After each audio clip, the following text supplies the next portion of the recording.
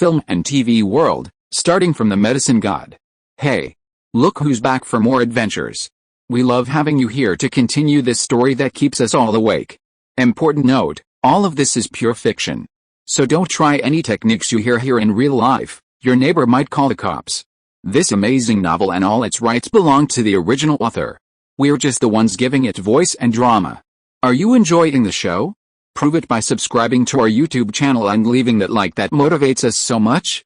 And if you want VIP access to exclusive content, our Patreon is waiting with things you won't find anywhere else. Chapter 1 I'm Not a Medicine God. Blue Star, China, Liaoning Province, Dragon City, New Year's Eve, 2121. After making New Year's greetings on the phone, Wang Yan stood by the window, looking at the distant horizon and listening to the explosions of firecrackers outside. Year after year, it's getting worse every year, Wang Yan sighed. He didn't know when it started, but the new year had become less and less meaningful. Each year felt worse than the last. Lost in thought, a streak of blue light flashed across the distant horizon, illuminating Wang Yan's face. In a daze, Wang Yan felt like he was having a dream. He couldn't remember the details, only that he had seen many people, done many things, and experienced countless cycles of reincarnation. Opening his eyes, he felt a strangeness in his body. Before Wang Yan could think further, a flash of blue light appeared before him, and a sci-fi-style panel floated before his eyes, simultaneously sending a message into his mind. Wang Yan's attributes: Strength 6, Agility 7, Constitution 7, Spirit 10, Unallocated points 3, Storage space 1M.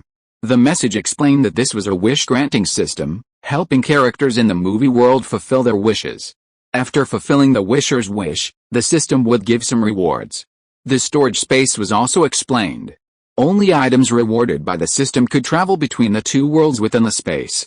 Wang Yan calmly accepted the reality before him. After all, he'd read plenty of novels, and it wasn't anything new, just the same old tropes.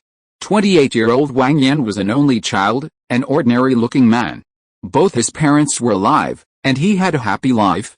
4 years after graduating, he worked as a real estate agent in Dalian, with mediocre performance, earning 7,000 or 8,000 a month. He dared not dream of great wealth, but he could make ends meet. One could say he had accomplished nothing. Now, an opportunity had fallen from the sky, and he felt as if a great responsibility had been bestowed upon him.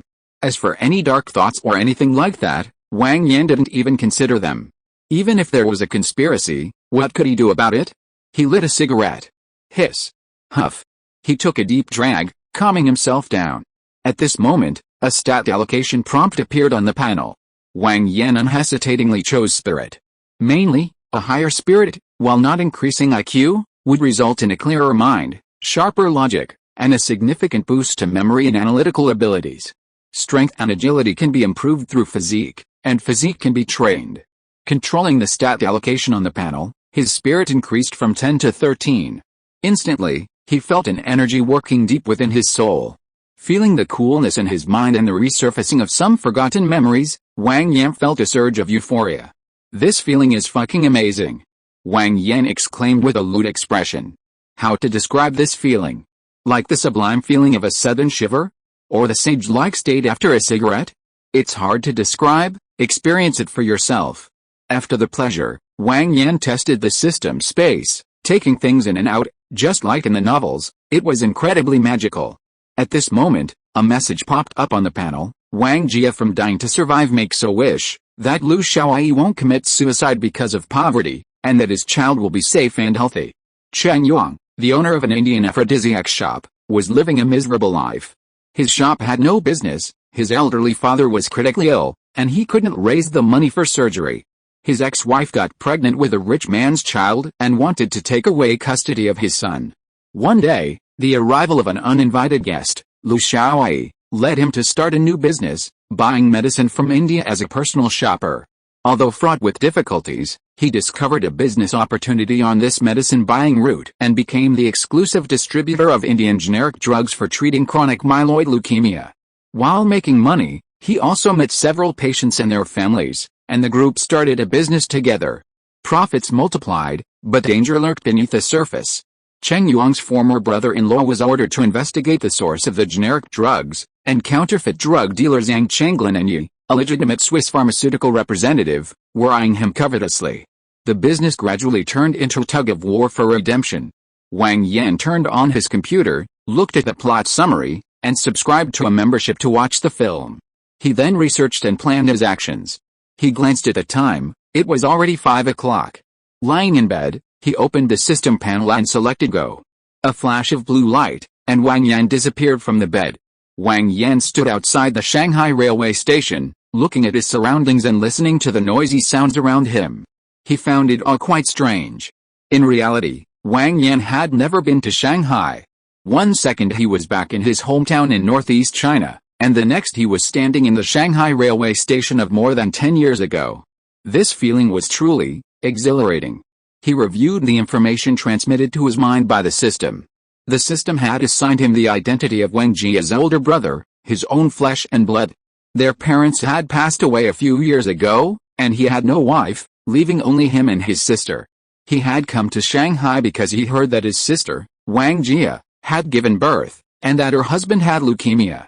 His sister was borrowing money for help, and as her only family member, he had come to see her. The system had processed all the identity information and given him 50,000 yuan in cash, all stored in his special storage. Looking at the afterglow of the setting sun, he shouldered the large package full of local specialties, hailed a taxi, and found Wang Jia's neighborhood based on his memory. He waved goodbye to the driver, looked at the old neighborhood in front of him, asked for directions, and headed towards Wang Jia's house. He checked the address to make sure he hadn't gone to the wrong place. Bang, bang, bang, Wang Yan banged on the iron gate. Coming, coming. A moment later, footsteps came from inside. With a creak, the door opened, revealing a gaunt man wearing glasses. Lu Xiaoyi saw Wang Yan standing in the doorway. "Oh, big brother's here. Come in quickly," he said, stepping aside, a hint of reproach in his voice. "Why didn't you tell me you were here? I could have come to pick you up. It's not like I couldn't find you. Why bother you?" Wang Yan said, squeezing into the house. At that moment, Wang Jia, hearing the commotion, came out and cried out, "Big brother," upon seeing Wang Yan. She threw herself at him, bursting into tears. The birth of her child, her husband's terminal illness, her anxieties about the future, her helplessness, all of it poured out when she saw Wang Yan. Although her brother was a gambler, a womanizer, and a brawler, he had always been truly good to her, caring for and protecting her since childhood. Seeing Wang Jia now, she was all tearful and aggrieved. Wang Yan felt awkward and quickly tried to comfort her, his head spinning. He'd never seen anything like this before.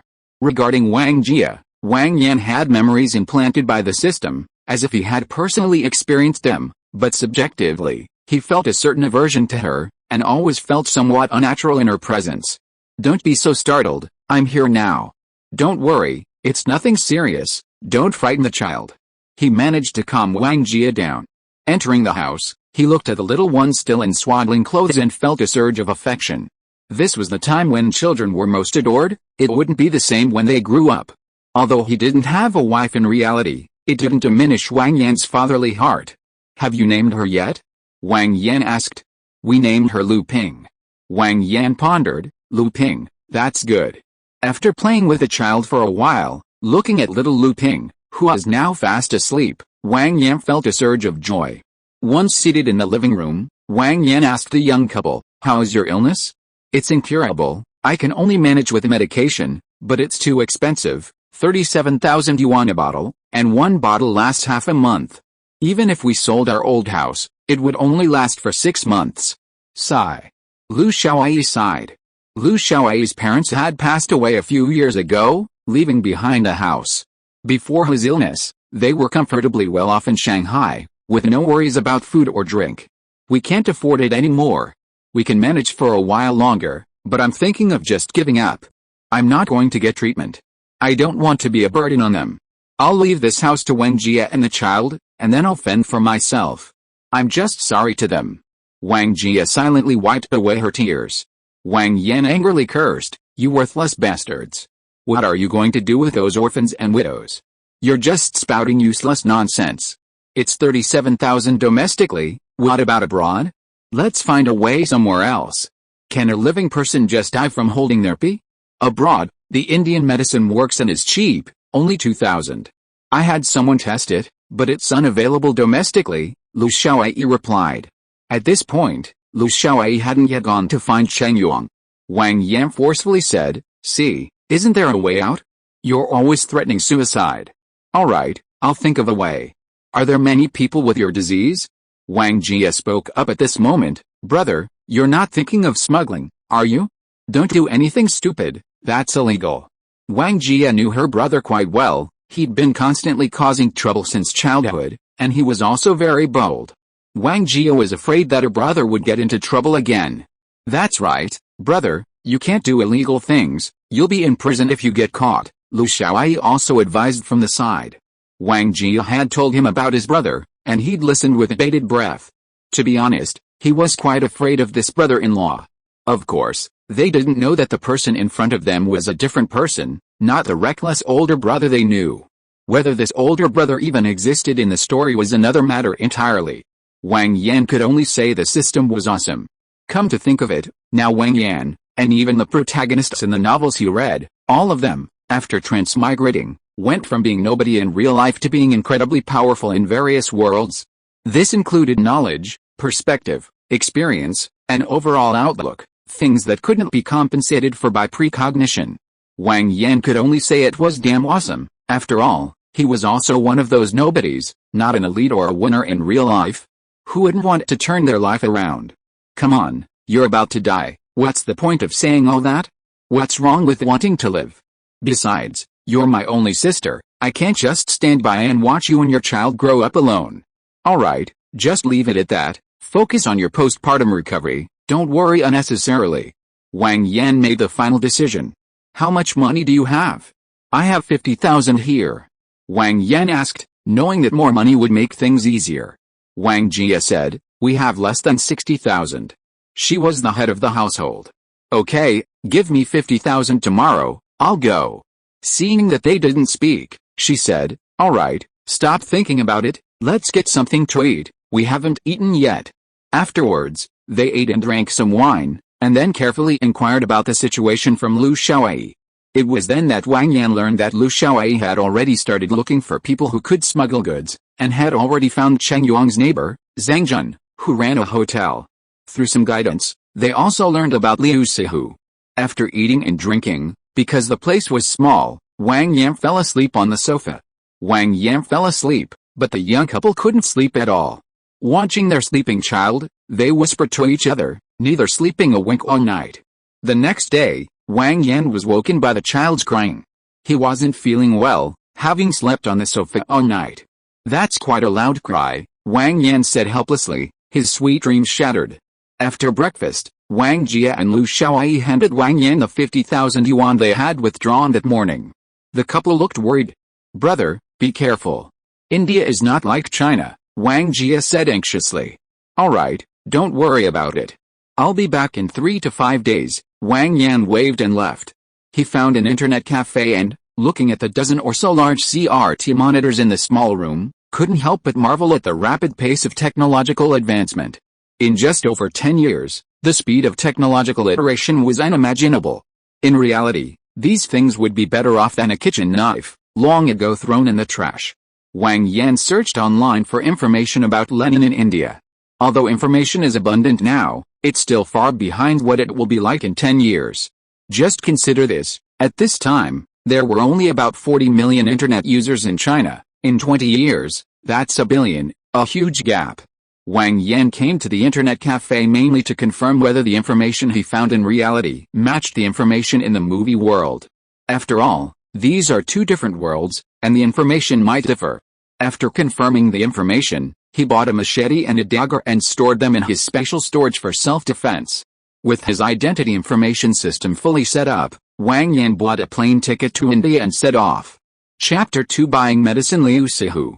Wang Yan hadn't planned on selling medicine long-term, he just wanted to accumulate some capital initially. The various stocks he knew were enough for him to live a life of luxury.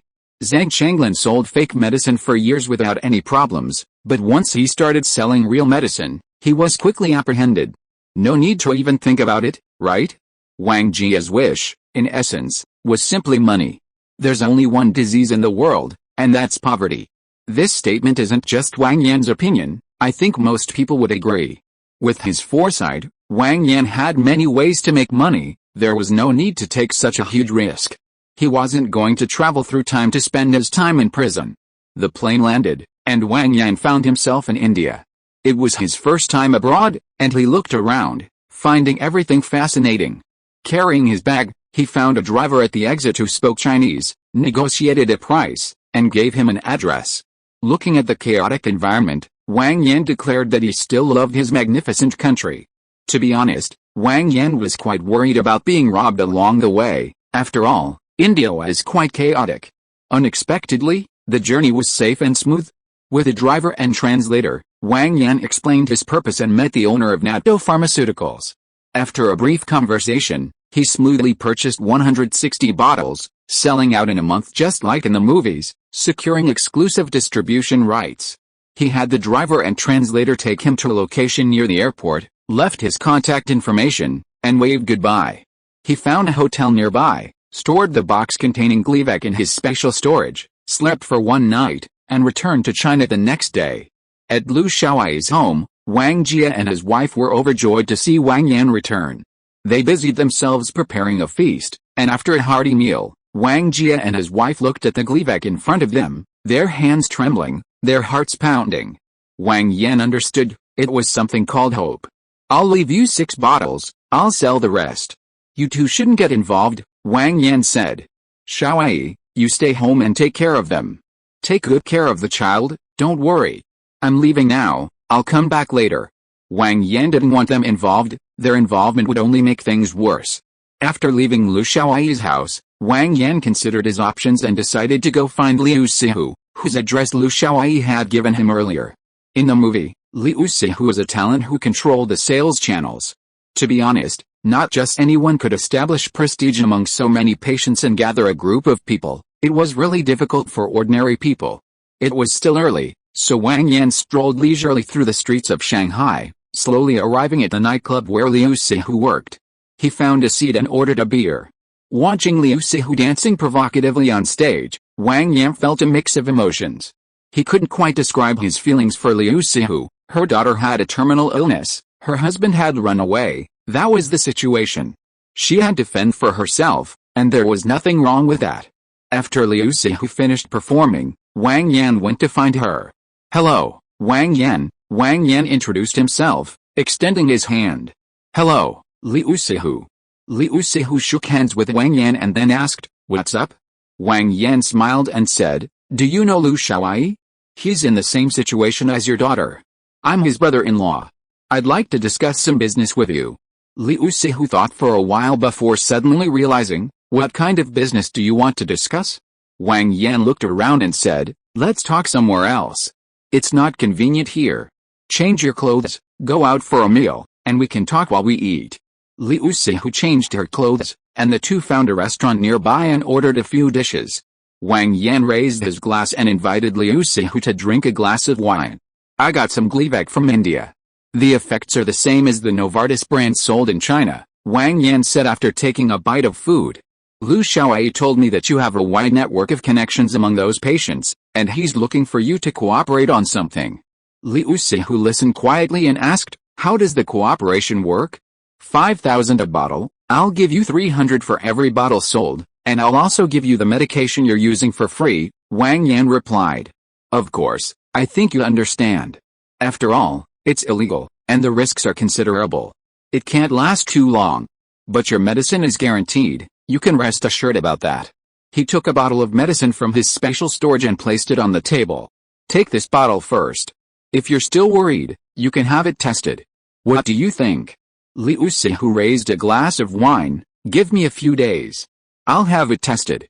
I've been scammed too many times over the years, you understand." Wang Yan understood and didn't say anything. The two then ate and drank, chatted casually, exchanged phone numbers, and parted ways. There was no self-promotion involved. Wang Yan was just an ordinary person, not devastatingly handsome, but acceptable. To say he didn't want to would be nonsense, but Wang Yan wasn't in a rush either. After all, such a transaction wouldn't be pleasant, it's better to take it slow. There was plenty of time, why rush?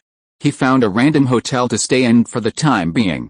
In the following days, Wang Yan enrolled in an English training class. Although he could recall a lot of what he had learned before when he was in a good mood, it was all for naught. His level was already low, so how much more could he possibly remember? With nothing coming in, Wang Yan's wallet was almost empty. He was starting to panic. Fortunately, on the afternoon of the fourth day, Liu Sihu finally called to say it was okay and he could bring the medicine to her. She understood the risks involved and gave him her home address.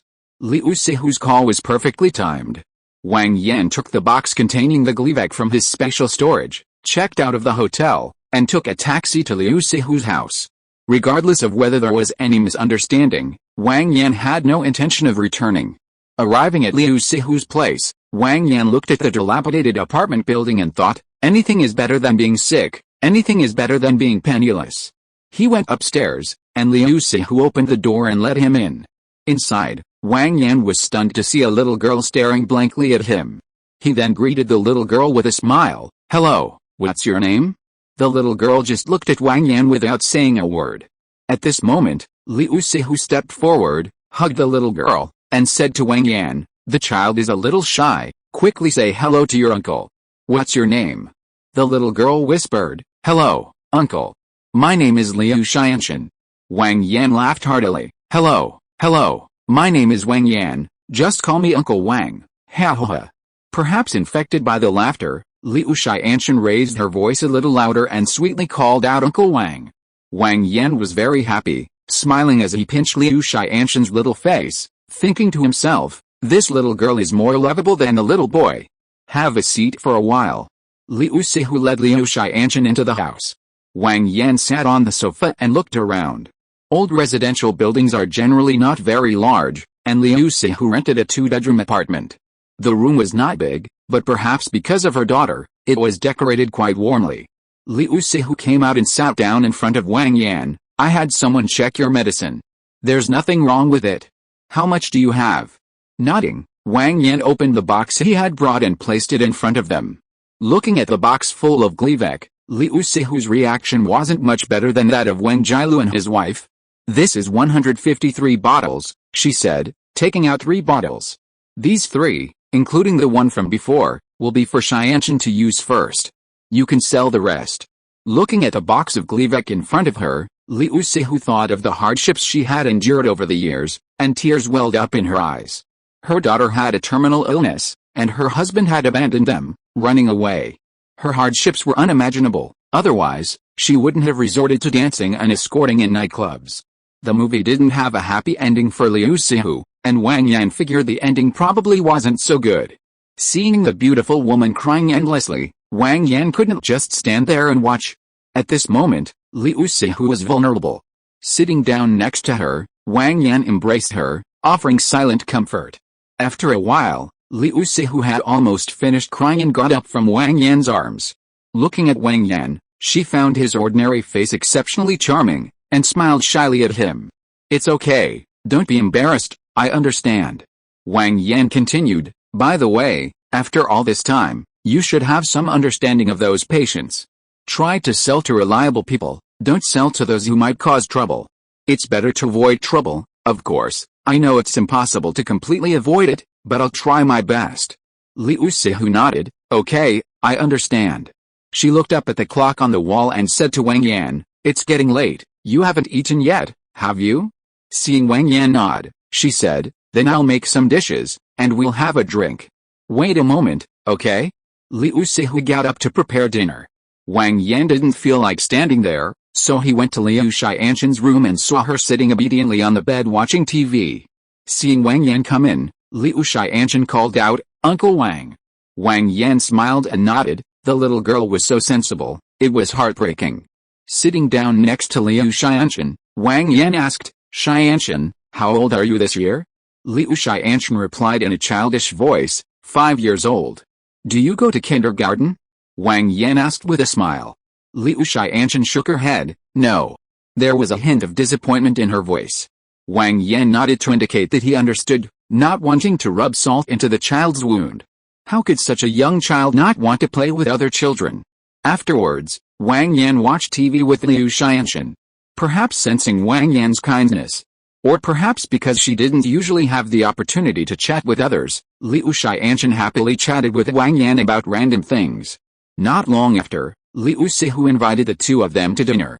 Once seated at the table, Liu Sihu took out 2 bottles of wine and gestured to Wang Yan. "Want a drink?" "Sure," Wang Yan replied, also a connoisseur of wine, enjoying a drink now and then. Liu Sihu filled both their glasses and raised one, saying, "This one is for you, to thank you for giving us a way out." With that, she drank it all in one gulp. Putting everything else aside, just consider those Gleevec tablets. A bottle costs 37,000 yuan, and now they're free with the same effect. The help they provide is unimaginable. Liu Sihu didn't even know how much longer she could hold on. Wang Yan smiled and finished his drink. "Alright, what's the point of talking about that?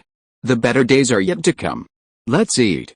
He put a piece of food on Liu Xianchen's plate. "Xianchen, eat more, you're so thin." Liu Xianchen thanked him and ate heartily. She could feel Liu Sihu's happiness, and thinking of her mother's constant frown, she felt happy too, and even had energy to eat. The 3 of them then ate, drank, chatted, and laughed, like a warm family. Liu Sihu probably sensed the strange atmosphere, frequently glancing at Wang Yan, her mind racing. Wang Yan pretended not to notice, smiling and talking with Liu Xianchen. Children have small appetites, and although Liu Xianchen ate exceptionally well today, she finished quickly. Leaving the adults alone, she very sensibly went back to her room. Only the 2 of them remained at the table, and the atmosphere became slightly awkward. Wang Yan tried to make conversation, chatting with Liu Sihu. Liu Sihu, in turn, frequently offered toasts and kept urging Wang Yan on. The atmosphere appeared harmonious and joyful. Liu Sihu poured out all the bitterness and grievances she had endured over the years, laughing and crying intermittently. Wang Yan listened quietly, offering words of comfort. They drank for a full 2 hours. Liu Sihu, having frequented the red light district, had a high tolerance for alcohol. Wang Yan, though from northeast China, had a lower tolerance and was quickly plied with drinks. After drinking, things naturally progressed. Wang Yan, not exactly a saint, feigned reluctance, saying no while his actions betrayed him, and he half-heartedly went along with it. Wang Yan believed that Liu Sihu, having raised her terminally ill daughter alone for so many years, felt incredibly insecure. Wang Yan's presence was like grasping at a lifeline. Now, with a future ahead, she had no other way to secure this sense of security except through his own efforts. This is a mother's boundless love for her daughter. Chapter 3: Selling Medicine. The next day, Wang Yan woke up to broad daylight. Liu Sihu had already prepared breakfast and came in to wake him. "Get up and eat, I bought you toiletries." Looking at Liu Sihu, Wang Yan couldn't help but recall the excitement of the previous night, and with it being morning, he felt a surge of desire. "Where's Xianchen?" Wang Yan asked. "After breakfast, my mom took her out for a walk." Hearing this, Wang Yan didn't hesitate, getting up and pulling Liu Sihu back into bed with a whoop.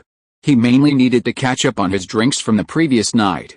20 minutes later, Wang Yan finished washing up and sat at the table to eat breakfast, supporting his back. Looking at Liu Sihu's still reeking face, Wang Yan thought to himself, "It seems only an exhausted ox can function properly. I need to get my health back on track." He resolved to exercise, improve his physical condition, and extend his sexual performance. After thinking for a moment, Wang Yan said to Liu Sihu, "I understand your thoughts." Seeing Liu Sihu open her mouth as if to speak, Wang Yan said, "Don't overthink it, I don't mean anything by it. Since things are like this now, let's not be a casual couple, let's just live together. I'm single, and I quite like Xianchen. You shouldn't do that job anymore. You know I don't lack money from this business, I don't need your little bit, what do you say?" Wang Yan asked very bluntly. Liu Sihu looked at Wang Yan for a while, her eyes complicated, and opened her mouth but didn't speak. Seeing that she didn't speak, Wang Yan continued, "Then it's settled. Try to be discreet when selling medicine, sell less, the most important thing is safety. Also, collect money in cash." Wang Yan instructed. Liu Sihu nodded to indicate that she understood. Seeing that she looked much more relaxed, Wang Yan thought she had probably figured it out. "Alright, let's eat." The two ate and talked casually. After finishing his meal, Wang Yan tidied up and prepared to go to his English class. Just then, Liu Sihu's mother entered the house with Tian Tian. Seeing Wang Yan, Liu Sihu's mother didn't say anything. She knew about her daughter's situation and only sighed at her daughter's misfortune. Wang Yan greeted her, comforted Tian Tian for a while, said goodbye to Liu Sihu, and left. As for the private conversation between Liu Sihu and her daughter, that was none of Wang Yan's business. Wang Yan's learning speed wasn't superhuman, but it was still very fast. The system binding itself enhanced his mental strength, and Wang Yan added 3 more points, making his mental strength 30% higher than the average person. This meant that Wang Yan's learning speed was 1.3 times that of an ordinary person. For subjects like English that require rote memorization, Wang Yan could basically hold a halting conversation in English with 2 people in about 4 months. The rest was just continuous accumulation and practice. As for other subjects that required self-understanding, that was another matter, but as knowledge accumulated to a certain level, his comprehension ability would also improve by leaps and bounds. So, with his mental strength restored, it was practically like having a cheat code. While Wang Yan was learning English, Liu Sihu started making contacts. Liu Sihu screened those she thought were decent, contacting them individually online or by phone, and sold over 20 bottles in a single day. When Wang Yan returned home that evening and saw stacks of money, he was astonished. Even in real life, Wang Yan had never had so much money of his own. After careful calculation, he realized that selling all 150 bottles of medicine would earn him 675,000 yuan. To be fair, Wang Yan's costs were significantly lower than Chang Yuang's. Old Wang had room for maneuver, eliminating middlemen. He was shocked by the result, exclaiming, "This criminal lore really is a treasure trove of wealth." To reward Liu Sihu for her outstanding work, Wang Yan gave her a generous meal that night, nearly breaking his back in the process. Inspired by this, the next day Wang Yan found a place that taught Sanda and mixed martial arts, hoping to improve both his fighting skills and his physical fitness. Time flies, and half a month passed in the blink of an eye. Liu Sihu had successfully sold all 150 bottles. Looking at the more than 600,000 yuan in cash in front of her, Liu Sihu said, if it weren't for assessing the patient's character, it would have sold even faster. Even so, many people still want to buy it but can't. Liu Sihu was indeed a genius. She devised a mutual guarantee system, requiring 5 people to vouch for each person in order to purchase the medicine. With this arrangement, not a single word got out. Patients felt deeply powerless against the high prices of medicines in China, and many had given up treatment, resigned to waiting to die. Now, a drug with the same efficacy but a much lower price had appeared. It was like rain after a long drought.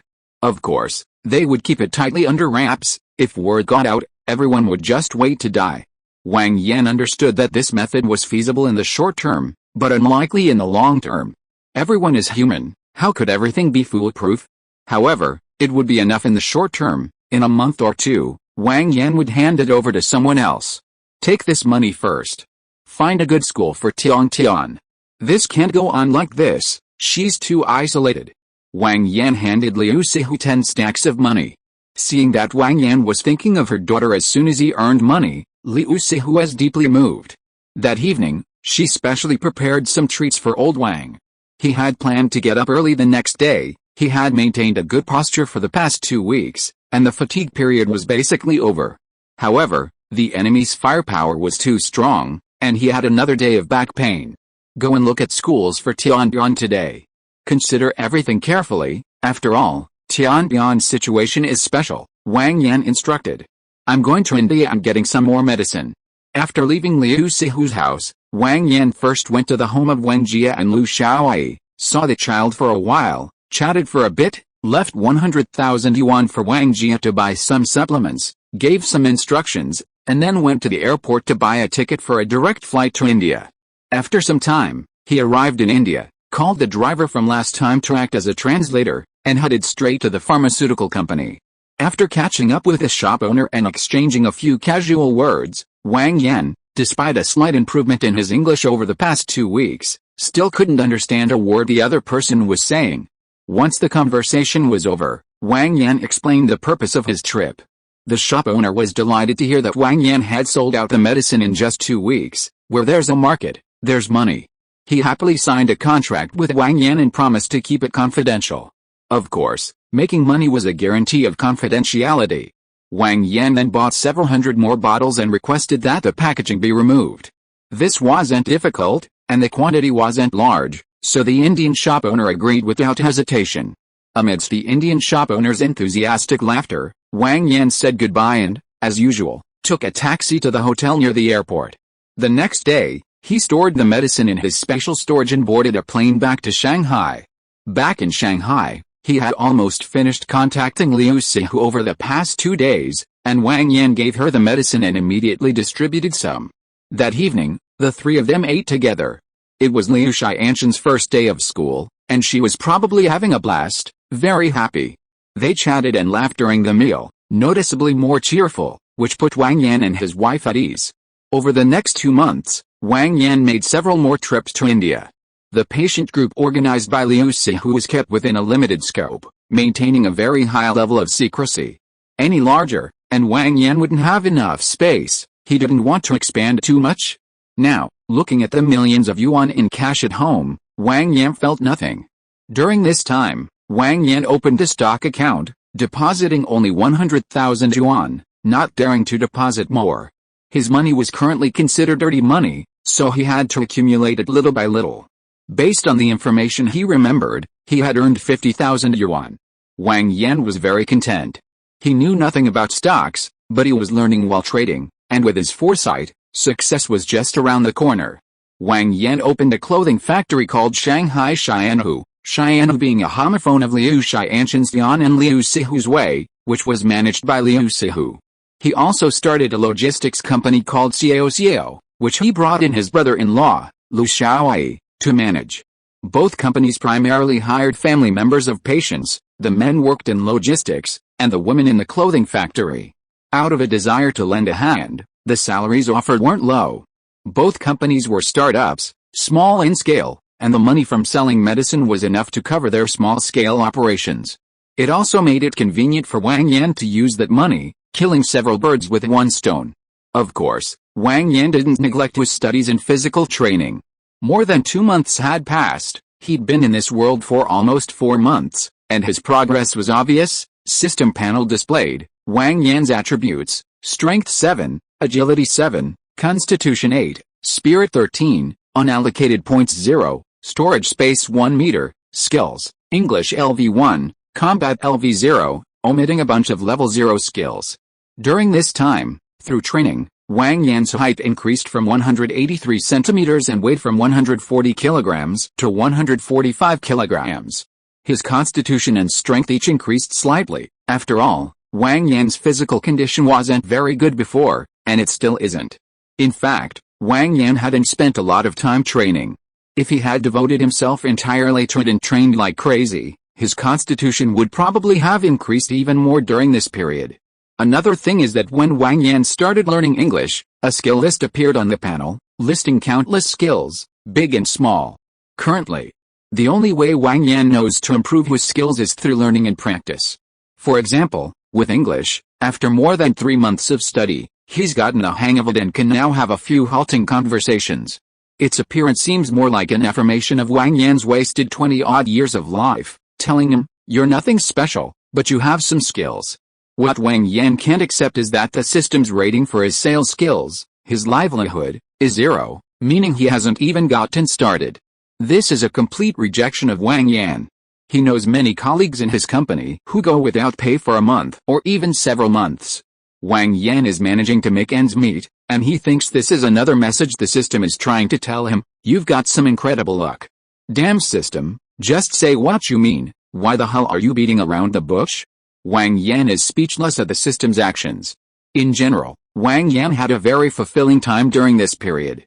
Besides researching life sciences with Liu Sihu and channeling his increasingly vigorous energy, he spent the rest of his time training, learning martial arts, and acquiring other knowledge, building a robust physique and a civilized mind.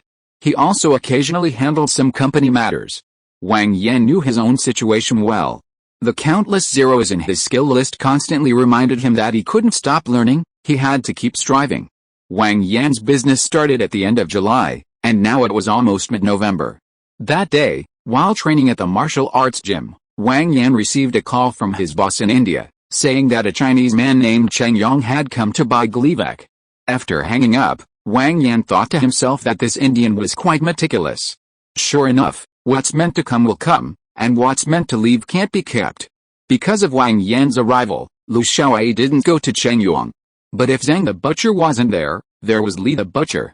Similarly, if Lu Xiaoyi wasn't there was Zhang the butcher.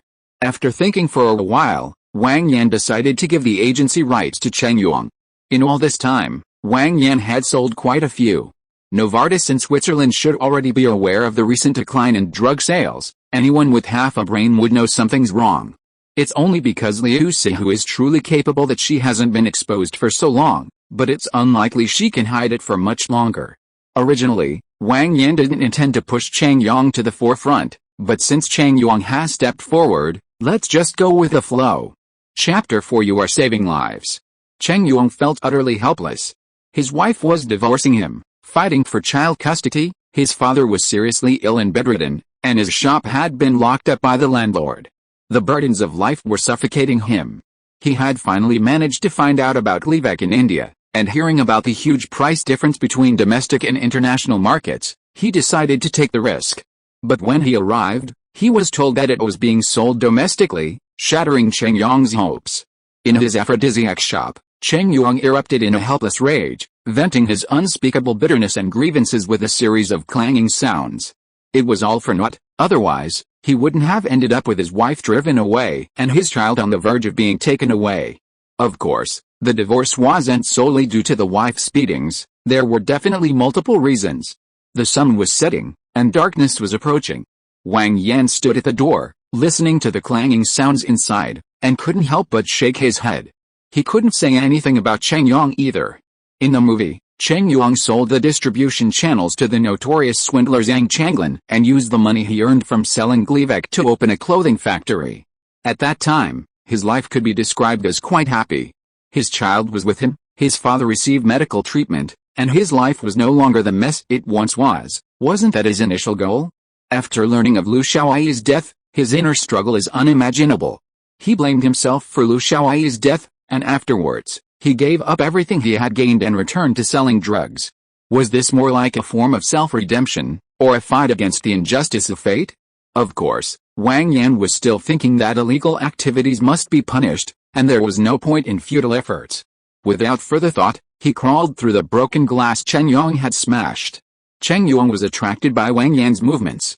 Watching Wang Yan crawl in, he searched for something hard and warily said to Wang Yan, "I'm not afraid of anything, I'm telling you, you can still leave now." He was already desperate, there was nothing left to fear. Even a cornered dog will jump over a wall, let alone a person without hope. Seeing Chengyuang's tense and defensive demeanor, the atmosphere was initially quite serious. However, upon seeing Chengyuang's thick, long hair, Wang Yan barely resisted the urge to ruffle it. Wang Yan smiled and waved at him, "Brother, don't be nervous. Did you want to sell Gleevec to the Indians?" Seeing the change in Chengyuang's expression, Wang Yan leaned forward, "Put your things down first, calm down." To be honest, after studying martial arts for so long, Wang Yan wasn't afraid of Chengyuang. Chengyuang thought for a moment, put his things down, and said, "What are you trying to say? You've got it? I have the domestic distribution rights." Wang Yan continued, "If you want the distribution rights, I can give them to you, but only in Shanghai. I think that's enough, there are tens of thousands of patients in Shanghai alone." Wang Yan found a place to sit and gestured for Chengyuang to sit down. "So, the question is, what conditions can you offer?" Chengyuang lowered his head and didn't speak, calculating what conditions he could offer. After much deliberation, he could only look at Wang Yan with red eyes. Seeing Chengyuang staring blankly at him, Wang Yan understood. "Nothing, right? Then how about this, we'll change the way we cooperate." Chengyuang's eyes lit up at Wang Yan's words, waiting for him to continue. "As for you, I already knew pretty much everything before I came. Your wife is divorced and is fighting you for custody of your son. Your father is on the verge of death. Given this situation, how much do you think your time is worth?" Seeing Chengyuang's silence, Wang Yan assumed he hadn't understood and continued to explain. "You've been smuggling all along, so I think you should be aware of the consequences. If you're smuggling and selling counterfeit medicine on top of that, you definitely can't escape. The long arm of the law will catch you. Nobody knows how many years you'll get, so you understand?" After listening, Cheng Yuang said to Wang Yan, "You want me to go to jail for you?" Wang Yan shook his head. "No, no, no, not for me, but for all leukemia patients. You saved them, so they don't have to go broke buying medicine, or have their families torn apart. You didn't commit a crime, you saved lives." Seeing Cheng Yuang's conflicted expression, unable to make a decision, Wang Yan comforted him. "Actually, don't worry too much. If you get caught, just confess and cooperate. I'll find you a good lawyer, and since you've done something so great, saving lives, you'll definitely get a reduced sentence. Alright, don't worry about the money. Think it over carefully, and call me when you've decided." With that, he left his phone number and left. Back at Liu Sihu's house, he ate a quick meal. Liu Xianchen and Wang Yan were getting along really well now, with Liu calling him Uncle Wang so sweetly. He played with Liu Xianchen for a while, but after a wild day at school, he was exhausted and soon fell asleep. Liu Xianchen might lack energy, but Wang Yan certainly did. To be fair, Liu Sihu was really something else, a good dancer, a great body, and undeniably sexy. Plus, managing a clothing factory with dozens of employees gave her a certain charm. In the few months they'd known each other, Wang Yan and Liu Sihu had explored almost every position imaginable, their various techniques keeping Wang Yan completely absorbed. After their passion subsided, Wang Yan opened the window, lit a cigarette, and snuggled back into bed with Liu Sihu. Perhaps it was a common trait among women in movies? Liu Sihu nestled in Wang Yan's arms, tickling him with her hair, leaving him wanting more but unable to resist. She kept sighing, "Health is the foundation of everything, Comrade Wang, you still have a long way to go." Liu Sihu was very satisfied with her current life. Since Wang Yan came, every day had become more hopeful. Now she no longer had to worry about her daughter's safety, nor did she have to worry about making a living, nor did she have to go out and dance for others, having to be subservient to them. Before, Liu Sihu had no feelings for Wang Yan, but now she truly loved this man to the core. Wang Yan saw all of this. Perhaps it started for their daughter, but later it really became for himself. Of course, Wang Yan wouldn't admit it, even though it was a good deed. He stubbornly believed that Liu Sihu had been seduced. Yes, that was it. Let's stop for now. We've sold millions of doses of medicine, and the Swiss company Novartis should be starting to notice something. From now on, you can focus on managing the factory. Liu Sihu always did whatever Wang Yan said, so of course she wouldn't have any objections. By the way, among the patients you know, are there any who are all alone and struggling to survive? Liu Sihu thought for a moment and said, "There is one, named Peng Hao, a country boy. He came to the city because he was sick and didn't want to burden his family. It's not easy for him. He even bought medicine from us before. This kid is good, quite reliable." Wang Yan thought for a moment and recalled the plot, thinking, "Isn't this Wang Mao? Okay, he's the one. Give me his phone number, or you can give me his address if you don't have it." Liu Sihu didn't say much and gave Wang Yan Wang Mao's address. Wang Yan finished a cigarette, recovered a bit, rolled over and pinned Liu Sihu down. Comrade Wang continued his revolution. The next day, after handling some matters, Wang Yan set off to find Wang Mao, whose address was at a slaughterhouse in the suburbs of Shanghai. Wang Yan drove his second-hand van, which he had bought for convenient transportation. Wang Yan had originally wanted to buy an international Wuling van, but after inquiring, he learned that this model wouldn't be available until next year, 2003. Upon arriving at the destination, he asked someone to let him know. After a short wait, Wang Mao, sporting a head full of yellow hair, emerged. Looking at the ordinary-looking Wang Yan, Wang Mao was confused, wondering why this man had called him. "You're looking for me? I don't even know you. What do you want?" Wang Mao asked, puzzled. Wang Yan replied, "Wang Yan, I have something to discuss with you. Is it convenient? I'll treat you to a meal, and we can talk while we eat." Wang Mao, being very straightforward, went back to inform him and then followed Wang Yan directly in his car. Compared to Cheng Yuang, Wang Mao was truly fearless. His illness had already made him somewhat despondent, and coupled with his youth and immaturity, he was incredibly reckless. Compared to the young people in real life who would attack without warning, he was truly terrifying. Wang Yan knew Wang Mao's standard of living was probably not high, so he directly found a high-end looking restaurant to treat the boy to a good meal. Once inside, they found a private room, and Wang Yan gave Wang Mao the menu to order. Yellow Hair was truly unceremonious. Even though there were only two of them, he ordered a table full of food. This table of dishes would easily cost over 1,000 yuan, considering the average income in Shanghai is only around 2,000 yuan. After ordering, Yellow Hair noticed Wang Yan showed no sign of financial strain and wondered what the old man wanted. Wang Yan, of course, wasn't worried. He was now qualified to call himself Old Wang the Bachelor. With millions in assets, dirty money was money, after all. Only in this movie world would such a meal cause Wang Yan a heart attack in real life. Once all the dishes were served, Wang Yan waved the waiter away, closed the door tightly, and said to Yellow Hair, "Eat first, we'll talk after." Then Wang Yan sipped his wine, watching Yellow Hair wolf down his food. However, Yellow Hair's appetite was nothing like that of a leukemia patient doing manual labor. His chase scene with Chang Yong in the movie was incredibly agile and nimble. Looking at Wang Mao, and then thinking of his brother-in-law Lu Xiaoyi, who was as thin as a monkey, Wang Yan could only attribute it to Wang Mao's extraordinary talent. Seeing that Wang Mao had almost finished eating, Wang Yan poured him a glass of water and said, "All right. You've eaten enough, let's get down to business." Wang Mao said, "Go ahead, I'm listening." Wang Yan said, "You're also a leukemia patient, you must be familiar with Gleevec, it sells for 37,000 yuan a bottle in China. I have some pirated Gleevec from India, I sell it for 5,000 yuan a bottle, didn't you buy it before? You're a straightforward guy, I won't beat around the bush, I'll just say it directly. You know, doing this kind of business is illegal. I'm looking for you to sell the drugs in the open, and if anything goes wrong, you'll bear the consequences. To put it bluntly, if you get caught, you'll go to jail. In return, I'll give you some money. Also, if we're a match, I'll cure you too, all the expenses will be mine. What do you think?" Wang Yan asked. Speaking of stem cell transplantation, Wang Yan had already started matching for Lu Xiaoyi and Liu Xianchen, spending a considerable amount of money on it. Paying money only raises the priority level, it doesn't guarantee a match immediately. Of course, it's still a matter of not having enough money. Since ancient times, China has been a society based on personal connections, and this has never changed. To put it realistically, money talks. Wang Yan, the fifth son of Wang Yan, has connections.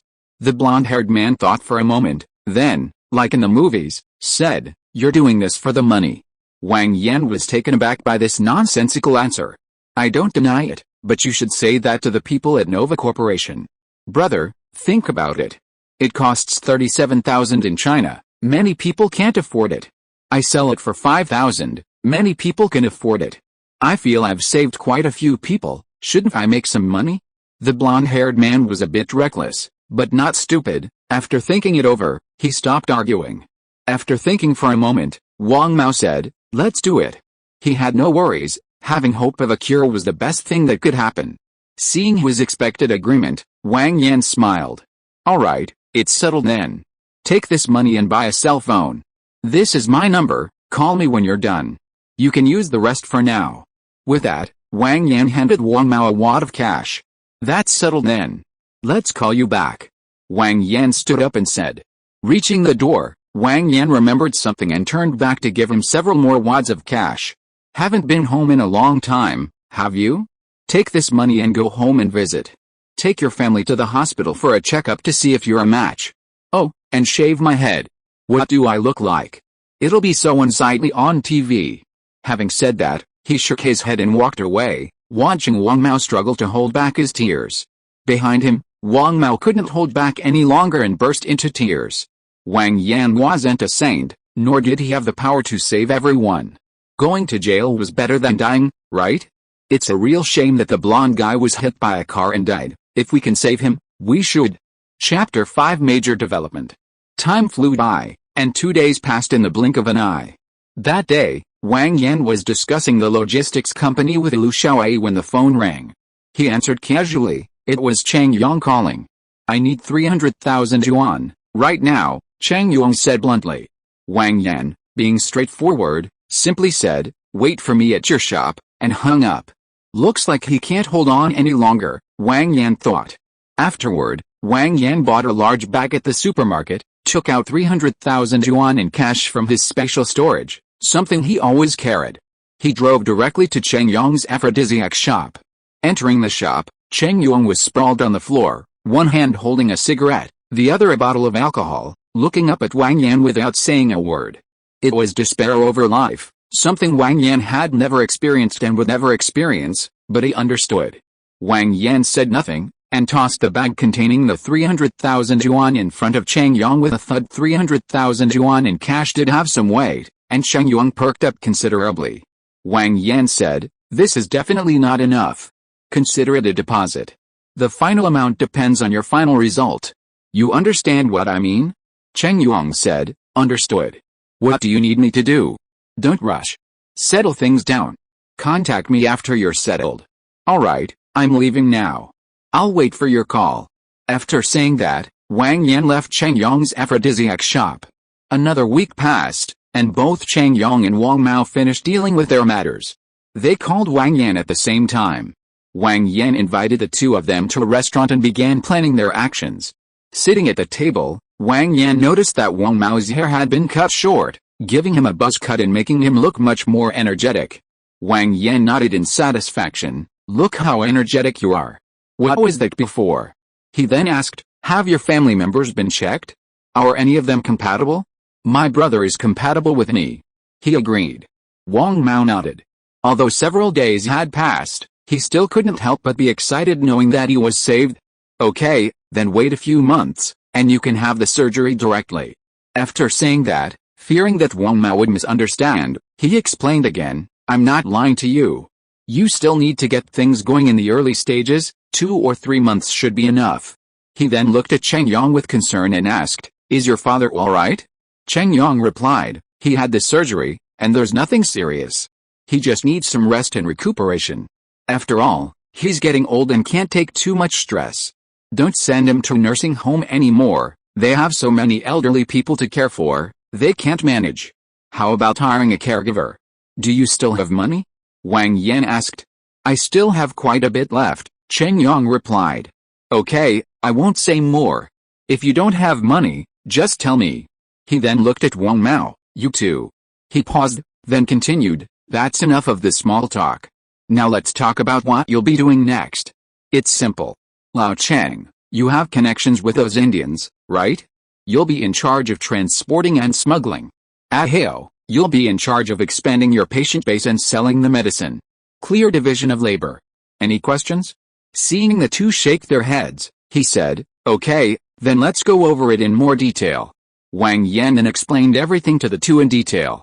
Wang Yan trusted Cheng Yuang. He'd been through thick and thin for decades, had a lot of experience, and understood many things. He'd been in the smuggling business for many years and was very familiar with it, so Wang Yan didn't need to explain much. As for Wang Mao, alright, he couldn't be called Wang Mao anymore, he'd shaved his head. Wang Yan had to worry a lot about Peng Hao. Mainly, Peng Hao was too young, stubborn, and lacked experience in managing and organizing people. Wang Yan needed to teach him step by step. Wang Yan's skill level wasn't much, and he had never had any experience in this area before.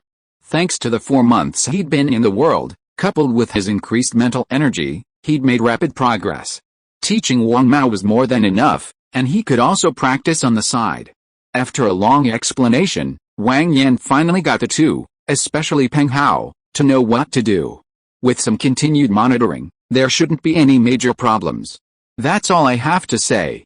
Now that you understand, let's get started. With that, the three parted ways and went their separate ways. Some time later, Wang Yan took Cheng Yuang and Peng Hao to India. He transferred the domestic agency rights to Peng Hao, instructing them to hand over the goods to Cheng Yuang, who would then use his connections to ship the goods back to China. As for Peng Hao, Wang Yan handed over all the patients previously under Liu Sihu's care to him, entrusting him with maintaining sales. Peng Hao showed promise, and after Wang Yan mentored him for a while, he managed the entire organization, from top to bottom, with a degree of efficiency and few errors. He also became increasingly mature. Wang Yan was very satisfied with Peng Hao's progress. In this business, stability was paramount, and Peng Hao was on the right track. Wang Yan then leveraged his two companies, which benefited from China's accession to the WTO and experienced rapid growth. Coupled with Shanghai's status as a major port, cargo throughput increased dramatically, leading to the rapid development of CAO logistics. Wang Yan secured loans for both companies, and due to the recent rapid growth, loan approvals were smooth. The loan funds were not mixed with other money. Wang Yan used them to recruit extensively and build logistics channels across the country. Of course, most of the recruited employees were still family members of patients, and the benefits were excellent for that era. The purchasing power of money was still strong at that time, and Wang Yan's funds allowed his logistics companies to flourish, expanding rapidly. Money always makes things easier. Within 2 months, he had expanded his logistics company throughout the Shanghai area, using logistics channels to deliver medicine to patients. Some people were skeptical about the rapid development of his logistics company and garment factory. However, Wang Yan's accounts were impeccable, his financial transactions were clear, his operations were compliant, and he never evaded taxes, always paying them on time. The legal representative wasn't him, but Lu Xiaoyi. The reason Wang Jia wasn't implicated was that if anything went wrong, Lu Xiaoyi could take the blame. It wasn't a big deal anyway. After an investigation yielded no results, the matter of Wang Yan's rise was dropped. The business was handed over to Cheng Yong and Peng Hao, and Wang Yan only needed to check on things occasionally. Otherwise, he had nothing to worry about. The company was managed by Liu Sihu and Lu Xiaoyi, who are now becoming increasingly adept at it. Wang Jia, meanwhile, stayed home taking care of Lu Ping, and occasionally strolled around with Liu Sihu in a stroller, living a very comfortable life. They were doing a great job, requiring little effort from Wang Yan. He only needed to keep an eye on things occasionally. Although Wang Yan didn't have to do much, he was still far from relaxed. Every day, he relentlessly trains his body, learns various skills, and constantly innovates, iterates, and elevates himself. Occasionally, he uses the information he's memorized to trade stocks. Now, with the virus showing signs of emerging and panic spreading in some areas, the stock market is fluctuating, and Wang Yan has profited considerably from this. It's not that Wang Yan is heartless or anything, the key is that no one can change things in this situation. Wang Yan isn't in a high position and doesn't have that much power. Besides donating supplies and money, what else can he do? It wouldn't be an exaggeration to say that Wang Yan is worth tens of millions now, and that doesn't even include the vast amount of money he hasn't properly liquidated. System panel displayed, Wang Yan's attributes: Strength 8, Agility 8, Constitution 9, Spirit 13, Unallocated points 0, Storage space 1 meter, Skills, English LV2, Combat LV1, Management LV1, omitting a bunch of level 0 skills. Wang Yan has gained a lot from his training and learning during this period. His weight has increased from 145 to 150, and his strength, agility, and constitution have all increased by 1 point. Previously, his progress was faster due to lack of physical exercise, but now, Wang Yan can't maintain the same pace of improvement as he did in the past 6 months. Overall, his progress has been steady. His English skill has reached LV2, which, according to the system, means he's now proficient. Furthermore, through continuous learning of Sanda and MMA, he's finally grasped the basics of combat. With his current physical condition, if you were to fight an average person who isn't exceptionally talented, he should be able to secure a decisive victory while sustaining some injuries. Also, his 6 months of management work hasn't been in vain, it's reached the beginner level LV1. Many other skills, such as stock market and finance, fitness and wellness, and a whole host of others, have also improved. Frankly, Wang Yan is almost reluctant to leave. Here, he's a multimillionaire with ample time to enrich himself. In real life, he's just an ordinary, annoying real estate salesman. The difference is obvious. Wang Yan knew this was unrealistic, so he could only keep learning and improving himself. Who knew what kind of world he might end up in, a world ravaged by war and gunfire. Having more skills was never a bad thing. The more he learned, the better he could survive. In the past 2 months, Wang Yan's drug-selling business had formed a complete industrial loop. Upstream, Cheng Yong smuggled the drugs into the country. Midstream, logistics companies complemented the transportation and sales, growing larger and larger. Terminal sales were handled by Peng Hao, who distributed the drugs to patients and collected payments. Countless people were involved in the process, but very few knew the truth. Delivery and payment were 2 separate channels, controlled by Peng Hao. Frankly, Wang Yan was just taking advantage of the boy's honesty. Then again, Wang Yan wouldn't dare use someone who wasn't honest. As sales increased, Wang Yan lost control. Nova Company had already noticed when he started selling. Now, Wang Yan had increased sales for another 2 months, and counterfeit drugs were rampant. During this time, Nova Company suffered direct losses of over 100 million yuan. Nova Company was in an uproar and launched a fierce crackdown. There was no way around it, the pharmaceutical industry was too murky. Nova's outburst revealed the full power of pharmaceutical giants. Leaders at all levels made call after call, pressure building down to the Shanghai police. The police didn't want to get involved in this mess, but what could they do? A word from above, and the subordinates were running themselves ragged. Wang Yan had anticipated this. With a Lunar New Year just days away, Wang Yan called a halt, deciding to wait until after the holiday. January 31st, 2003, Lunar New Year's Eve. On this day of universal celebration, Wang Yan gathered a group of people to celebrate the New Year together. Liu Xiaoyi and Wang Jia, along with their child, Liu Sihu and her daughter Liu Xianshan, plus Wang Mao Peng Hao, who hadn't gone home. Cheng Yuan was also supposed to come. His family consisted of 3 men, but Wang Yan hadn't invited them because his father was unwell. Everyone happily watched the Spring Festival Gala, ate their New Year's Eve dinner, reminisced about the past, and looked forward to the future. Listening to the crackling of firecrackers outside, Wang Yan exclaimed, "This is what celebrating the New Year is all about." Shanghai still hadn't banned fireworks, and the Spring Festival Gala was full of classic performances. It was truly spectacular. Wang Yan drank quite a bit that day, and Liu Xiaoyi, unusually, drank with him as well. He was genuinely grateful to his brother-in-law, Wang Yan. Without him, he wouldn't have this harmonious occasion.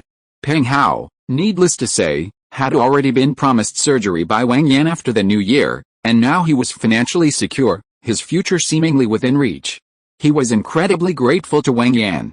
Liu Sihu, needless to say, was completely under Wang Yan's thumb. The table was filled with laughter and joy. Everyone present had improved their lives because of Wang Yan, making this year arguably their happiest in recent years. But life isn't all laughter and joy. People's joys and sorrows are not shared, and Wang Yan couldn't hear their commotion. With a countdown to the Spring Festival Gala and countless fireworks outside the window, 2003 arrived. After the New Year, Wang Yan arranged for Peng Hao to undergo surgery. Before leaving, Wang Mao gave one of his subordinates a phone number. Wang Yan remotely controlled the sale of Gleevec to resume. Since Shanghai was cracking down hard, Wang Yan stopped selling there and instead distributed the drugs from various locations.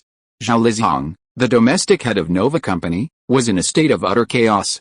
The declining sales and lack of profit were secondary. The main concern was the repeated expressions of dissatisfaction from the Swiss side. Without a solution, Zhao Lizhong's career was nearing its end.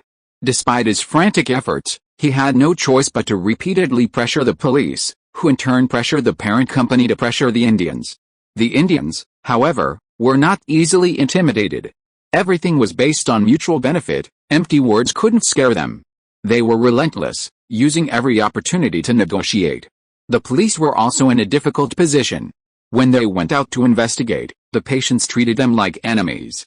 They did manage to arrest a few, but even a tightly organized organization has its weaknesses. These were all low-level thugs, all patients, and given the right money, they wouldn't say a word. The police were at a loss, completely stumped. Wang Yan also sensed the complexity of the situation. He had always thought he had everything planned out, but when the time came, he realized there were still many oversights. This was understandable. Wang Yan was just an ordinary person, and his previous education and experiences combined didn't amount to what he had learned in the past 6 months.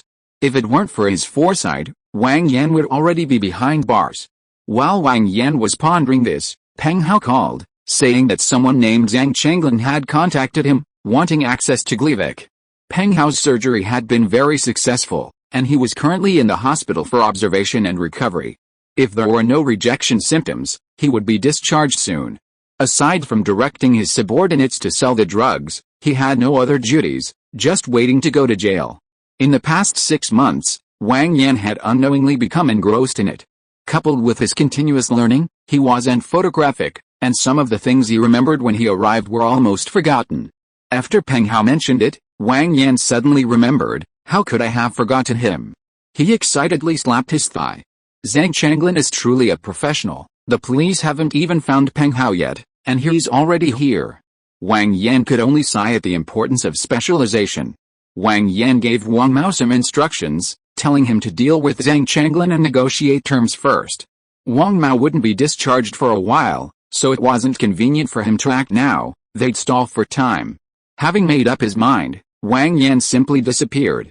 At this point, he couldn't worry about the patient's emotions, he could only try his best to appease them. He'd never seen such a large-scale operation before. If he couldn't control it, he'd be in jail. He could only use all the sweet talk he could, promising to resell the goods in a little over a month, at which point the price would drop to 4,000. Finally, he managed to stabilize the situation. Chapter 6: Retire after success. Time passed slowly as Wang Yan studied day and night. A month went by in the blink of an eye, and Peng Hao, having completed his observation, was finally able to be discharged and recuperate. During this time, at Wang Yan's behest, Peng Hao also reached an agreement with Zhang Changlin. Ultimately, Zhang Changlin would pay 3.5 million yuan in cash to buy out the domestic agency rights. This was limited to the agency rights. How to import and sell was his own business. The terms also included a contract start date of August 2002, the same date Wang Yan signed the agency agreement. Zhang Changlin understood this. It meant that everything would be separate from the original agency. If there were problems, the money was his, and if there were problems, he would be responsible. Having swindled people all these years, was he afraid? Of course not, he agreed without hesitation.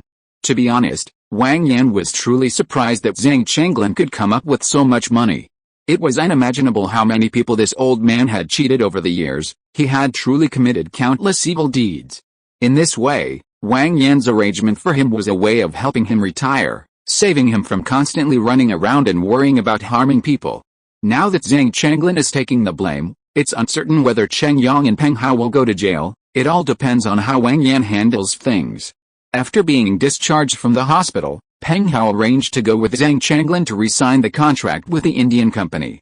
Under Wang Yan's generous financial offensive and various forms of coercion and enticement, the Indian pharmaceutical factory owner cooperated and agreed to keep quiet. The arrangements were made clearly and quickly. Looking at the signed agency contract, Zhang Changlin's chubby face twitched, and he grinned from ear to ear. Haha, brother Peng, you'll be very relaxed from now on, but I'll be busy. Oh, not at all, brother Zhang, you're working hard for the lives and livelihoods of those patients. It's a great deed with immeasurable merit. We'll be relying on you from now on. Peng Hao said solemnly, as if it were a solemn handover ceremony. This is also because Peng Hao's skill level has improved, coupled with Wang Yan's occasional half-baked guidance. He's no longer the clueless kid he used to be. Of course, his level is still far from Zhang Changlin's. He can barely hold his own. If Wang Yan were a native, he wouldn't be a match for a seasoned veteran like Zhang Changlin. Zhang Changlin has been able to roam freely for so many years not because he hasn't been arrested, but because the crackdown efforts haven't been strong enough. But even so, he's still quite skilled. Do you think just anyone can live so carefree for so many years? It's really not that easy for the average person. Wang Yan, doesn't have that kind of ability. He's far from it. This is why Wang Yan has been constantly studying. If he had this kind of drive back in the real world, he might have even gotten into Tsinghua or Peking University. He doesn't want to be completely manipulated in the world he goes to in the future. That could really cost him his life. Although the system didn't say what the consequences would be after death, one can imagine that it wouldn't be very pleasant. Getting back to the main topic. Wang Yan, ever since he first thought of Zhang Changlin, had begun investigating him. He used all the cash he had, plus the 3.5 million he later received from Zhang Changlin, totaling over 10 million, to buy nearly 20,000 bottles of Gleevec from India.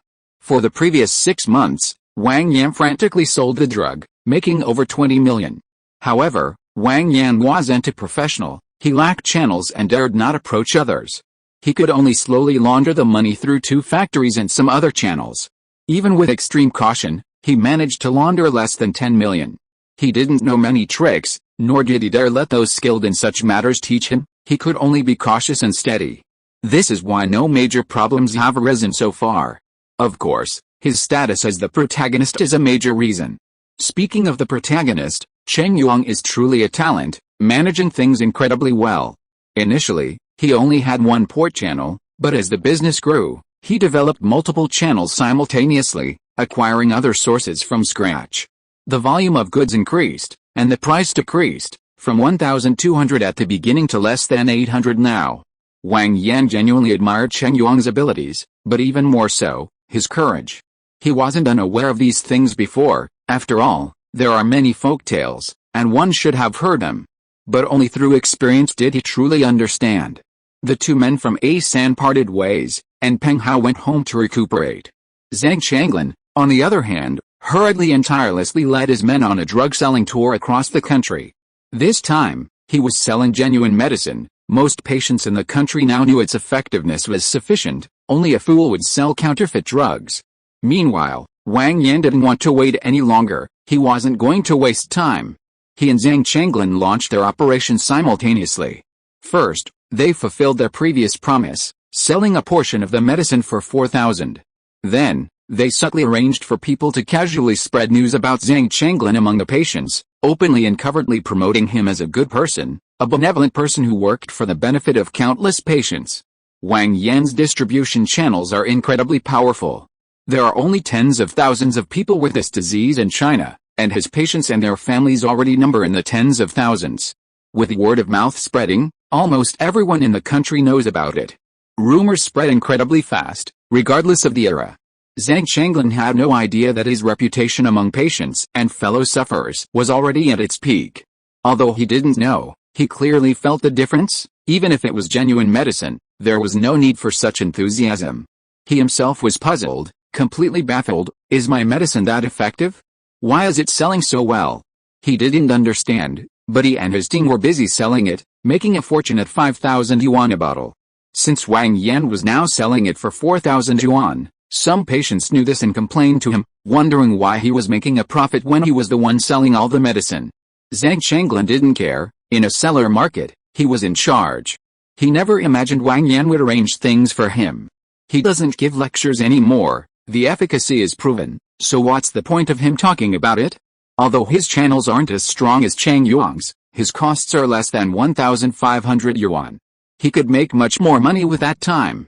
Wang Yan just watched him entertain guests, waiting for his downfall. Thanks to Wang Yan's propaganda, Zhang Changlin's good days were over in less than a month. Because too many people knew, and secrets are crucial, the crackdown on him intensified significantly. Fortunately, his patients were grateful and helped him escape. He had encountered similar situations before, but this time the crackdown was unusually fierce. He had no choice but to conceal his whereabouts, remotely direct operations, and evade police pursuit. Wang Yan, taking advantage of Zhang Changlin's preoccupation and lack of resources, used Zhang Changlin's name to lower prices on his behalf. 3,800, 3,500, 3,300, 3,000. Under Wang Yan's influence, and in the words of the Indian man, don't mention contracts, we're best friends, shouldn't friends help each other? The money was used to purchase more drugs, causing the price of Gleevec to plummet, much to the delight of the patients. Norman Company couldn't hold on any longer and finally fired Zhao Lizhong, sending a foreigner instead. There was no other way. Someone had to be held responsible when things went wrong. At the same time, some benefits were offered to the Indian man, resulting in the factory being shut down. Wang Yan genuinely disliked Zhao Lizhong, perhaps because the actor was too convincing. Making money was understandable, even groveling for it was understandable. Someone who reached that position, aside from other factors, was certainly capable. As for this kind of person, Wang Yan heard about it, but that was that. He didn't care. While drastically reducing prices, Wang Yan continuously publicized the despicable nature of Nova Company among patients, paid people to publish articles about leukemia in major media outlets, and constantly promoted Zhang Changlin, making him famous. Zhang Changlin noticed something was wrong during this period. Drug prices were plummeting, even a pig could tell something was amiss. He considered that Peng Hao might be behind it, but dismissed the thought immediately. He had thoroughly investigated Peng Hao before approaching him, and normally Peng Hao had no reason to do such a thing. It was a dog-eat-dog situation, no one could escape, and the only outcome would be a chorus of conflict. Moreover, Peng Hao had helped him a lot during this time, even giving him 500,000 yuan to escape. He never imagined that someone like Wang Yan was orchestrating things behind the scenes. Now, Zhang Changlin was in a precarious position, the market controlled by Wang Yan, and he had no choice but to lower prices. Once he lowered prices, coupled with Wang Yan's vigorous promotion of him, it directly confirmed that he was organizing the sale of counterfeit drugs, leaving him with no way to deny it. The police were also monitoring the situation closely, and after learning this information, they launched a joint investigation across multiple locations. Even with all this, Zhang Chenglin was still remotely directing operations. He must have gone mad. It took nearly 2 more months before Zhang Chenglin was finally arrested. Thus, the 3 most glorious, and perhaps most carefree, months of Zhang Chenglin's life came to an end. Just as in the movie where he didn't sell Cheng Yuang, Zhang Chenglin confessed to all the crimes he was accused of, taking full responsibility. The process was incredibly fast. The matter was so significant that Wang Yan had already made a huge fuss about Zhang Chenglin's arrest. Zhang Chenglin was ultimately sentenced to life imprisonment. Initially, many patients petitioned and pleaded for leniency, but ultimately, the police released Zhang Chenglin's crimes. Seeing those charges, the patients were unwilling to accept it. They couldn't understand how such a wicked person could do such things. However, regardless, many patients still felt indebted to Zhang Chenglin, with thousands seeing him off. This could be considered the most glorious moment of Zhang Chenglin's life. Later, when he chatted, boasted, and rambled in prison, he would surely leave people speechless. Why Zhang Chenglin didn't implicate Peng Hao remains unknown. Perhaps it was out of so-called morality. Perhaps it was a change of heart. Or perhaps they've been doing this for years, so they're not worried about the debts, and they have a deep understanding of the relevant laws, knowing that life imprisonment plus life imprisonment is still life imprisonment. Who cares why they don't say anything? Whether it's a change of heart or a disparate act, Peng Hao, Cheng Yuang, and Wang Yan can be said to have escaped perfectly, a happy ending for everyone. This thing is basically, if you're not in life imprisonment, I'm in life imprisonment, so you're still in life imprisonment. However, this kind of behavior of pinning one's hopes on one person is somewhat unrealistic and very mindless, especially since that person isn't exactly a good person, and Wang Yan doesn't have much experience in this kind of thing. It's difficult for the police to handle matters of reason and law. They're all human, and the police don't want to create more trouble. If they really wanted to be strict, there are so many loopholes. If it's Wang Yan and the others, every single one of them, none of them can escape. Do they really think the country's time-tested law enforcement agencies are just for show? They might even discover some clues, but just because they have some sense of responsibility and haven't done anything wrong, they won't investigate further. Wang Yan had long been prepared to sacrifice Cheng Yuang and Peng Hao, and fortunately, the outcome was ideal. Cheng Yuang and Peng Hao could finally live peacefully without worry. Wang Yan wasn't stingy, and both of them were now millionaires. As long as they didn't mess around, running small businesses, with their past methods, they could live comfortably and without financial worries. Of course, those involved in smuggling didn't fare well either. The police launched a massive operation to crack down on smuggling crimes, reaping considerable rewards. That's how it is. If they say they'll take you down, you can't escape. The pharmaceutical reform itself was planned. Wang Yan simply replaced Cheng Yuang and did some things. Would he do better than Cheng Yuang? Wang Yan thought not necessarily. In the end, he and Cheng Yuang weren't much different. They were both ordinary people with limited experience and limited intelligence. How could he dare say he did better than others? The only advantage was that he didn't go to jail. But was it really true that nobody knew about him? Not entirely. Dying to Survive has reached its finale, and Wang Yan has played the role of a behind-the-scenes hero. Wang Yan's mission wasn't just to survive until the end. The key was how to ensure Lu Xiaoyi's survival. He was at a loss, clueless, and could only take it one step at a time. Chapter 7 Return. Time flies, years pass like an arrow. This is the sentence Wang Yan used most often in his essays. The older he gets, the more he understands what flying and time passing like an arrow really mean. More than 3 years have passed since the uproar over the Glennon incident. Today is January 28, 2006, Lunar New Year's Eve.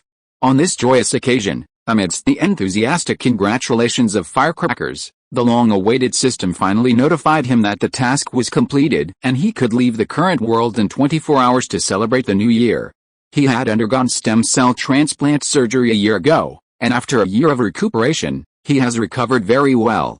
In addition, he is not short of money now, so he is not afraid of treatment for any illness, as he has insurance. Also, Wang Jia and Lu Xiaoyi's son is now 4.5 years old. He is the same age as Wang Yan in this world. The little guy has grown up to be chubby-cheeked and very lively. Now Wang Jia has nothing to worry about anymore. His wish has been fulfilled. Liu Xianshan, who also suffered from the same illness, has also completed her surgery.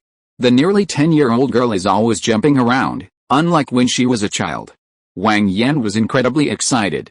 In the blink of an eye, more than 4 years had passed since he arrived in this world. He had initially planned to take things one step at a time, but it had unexpectedly turned into more than 3 years. Wang Yan missed his parents and his group of friends, both genuine and fake. In the past 3 years, Wang Yan had finally experienced the joy of not lacking money, and a life he hadn't experienced in his 30 years of life. This life was far beyond what could be compared to what was shown in short videos. After all, a video of a few dozen seconds has limited content. Besides, most wealthy people are either too old, or spend their time figuring out how to make more money, how to hide their wealth, or how to transfer assets. They don't have time for such nonsense. He had only seen the tip of the iceberg. Poverty truly limits imagination, and comfort is all that matters. Wang Yan hadn't been corrupted. He hadn't relaxed over the years. Aside from occasional indulgences, he spent most of his time training, studying, making decisions, and negotiating deals, busy and fulfilled. In recent years, Wang Yan's businesses have developed rapidly. His logistics company, managed by Liu Xiaoyi, has expanded to major cities across the country, employing tens of thousands of people. It's fiercely competing with SF Express domestically, demonstrating its strong capabilities. Liu Sihu's garment factory has also grown rapidly, now forming a complete industrial structure from raw materials to processing, finished garments, and final sales. It has even established its own brand, achieving good sales. Wang Yan later founded a technology company, aggressively poaching talent in an attempt to be the first to develop a smartphone. It has also established research laboratories for chips, new materials, and others. Collaborating with major universities and recruiting international talent with high salaries, it has achieved some results in the past 2 years. High tech is something that requires accumulation, top talent is firmly controlled by others, and Wang Yan only managed to acquire a handful of top talents after a great deal of effort. Wang Yan has also made considerable profits in the stock market, secretly profiting from retail investors in the U.S. stock market using information he remembered. Of course, he didn't forget his suffering compatriots. In 2003, Wang Yan donated 5 million yuan, and continued to donate in the following years. As for the various unsavory aspects involved, Wang Yan didn't want to get involved, nor did he have the brains for it. Ultimately, the donations were all effective.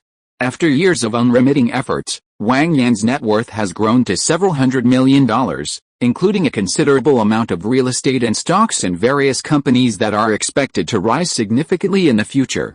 All of this is held by Wang Jia and Liu Sihu. This is something he can't take with him, and Wang Yan has never been overly attached to it. He also maintains contact with Chang Yong and Peng Hao. Both of them got married 2 years ago. Peng Hao was newlywed, and Chang Yong was remarrying. Peng Hao's child was born this year, a son, and Wang Yan even gave a gift at his 100-day celebration. Now they both run small businesses and live very happily. They are truly grateful to Wang Yan. One of them didn't have to die, his illness was treated, and he got married and had a child. The other is now financially secure and doesn't have to sing tears behind bars. Wang Yan truly changed their lives.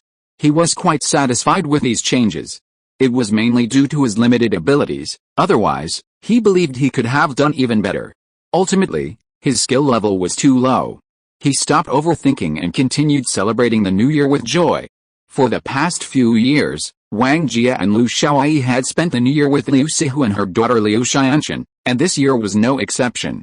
Wang Yan and the others chatted and laughed, while the children ate little, and Liu Xianshan played with little Lu Ping on the side. Life is getting better and better now, this is what life should be like, Liu Xiaoyi sighed, raising a glass. Come on, brother, let me toast you. No need for words of thanks. Over the years, Liu Xiaoyi's logistics company had grown increasingly large, and he had become increasingly confident, exuding a certain air about him. He was no longer the hunched-over, despairing figure he once was. However, as his business grew, he had less and less time to spend with his wife and children, a common pity of success. Wang Yan smiled, raised his glass, clinked it with his, and drank his wine. You keep thanking me every year, it's endless. Am I here to see you?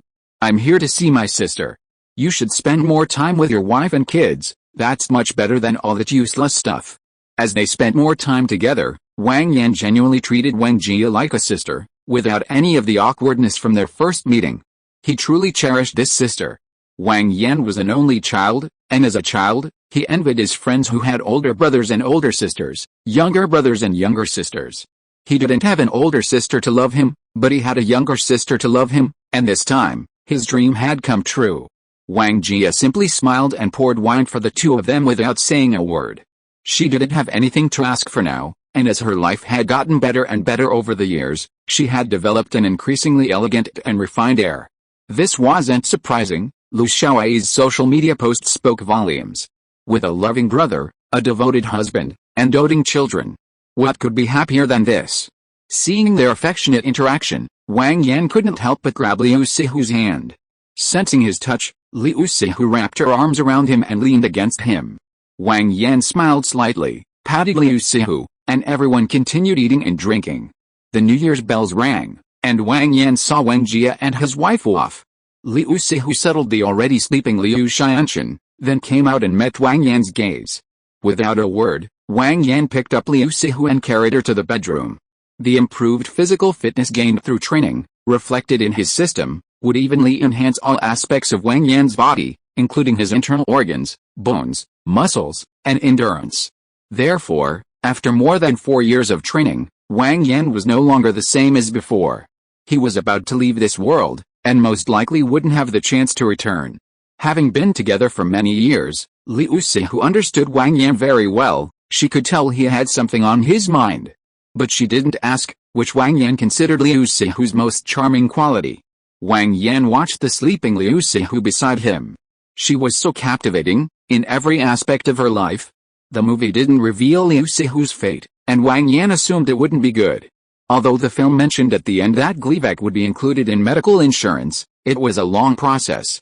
Even the changes Wang Yan brought, much faster than in the original film, only began to be implemented after a considerable period, during which countless people still waited to die.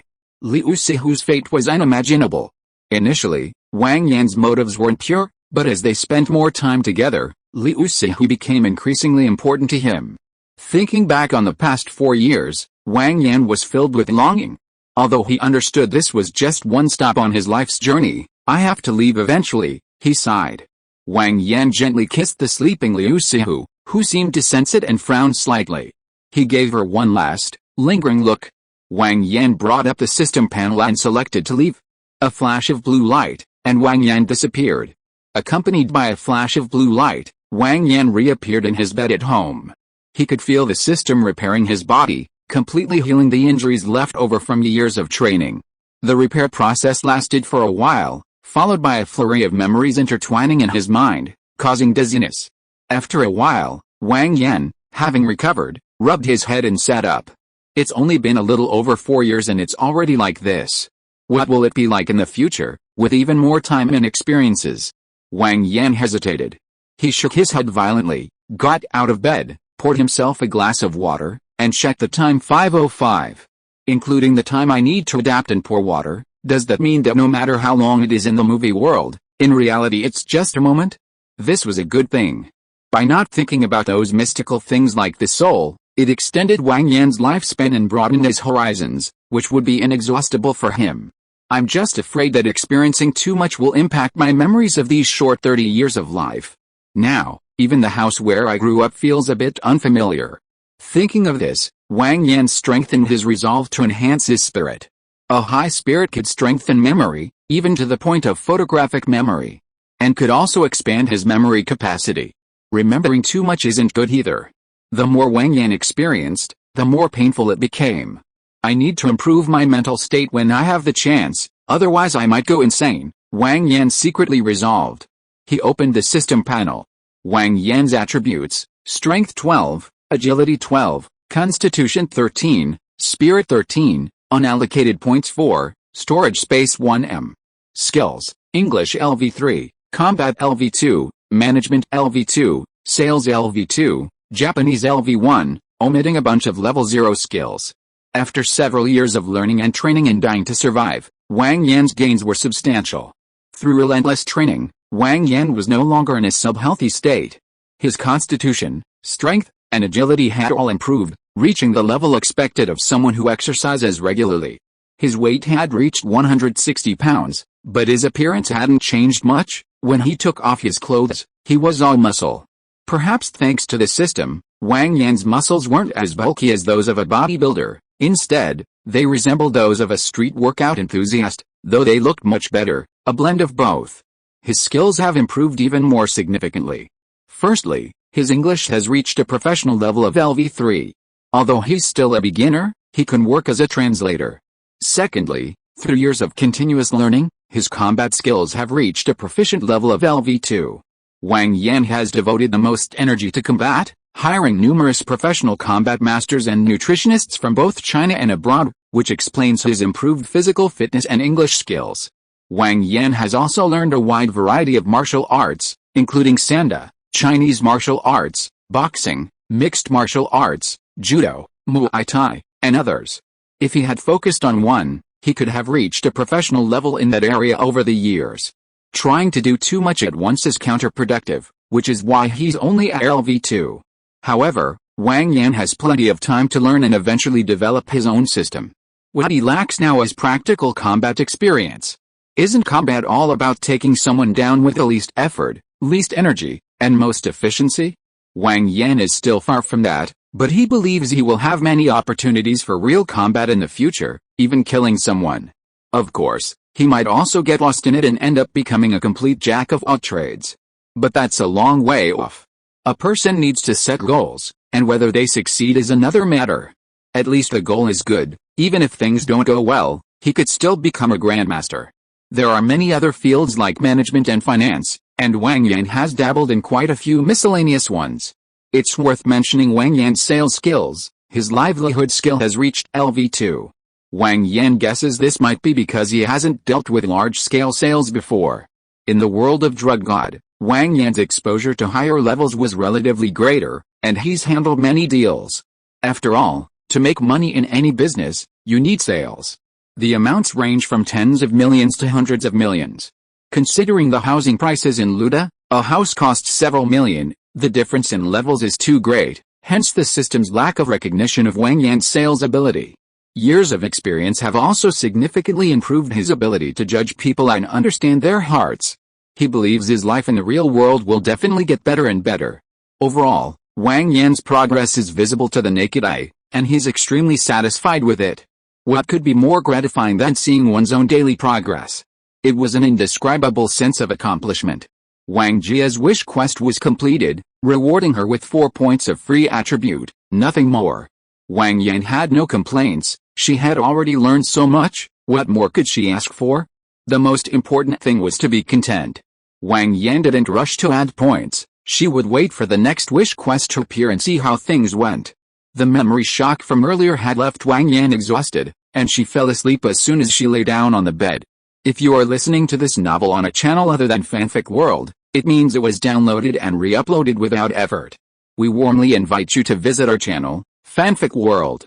There you will find the original version of this story and many other novels of various genres.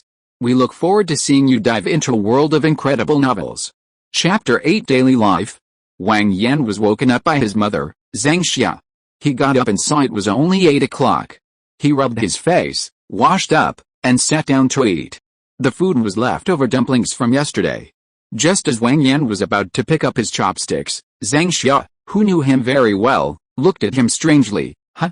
Drawn by her voice, Wang Yan stopped eating and looked at his mother curiously. Zhang Xia looked at Wang Yan more closely. You haven't lost weight. Why do I feel like you're a little different? This wasn't surprising. In the world of Dying to Survive, with his rich experience, accumulated knowledge, growing wealth, and rising status, coupled with managing a company with tens of thousands of employees and his high self-confidence, a certain aura naturally arose within him. We usually describe this as charisma. Speaking of charisma, this thing is truly mysterious. When we know someone's status and wealth, we more or less feel the pressure when facing them. Even when we don't know these things, such a person still gives us a sense of standing out from the crowd, making us feel that this guy is not ordinary. Wang Yan was in this situation. Upon hearing this, Wang Yan's heart skipped a beat. She's definitely my mother, her intuition is spot on. He explained, oh dear, you must be seeing things. Have you been looking at your phone too much? I told you, stop looking at that stuff all the time. Maybe you should go see a doctor and get some glasses. Hearing Wang Yan say this, Zhang Xiao also began to doubt her own intuition. She stopped dwelling on it and jokingly scolded Wang Yan, you little rascal, how dare you?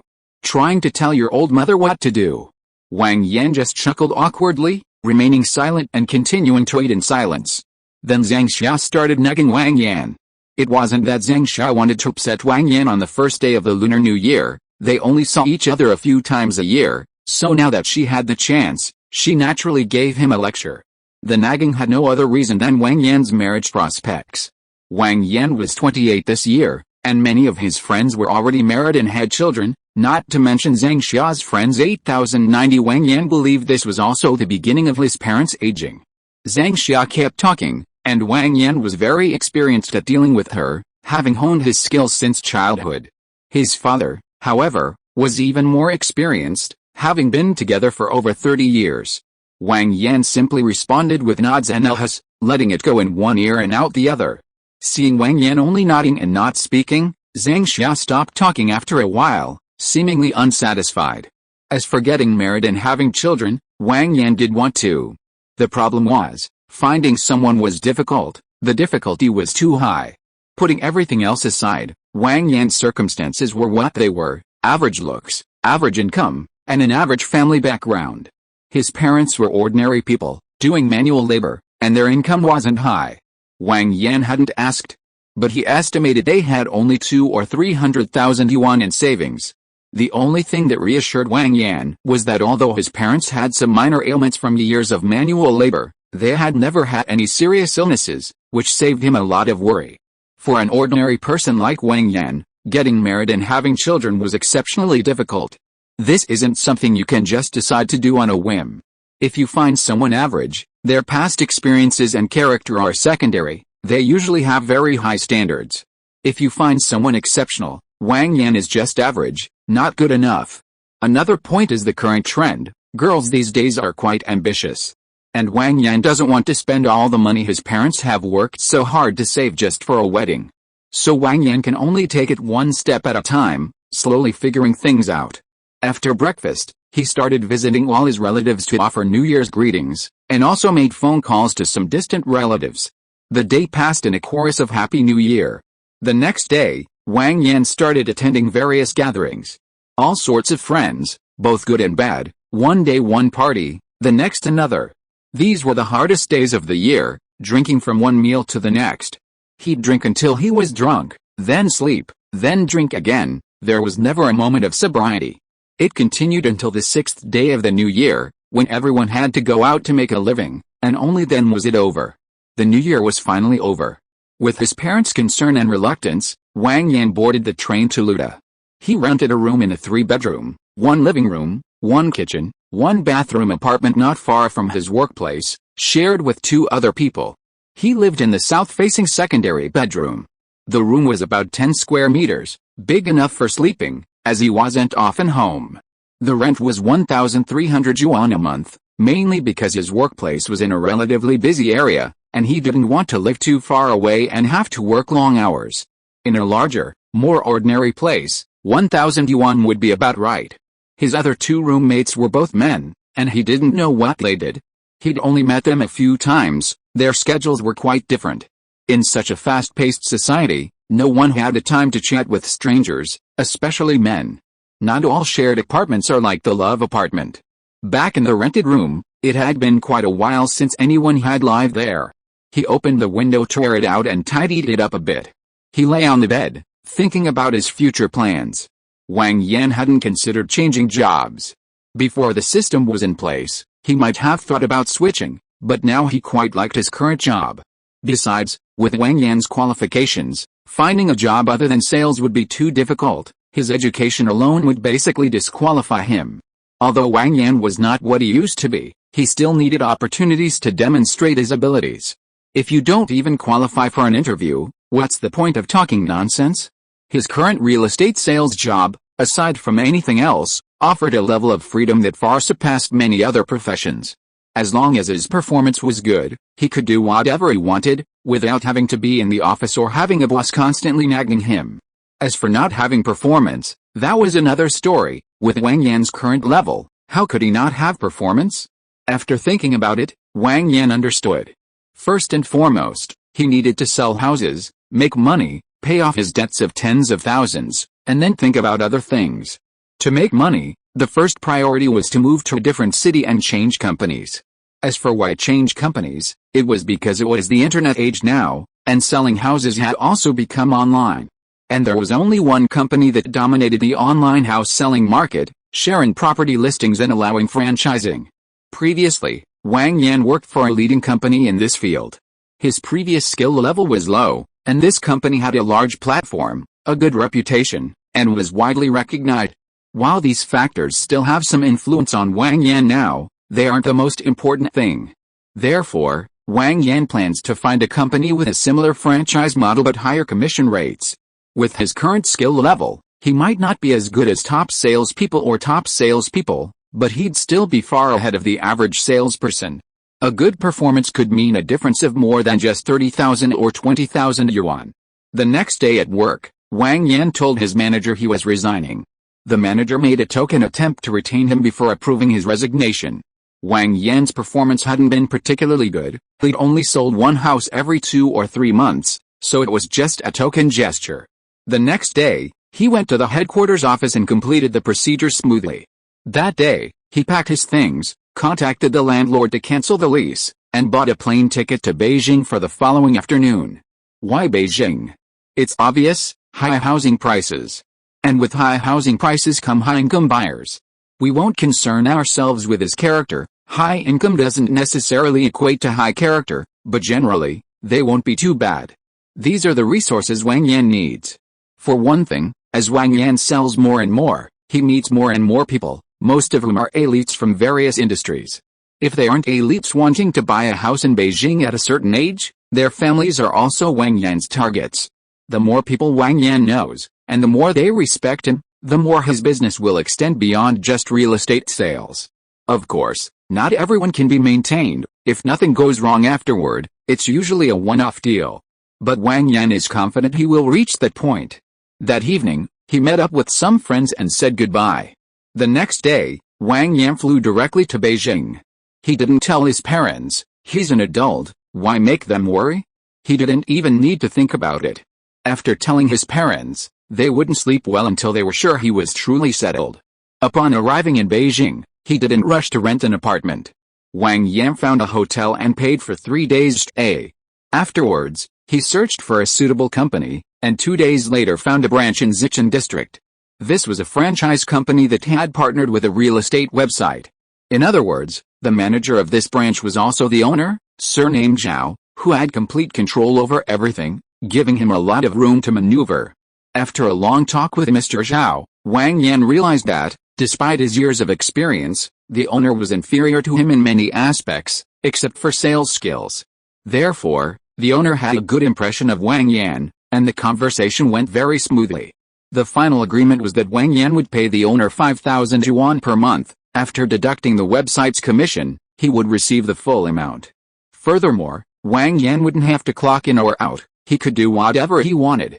5,000 yuan was acceptable. He had inquired before arriving at the university and found that the rate for similar jobs was 2,000 yuan. Considering operating costs, room rates, and other factors, Wang Yan felt that 5,000 yuan was fair.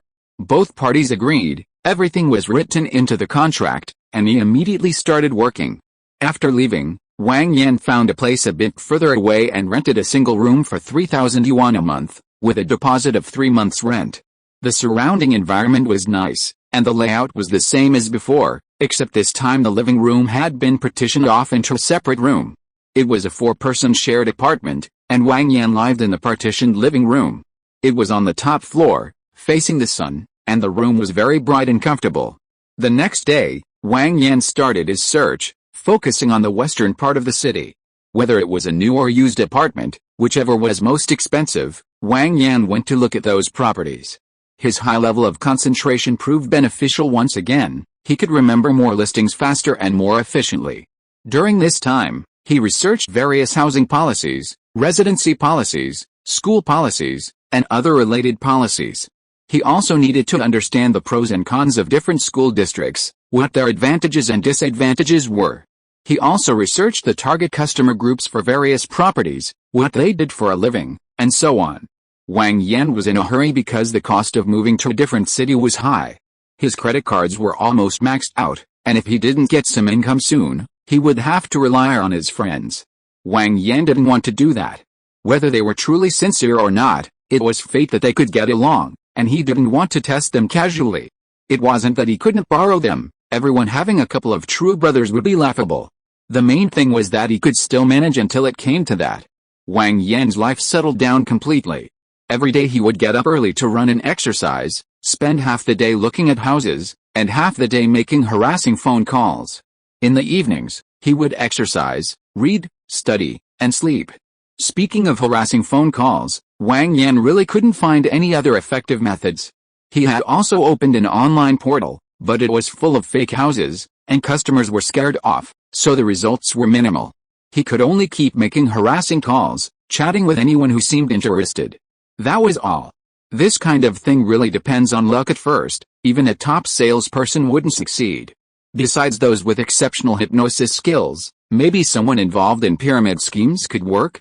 Otherwise, no one could get someone who didn't want to buy a house to buy one, especially under the various restrictions imposed by national policies. Wang Yan kept making calls and constantly arranging house viewings. Perseverance pays off, and finally, after more than 20 days of hard work, Wang Yan's life came true. Chapter 9: A New World. It was a sunny afternoon, and Wang Yan was tirelessly making harassing phone calls. Just as he answered a call and began his long, rambling conversation, the person on the other end listened quietly without any impatience, insults, or abruptly hanging up. They only asked key questions occasionally. Wang Yan knew his opportunity had arrived. After some discussion, they arranged to view the apartment the next day. The next day, two people came to view the apartment, a couple about to get married. The man, Zhang Hai, was a mid-level manager at an internet company, earning $1 million annual salary. The woman's surname was Liu, but he didn't know her given name. He, a man, had abruptly asked her what her name was and what she did. She was also a manager at a company, earning slightly less than Zhang Hai, but not by much. They were about 2 years older than Wang Yan, around 30. Due to their wedding date, they hadn't chosen a new apartment. After looking for a few days, they bought a second-hand apartment in a prime location. It was 120 square meters and cost 12 million yuan. Initially, the owner insisted on a price of 12.5 million yuan, but Wang Yan intervened and persuaded them to agree. Wang Yan's skills were now sufficient, his speech was eloquent, and he had also saved a significant amount of money. Both parties had a very good impression of him, and the homeowners were also agreeable, as they weren't short of money. In the end, he only charged a 1% commission, and everyone was happy. This deal earned Wang Yan nearly 100,000 yuan, almost a year's income. Of course, the money wouldn't arrive immediately. It would take 1 to 2 months to complete the formalities. This successful deal also made Wang Yan realize that he shouldn't bother with useless things. He should focus on making money now, and once he had enough, he could arrange for his parents to have a good time and find a beautiful place to enjoy life. As Wang Yan's abilities grew increasingly formidable, making money would only become easier. He would have already made enough money, why bother with useless things? He believed that by then, his value would have been realized countless times. For the next period, things were uneventful, and Wang Yan continued his previous routine. One evening at the end of March, Wang Yan, who was reading, received another system notification. Chen Yongren from Infernal Affairs wishes for redemption. Seeing Chen Yongren's wish, Wang Yan couldn't help but smile. This Chen Yongren definitely regrets it. He doesn't want to struggle in the sea of suffering anymore. A thought flashed through his mind, but then he remembered how dangerous this world was, with all sorts of backstabbing in the movies. Wang Yan decided to add all the attribute points he gained to his physique. He wasn't in a hurry to add points, he preferred to add them little by little. allowing time for digestion and adaptation. He then turned on his computer, logged in, and started watching Infernal Affairs 1, 2, and 3. He also continued researching some information about Hong Kong at the time. To be honest, besides watching some Hong Kong films, Wang Yan didn't know much about Hong Kong, and he couldn't speak Cantonese. There were also various tribes and criminal organizations. Understanding them in a short time wouldn't be easy. Wang Yan didn't bother with those things anymore.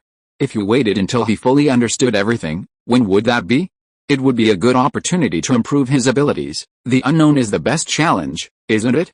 He immediately drew the curtains, took a sip of water, and lay down on the bed.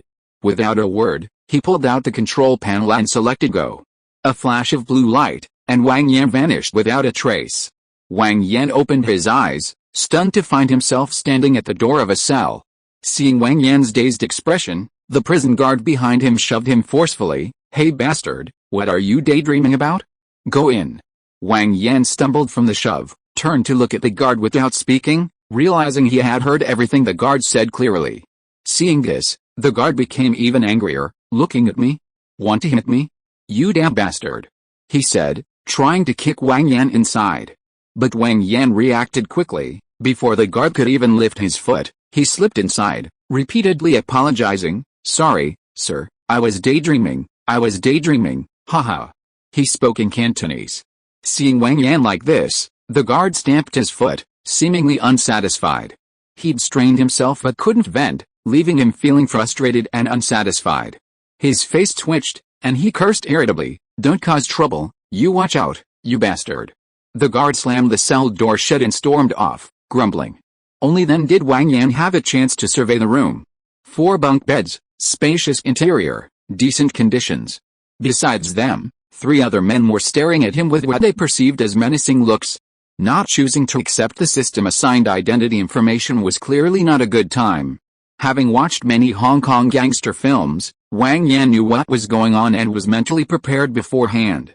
"Stop with the nonsense, all 3 of you come at me together," Wang Yan said, beckoning to the 3 without further ado. This was a humiliation for these cocky thugs who spent their days shouting and yelling. Without a word, the 3 charged. Wang Yan dodged the first punch, crouched down, and delivered a powerful blow to the stomach, making the guy vomit. He then used the momentum to step back and push off, the powerful explosive force providing unparalleled speed, dodging the second man's flying kick. Only then did the third man raise his fist to meet the attack, but he was no match for Wang Yan's speed. A hook punch landed squarely on the jaw.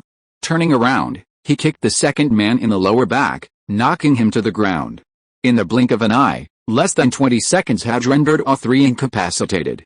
One was retching, clutching his stomach, another had fainted, and the third lay on the ground groaning, rubbing his back. Wang Yan, mercilessly beating them, unleashed a barrage of punches and kicks, each strike aimed at avoiding vital points, yet still leaving the 3 writhing in pain. Even the unconscious man was awakened by the pain, let alone the remaining 2. Their screams attracted the attention of the prison guards, who immediately carried them on stretchers to the infirmary. Seeing how fierce Wang Yan was, the guards gave him a warning but didn't impose any further punishment. They were all human, he was afraid too.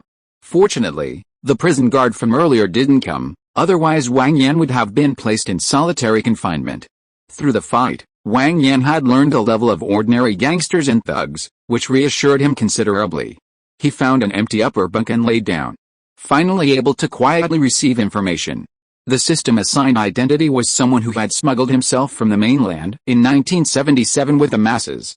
Due to policy reasons at the time, they were given an ID card upon arrival.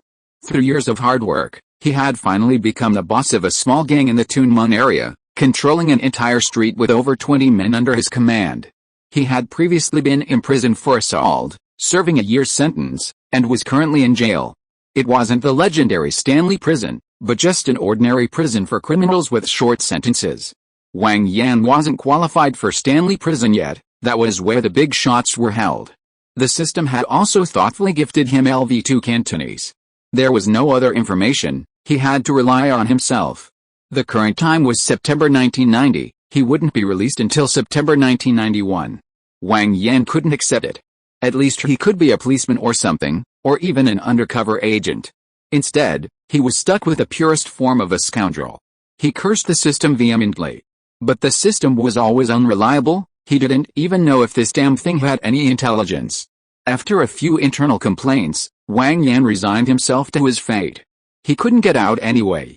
He opened the system panel and looked at the attribute data. Wang Yan's attributes: Strength 12, Agility 12, Constitution 13, Spirit 13, unallocated points 4.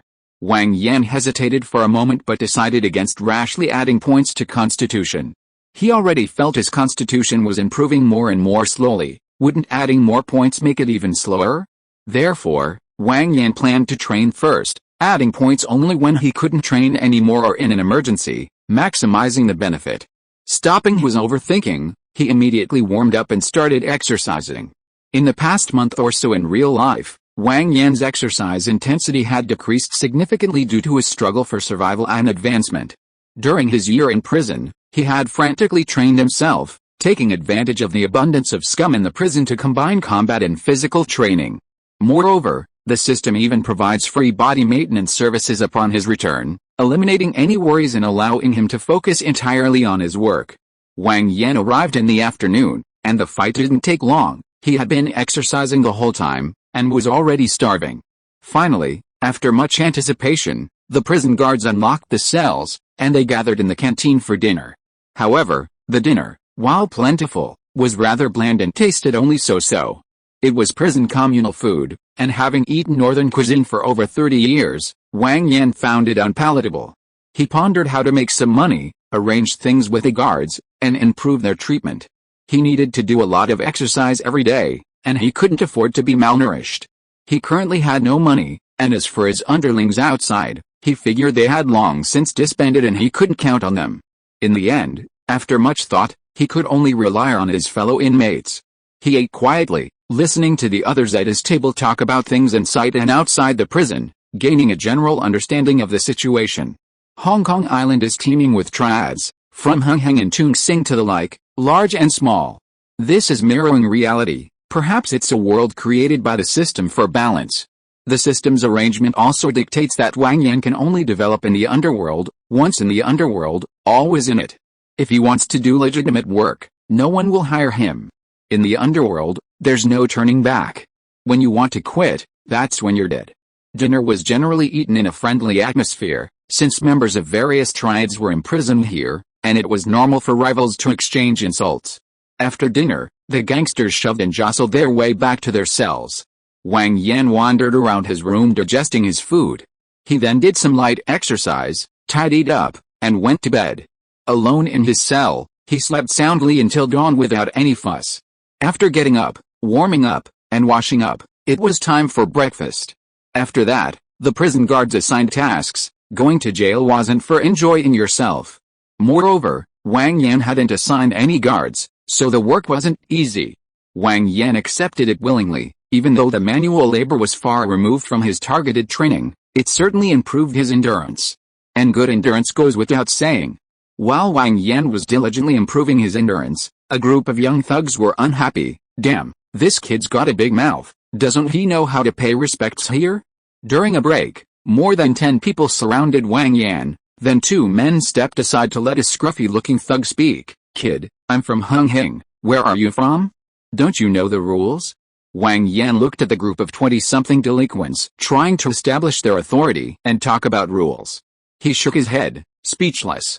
They were all unarmed, without guns. He wasn't afraid of anyone. Without a word, he swung his fist around and smashed it into the leader, then kicked him hard in the stomach, sending him flying. Wang Yan had put all his strength into it, knocking out several teeth. The dazed leader, slurring his words, yelled, "Damn it, beat him up." He forgot to wash up. Seeing their leader's command, the other henchmen, without a second thought, rushed in and beat Wang Yan. Then came cries of pain. Wang Yan was in pain too. He could only take on 4 or 5 thugs without getting hurt. Even the worst thugs were experienced in street fights. Ordinary people were no match for them. Wang Yan, however, was mentally strong. He gritted his teeth, his mind clear, and fought the thugs to a standstill. Finally, Wang Yan, along with others, was lying on the ground. He stood up, his face bruised and swollen, the movement causing him to wince in pain. He staggered to the leader and, with renewed vigor, unleashed a barrage of punches and kicks. The prison guards, who had been watching the commotion from a distance, stepped in to clean up the mess once the outcome was decided. They gave Wang Yan 2 whacks, making him howl in pain, pulled him away, and then took them all to the infirmary, loudly ordering the onlookers to get back to work and not cause trouble. As soon as they left, the onlookers started gossiping. Gossip is a favorite pastime, after all. They were all asking where this tough guy came from and how he was so awesome. This was understandable. Aside from anything else, most people wouldn't dare mess with Hung Hing. And Wang Yan was such a skilled fighter. Don't assume all gangsters are like Chan Ho Nam. Wang Yan estimated that among some well-known fighters and double flower red pole fighters, his record would rank among the top. They were all ordinary people. Not everyone could be a boxing champion. Wang Yan could be said to have become famous overnight. Of course, everything comes at a price, and he naturally had to bear the consequences. Nearly a quarter of the people in Wang Yan's prison were Hung Hing's underlings, several hundred of them. Like pulling up a radish and bringing out a hornet's nest, Wang Yan had stirred up a hornet's nest. The grudge isn't that big yet, not enough to kill him, but he'll still suffer. He'll definitely be bruised and battered every day from now on. The prison guards taking Wang Yan away was practically a lifesaver. Otherwise, once the group he'd beaten recovered, he'd probably be crippled. Walking slowly down the road, the guards didn't rush him. They understood, after being beaten like that, being able to walk on his own was already a feat. They'd just given him a couple of kicks as a symbolic declaration of authority. Wang Yan walked along, reflecting on the fight and summarizing his experience. He'd only ever hired one professional sparring partner before. This kind of scale was unprecedented. It was mainly thanks to Wang Yan's diverse and quick learning abilities. Otherwise, with his physique, which wasn't much stronger than a gangster's, he'd probably be in the IQ right now. In combat, no matter who you fight or how many people you fight, it ultimately comes down to physical strength. This fight had completely drained Wang Yan. He was extremely exhausted.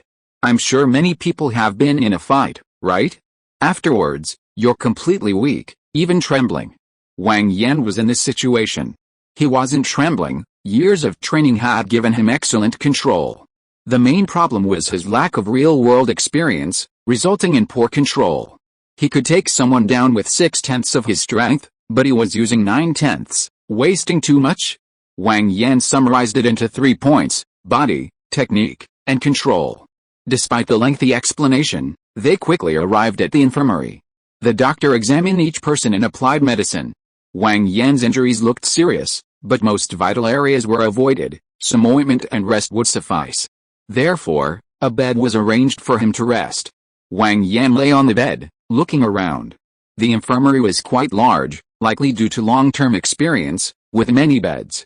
As he looked, Wang Yan spotted the 3 men he had brutally beaten the day before.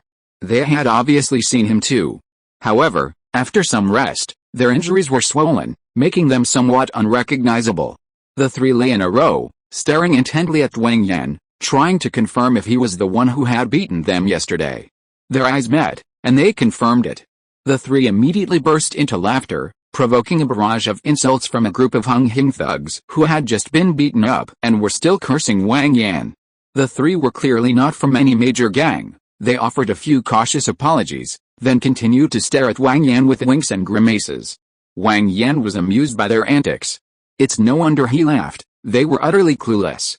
They weren't going back to their cells, so they were still with Wang Yan, weren't they? Instead of thinking about what to do when they got back, they were just provoking him. He ignored them, and disregarded the incompetent ravings of a bunch of scum. He simply closed his eyes and let them continue their insults. That's how it is, if you ignore them. They'll eventually get bored and stop. They were already plotting their revenge on Wang Yan once they recovered, something Wang Yan was more than happy to do. As long as they weren't killed or crippled, this kind of sport, which provided comprehensive physical training and combat skills, was always welcome. Wang Yan couldn't be happier. Chapter 10 Arena Betting Site. Wang Yan rested for an afternoon, and apart from some pain in his wound, he was almost fully recovered. He didn't go to the mess hall, but had dinner in the infirmary before returning to his cell. It's worth mentioning that the other 3 also returned. Of course, Wang Yan hadn't used excessive force, and even if his body was weak, 2 days of rest would be enough. Wang Yan sat on his bed watching the three of them.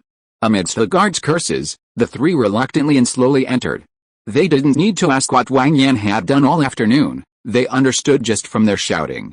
This time, the three realized how foolish they had been in provoking Wang Yan. After hesitating for a long time, they steeled themselves and stepped forward under Wang Yan's gaze, forcing a smile. "What's your name, brother? We were ignorant before, could you give us a chance? Come on, all of you, come and stand in a line." Wang Yan ignored them and beckoned to the remaining two. The two also accepted reality and reluctantly stood in front of Wang Yan. "Introduce yourselves, tell us how you got in, and how long your sentences are." The leader said, "My name is Zhang Bao." Then, pointing to the one Wang Yan had punched down, he said, "This is Zhao Fang." Then, pointing to the one Wang Yan had kicked away, he said, "His name is Chen Ziai." After introducing everyone, Zhang Bao added, "The three of us were robbed and injured on the street.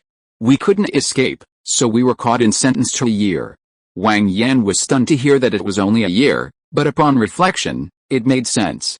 Hong Kong would be returned to China in a few years, and the foreigners were hoping for chaos in Hong Kong. "Alright, I understand. My name is Wang Yan. From now on, I'm in charge here. Any questions?" The three shook their heads in unison. Seeing them shake their heads, Wang Yan said, "Everything has a price. I won't beat you up."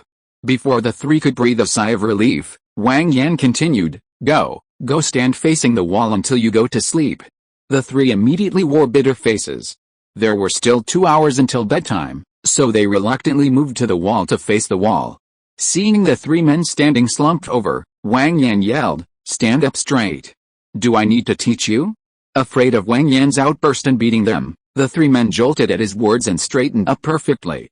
Ignoring them, Wang Yan lay on the bed, opened his panel, and looked at his attributes: Strength 13, Agility 12, Constitution 14, Spirit 13, unallocated points 4.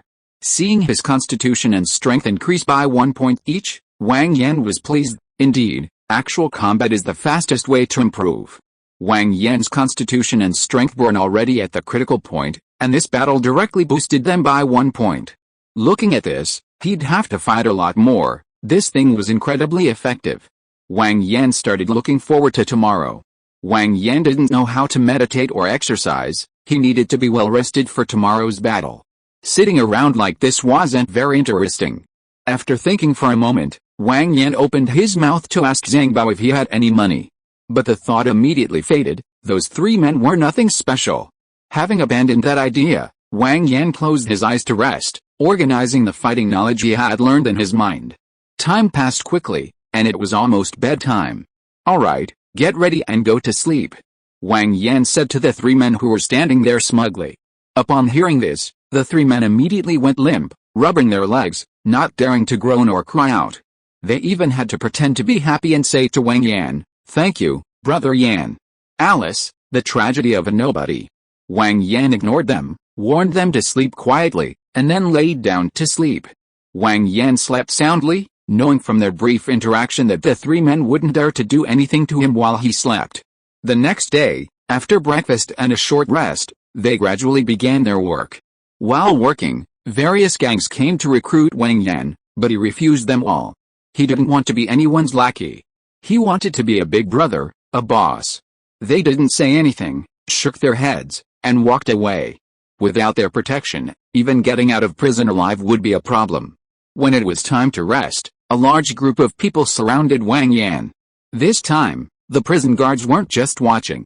Even though they were all scum, accidentally killing someone would be a huge problem. A group of guards immediately came forward to disperse the crowd. Wang Yan was scared looking at the huge group of people. Luckily, the guards intervened, otherwise he would have been in real trouble. Now that they were all gone, Wang Yan was furious. If there wasn't a solution, Wang Yan was certain they would find a way to kill him. Wang Yan's actions last night were a challenge to the authority of Hong Hing. If they didn't deal with Wang Yan, they would lose face and become a laughingstock for other rival gangs. This was intolerable for gangs that valued their reputation above all else. After thinking for a moment, Wang Yan shouted to the Hong Hing members opposite him, "Hey, someone who can talk big, come here." Regardless of the reaction from the other side, the prison guards watching nearby were unhappy. It was Wang Yan who started the fight yesterday, and although he hadn't started it, he hadn't been punished. The guards didn't have a very good impression of him. Now that Wang Yan had shouted like that, the prison guards thought, oh, so he doesn't take us seriously. Two guards exchanged a glance, cursing as they approached. Without a word, they swung their batons and started beating him. The batons were made of a special material, and each hit was excruciating. Wang Yan could only cover his head and roll on the ground, trying to avoid vital areas. Only after the guards had finished and were satisfied did Wang Yan scramble to his feet and try to speak. It wasn't that Wang Yan didn't want to speak before the beating, but he hadn't been given a chance. "Officers, are you calmed down now?" Wang Yan asked, approaching. "You dare come closer? Didn't it hurt?" Seeing him still daring to speak, one of the guards was about to continue hitting him. Wang Yan quickly grabbed his hand. "Sir, please don't be angry, listen to me." The guard tried to pull his hand away, but gave up when he couldn't. Seeing that he gave up, Wang Yan continued, "You two officers don't earn much money, do you? Even if the people here give you bribes, how much can you possibly make? Don't police officers also have families to support?" "What are you trying to say?" the previous prison guard asked impatiently. "Then, would you two officers like to have another source of income?" Seeing that the two remained silent, Wang Yan continued, "These are all gangsters here. I'm thinking of partnering with Hung Hing to open a fighting ring. With a ring, of course, there should be gambling. This would give these energetic guys an outlet for their energy, preventing them from causing trouble all the time, making it easier for the officers to manage them, and we can also earn some extra money on the side. It's a win-win situation, isn't it? What do you two officers think?" The two looked at each other, neither of them speaking. Seeing their hesitation, Wang Yan knew they weren't in charge, so he considerately said to them, "Okay, I'll talk to Hung Hing first. I believe the big boss from the triad will contact you soon." Watching them leave, Wang Yan turned back to greet the Hung Hing members who were watching the commotion. After a while, a burly man in his 30s approached. Seeing Wang Yan talking to the prison guard for so long and still undecided, the man walked up to Wang Yan and said, "What do you mean? Slapping Hung Hing in the face isn't something you can just let go of." Wang Yan explained, "Brother, look. Your men came to explain the rules to me, so I hit them. I didn't start this, right?" The man was clearly impatient. "Don't give me that useless advice. Just tell me how you want to resolve this." Frankly, Wang Yan was speechless at the man's reaction. "I thought to myself, why are you still a lackey, unable to stand up for yourself?" With a brain built on muscles, Wang Yan was speechless. Wang Yan continued helplessly, "It's better to resolve conflicts than to let them fester. Aren't we all in this for money? I have an idea. Let's team up and set up a fighting ring and a gambling den here. Instead of fighting and killing each other, let's sit down and make a fortune together. Of course, your Hung Hing can't do it all alone. We'll need to find 2 more partners to collaborate with. Did you understand what I said?" Seeing the man nod, Wang Yan said, "All right, that's all. Go back and contact your boss, let them handle it." They were professionals at this kind of thing. This group of gangsters had incredibly strong connections with the prison guards, and everything was clearly arranged. Stopping the man who was about to leave, Wang Yan said, "Oh, and one more thing. I don't care how you arrange it, I don't want more than half, just 0.5% as a reward for coming up with the idea. My sentence is only 1 year, so I'll only take 1 year, the rest is yours. Give my message to your boss. Let's go." Watching the man walk away, Wang Yan casually found a place to sit and rest. He never asked the man's name. It wasn't that Wang Yan was being pretentious. Why bother remembering someone who wouldn't last 3 episodes? The man, on the other hand, went straight to contact his older brother. The prison guards were all well organized. This was no problem at all. His older brother, upon hearing about this, couldn't make a decision. So, he passed the buck to his older brother's older brother, Prince. Prince was the boss of Sim Shasui, a powerful figure in Hung Hing. At this time, Chan Ho Nam hadn't yet risen to power, and Prince was currently recognized as Hung Hing's most capable fighter. Hearing this news, Prince couldn't sit still. Opening a ring and gambling den, with a bunch of thugs in jail, it was bound to make money. As a powerful figure, Prince naturally had the aura of a boss, and he acted without hesitation. First, he called Hung Hing's elder brother, Chiang Tin Sang, for instructions. It was a family business, you were working for them, so consulting them was only natural. But Jiang Tinsang, as the elder brother of Hung Hing, had no vision. Why would he be interested in such a business? He simply said, "Your Highness has worked hard and made great contributions. This business is yours to handle. Consider it my reward." His words were so skillful that the prince had to thank him profusely. After reporting back to his brother, the prince contacted Chung Xing and Wo Lunxing, two triads in Wang Yan's prison whose power was comparable to Hung Hing. Although Hung Hing had many conflicts and mutual animosity with the other two triads, it all came down to this: what's the point of being in the underworld? Isn't it all about money? Even without Wang Yan saying it, the prince understood that he couldn't handle this alone. No matter how much or how little money, as long as it's profitable, there will always be those who covet it. To avoid others being envious, he could only share a portion of the profits. Tung Xing sent a smiling tiger, and Wo Lunxing sent Big D. After a heated debate, the three divided the profits and then used their connections to contact the prison's higher-ups. Together, these three were quite powerful. Coupled with the impending return to the police force, many within the system feared being purged, and there was widespread anxiety. So many people just grab whatever they can, make enough to immigrate, and don't care about the consequences. They easily dealt with the prison guards. As for Wang Yan's demand for half a share, they didn't object. While gambling has existed in prisons for years, no one had ever considered something like what Wang Yan proposed.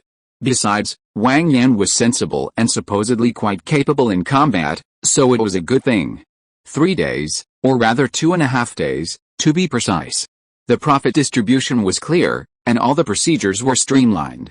Wang Yan hadn't expected their actions to be so swift. It has to be said, those in organized crime groups are indeed talented. After all, Wang Yan only made the suggestion, and the rest was chosen by the best members of these three groups. The rules for the various competitions and the services provided were incredibly comprehensive. In just these 2 days, they brought in many more capable fighters and loan sharks. They also brought in several professional doctors to the infirmary, making everything perfectly clear. Wang Yan was stunned by their actions. It was truly outrageous. This also shows what the current social environment is like. As the fighting ring within the prison developed, its reputation grew through word of mouth among the inmates. Various triads sent their best fighters to participate, and gambling was also opened outside the prison, attracting an ever-increasing number of participants. Correspondingly, there was a frenzy of wealth. At least, that was true for the triad members. Wang Yan looked down on it. The faster the development and the greater the influence, the more intense the competition became within the underworld, attracting the attention of high-ranking police officers and prompting investigations by the Independent Commission Against Corruption, ICAC, into the prison guards. It's unclear what methods they used or how much money they spent, but some prison guards were indeed transferred. In short, the process was sorted, but the result was a win-win situation for everyone. Wang Yan's half percentage of profits, of course, was also lost. Was it sold to other individuals or forces through a guarantee from Hung Hing? Wang Yan received his first sum of money in Hong Kong, HK $500,000. Accompanying this HK $500,000 were countless families going bankrupt, wives and children being torn apart. Faced with this situation, Wang Yan often comforted himself with Mencius's saying, "When poor, one should cultivate one's own virtue." Wang Yan sold his stake when things were just starting out. If he had waited a few more months, he could have earned even more. Of course, money doesn't come easily. Wang Yan knew that if he hadn't sold, he would have been finished within 3 days. Those who could become gang leaders weren't stupid. As soon as they saw a glimmer of hope, they used both threats and inducements to force Wang Yan to sell his half-stake. They sincerely promised to protect him while he was in prison. Keep in mind that at that time, the average gang leader's annual net income was only around 200,000 yuan, and that was considered good. Many didn't even reach that amount. Afterwards, Wang Yan's life became more structured. Thanks to his status as the initiator, the prison guards gave him preferential treatment. He didn't have to work. Wang Yan also had money, so he spent his days fighting in the ring, eating and drinking, and exercising. The rest of the time he read books, having familiar prison guards buy him professional books. With the system backing him up, Wang Yan fought exceptionally well in the ring. Initially, he fought one-on-one against thugs from various gangs. These men mostly used street fighting techniques, but some were disciples of famous martial arts schools, and their skills were truly impressive. Due to the system, Wang Yan's bone and muscle density far exceeded that of ordinary people, as did his stamina and resilience. Therefore, he fought against all those thugs without ever losing. Through this extensive practical experience, Wang Yan's fighting ability advanced to LV3 professional level. Afterward, Wang Yan consciously began practicing his lethality and control. At first, Wang Yan's control wasn't very good, and his opponents fared poorly. The worst one had to be bedridden for 2 months. Betting establishments eventually stopped betting on Wang Yan. Whenever Wang Yan fought, no one would bet on his opponents. Since Wang Yan didn't cooperate in fighting, they couldn't force him, so what was the point of betting? Wang Yan's rapid improvement in fighting ability and physical attributes made him dissatisfied with one-on-one duels. He began fighting multiple opponents in ring battles, with wins and losses on both sides. Basically, Wang Yan was bruised and battered every day. Wang Yan's reputation soared as a result, becoming famous both inside and outside the prison, and throughout the Hong Kong underworld. He was nicknamed King of Hell. This was partly due to his name, and partly because Wang Yan's methods became increasingly ruthless, to the point that now, if he couldn't gather 3 capable fighters, no one would dare to challenge him. It wasn't that no one wanted to retaliate against him. As his fighting experience grew, Wang Yan became better at protecting his vital points. Coupled with his strong will and resilient body, he never succeeded. Instead, those who were beaten even more severely by Wang Yan were often hospitalized for at least 6 months. Eventually, no one bothered Wang Yan anymore. Chapter 11 Chen Yongrun. Time passed by as Wang Yan steadily improved. In the blink of an eye, more than half a year had gone by. It was now June 1991, and Wang Yan would be released from prison in 3 months. During these 6 months, Wang Yan's progress had been equally tremendous. Sitting on the bed, Wang Yan brought up his character panel. Wang Yan's attributes: Strength 17, Agility 16, Constitution 18, Spirit 14, Unallocated points 2, Storage space 1 meter, omitting a bunch of skills. At the cost of pushing his body's potential to the limit, Wang Yan trained almost frantically, constantly recovering from injuries. His constitution naturally increased by 2 points, and then increased by 2 more, including a 4-point increase in both strength and agility. His weight also increased from 160 to 175. Even after the system's compression, Wang Yan still looked thin, but his body was visibly a little fatter. This weight gain could still be attributed to his own training. At this point, Wang Yan clearly felt that his body had reached its personal limit. If he continues to maintain his current physique, it will be difficult to improve his physical fitness further through natural training. The only option is to develop his current potential and improve his strength and agility. For Wang Yan, the current training is truly training. If he wants to improve further, he can only rely on adding points. To Wang Yan's surprise, his spirit increased slightly. He guessed that this was because the pain of his crazy training and constant injuries and recovery had tempered his willpower. What Wang Yan regretted was that this opportunity would only come once. With his current body, he couldn't stimulate it any further. His skills hadn't changed much. Apart from combat level 3, he had also mastered some skills after reading books for half a year. Thinking about it, Wang Yan allocated the remaining 2 attribute points to physique. Mainly, this world was still very dangerous, and his spirit was sufficient for now. Wang Yan quietly sensed the divine power the system was applying to his body. He could clearly feel his body gradually becoming stronger. This feeling of being able to control himself and dominate others was captivating. After the stat points were added, Wang Yan's attributes became Strength 18, Agility 17, Constitution 20, Spirit 14. Constitution gained 2 points, while Strength and Agility each increased by 1. His weight increased from 175 to a terrifying 180. At a normal height of 183 centimeters, 180 pounds already looks a bit overweight. Tyson is 178 centimeters tall and weighs around 200 pounds, you can tell just by looking at Tyson's physique. Wang Yan, however, still appears somewhat thin, which suggests how incredibly dense his body is. For a long time, there has been a lot of turnover in Wang Yan's cell. 3 months ago, an unexpected person arrived in Wang Yan's cell, Shakang. He was sentenced to 6 months for car theft. Upon seeing Shakang, Wang Yan understood that the system had provided him with some convenience, allowing him to first make contact with Chen Yongrun. Wang Yan didn't care about this. He had no intention of becoming Han Chen's henchman or Chen Yongren's caretaker. Knowing the plot and the memories in his mind, Wang Yan might even be able to wipe out Han Chen in a few years. Since that's the case, why bother with all that useless stuff? Because of Wang Yan's previous fame, coupled with the hype from various gangsters, most people in the underworld now know who he is, and others treat him respectfully as Brother Yan. These people might not have taken him seriously when they heard about this powerful figure outside. But after witnessing Wang Yan's methods in prison, they know what a great reputation is not undeserved means. Therefore, among so many people coming and going, no one dares to show off or talk nonsense in front of Wang Yan. Even though he's called Silly Kyang, he's not really stupid. He's shrewd enough to know who to mess with and who not to. In prison, he's all about Brother Yan, fawning over him.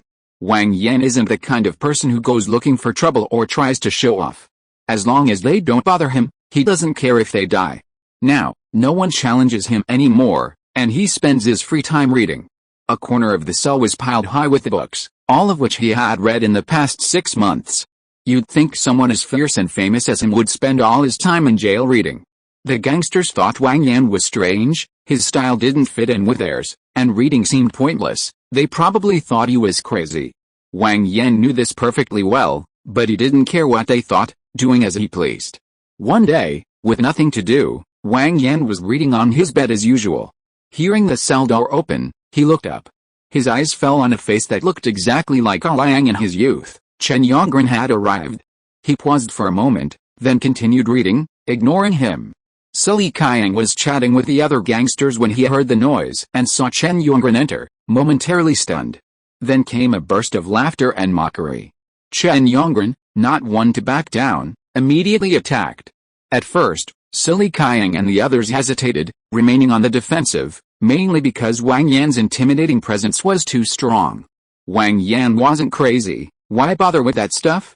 Seeing that Wang Yan remained silent, they began to gang up on Chen Yongren. The result was a draw, with both the men sustaining injuries and then being reprimanded by the prison guards before being taken to the infirmary. Chen Yongren was sentenced to 3 months and was released around the same time as Wang Yan.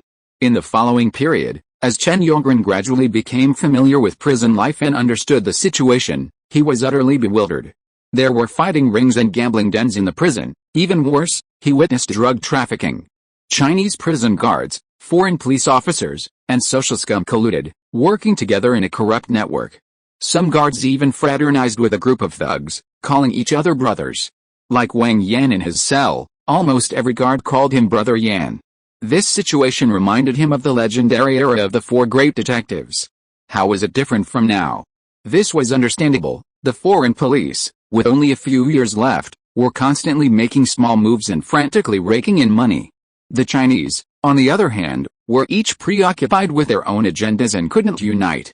The police force is an even more complex arena of fame and fortune, and maintaining a semblance of harmony is already a feat achieved only through the efforts of higher-ranking officers loyal to the motherland.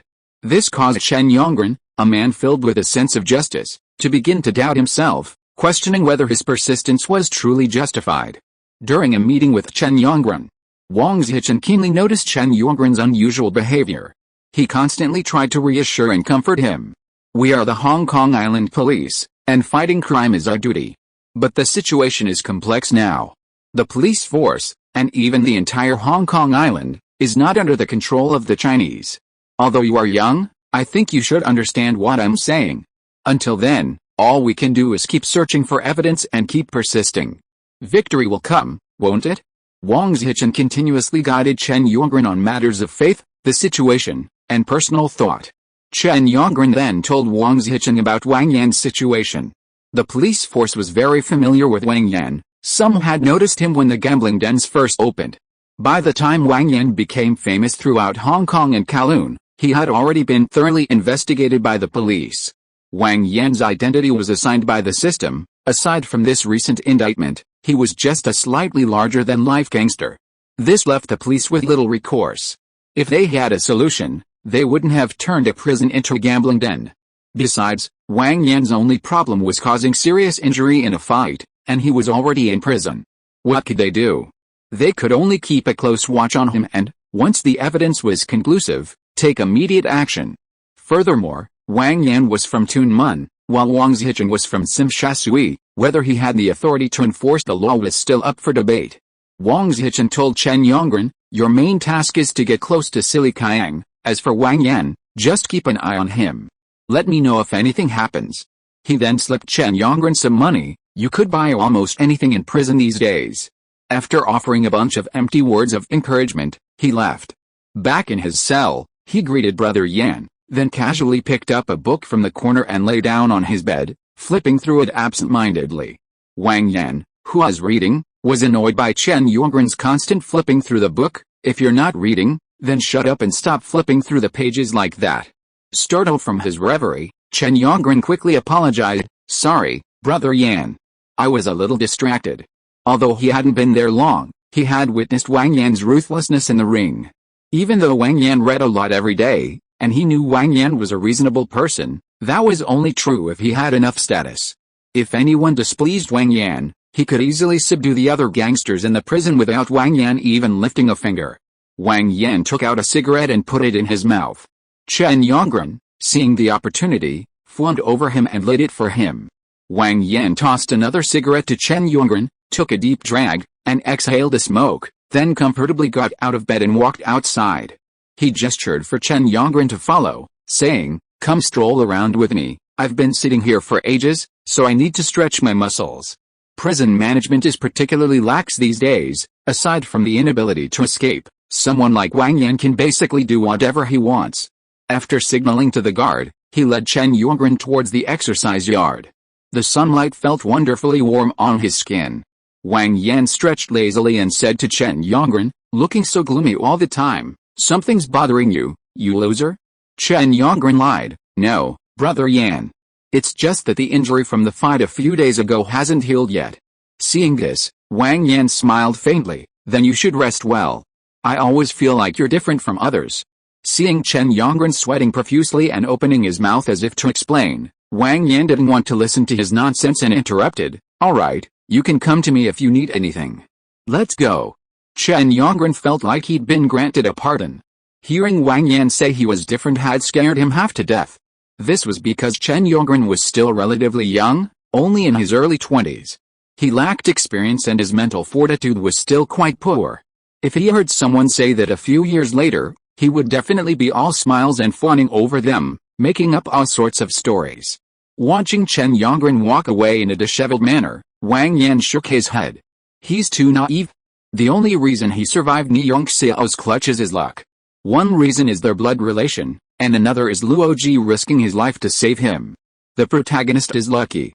After that, Wang Yan didn't have much contact with Chen Yongren. For Chen Yongren to be redeemed, his past experiences couldn't be altered in the early stages. He needed to experience pain before redemption could be discussed. Later, things would be up to Wang Yan's whims. As time passed, through purposeful approaches, Sha Qiang and Chen Yongren's relationship grew stronger. Wang Yan rarely made a move, only once every 10 days or so, because apart from a few thugs who didn't believe in his power and wanted to step on him to rise in rank, no one challenged him anymore. Wang Yan's physique was no joke, even 5 or 6 red sticks couldn't defeat him. He could easily take down ordinary, skilled thugs with a single punch. It's estimated that after his release, many people will come to worship him as their boss, and his former underlings will certainly come to welcome him out in style. "Fuck, I'm finally getting out," Wang Yan muttered to himself. Today was Wang Yan's last day in prison, tomorrow he would be released. He pulled up his stat panel and looked at his physical attributes: Strength 20, Agility 20, Constitution 20, Spirit 14. 3 more months had passed, and Wang Yan had pushed his body to its limits, with strength, agility, and constitution all reaching 20. With his current physical abilities, plus his professional level fighting skills, while he probably couldn't beat Tyson, he estimated he could put up a fight. Wang Yan estimated he needed to add another 3 or 5 points to constitution, at which point he'd probably be able to KO Tyson. He stopped thinking about anything else. He'd been in jail for a year, and he'd thought of almost everything. He pulled the covers over his head and went to sleep. He was getting out of prison tomorrow. Chapter 12, Plans for Release. The next day, Wang Yan got up and had breakfast. He then retrieved some of his personal belongings from the prison guards, not much, mainly just his ID card and a few thousand Hong Kong dollars. He then walked out of the prison gate amidst a self-proclaimed farewell from a group of thugs. As expected, Wang Yan saw a line of his underlings standing outside. There were about 20, less than 30.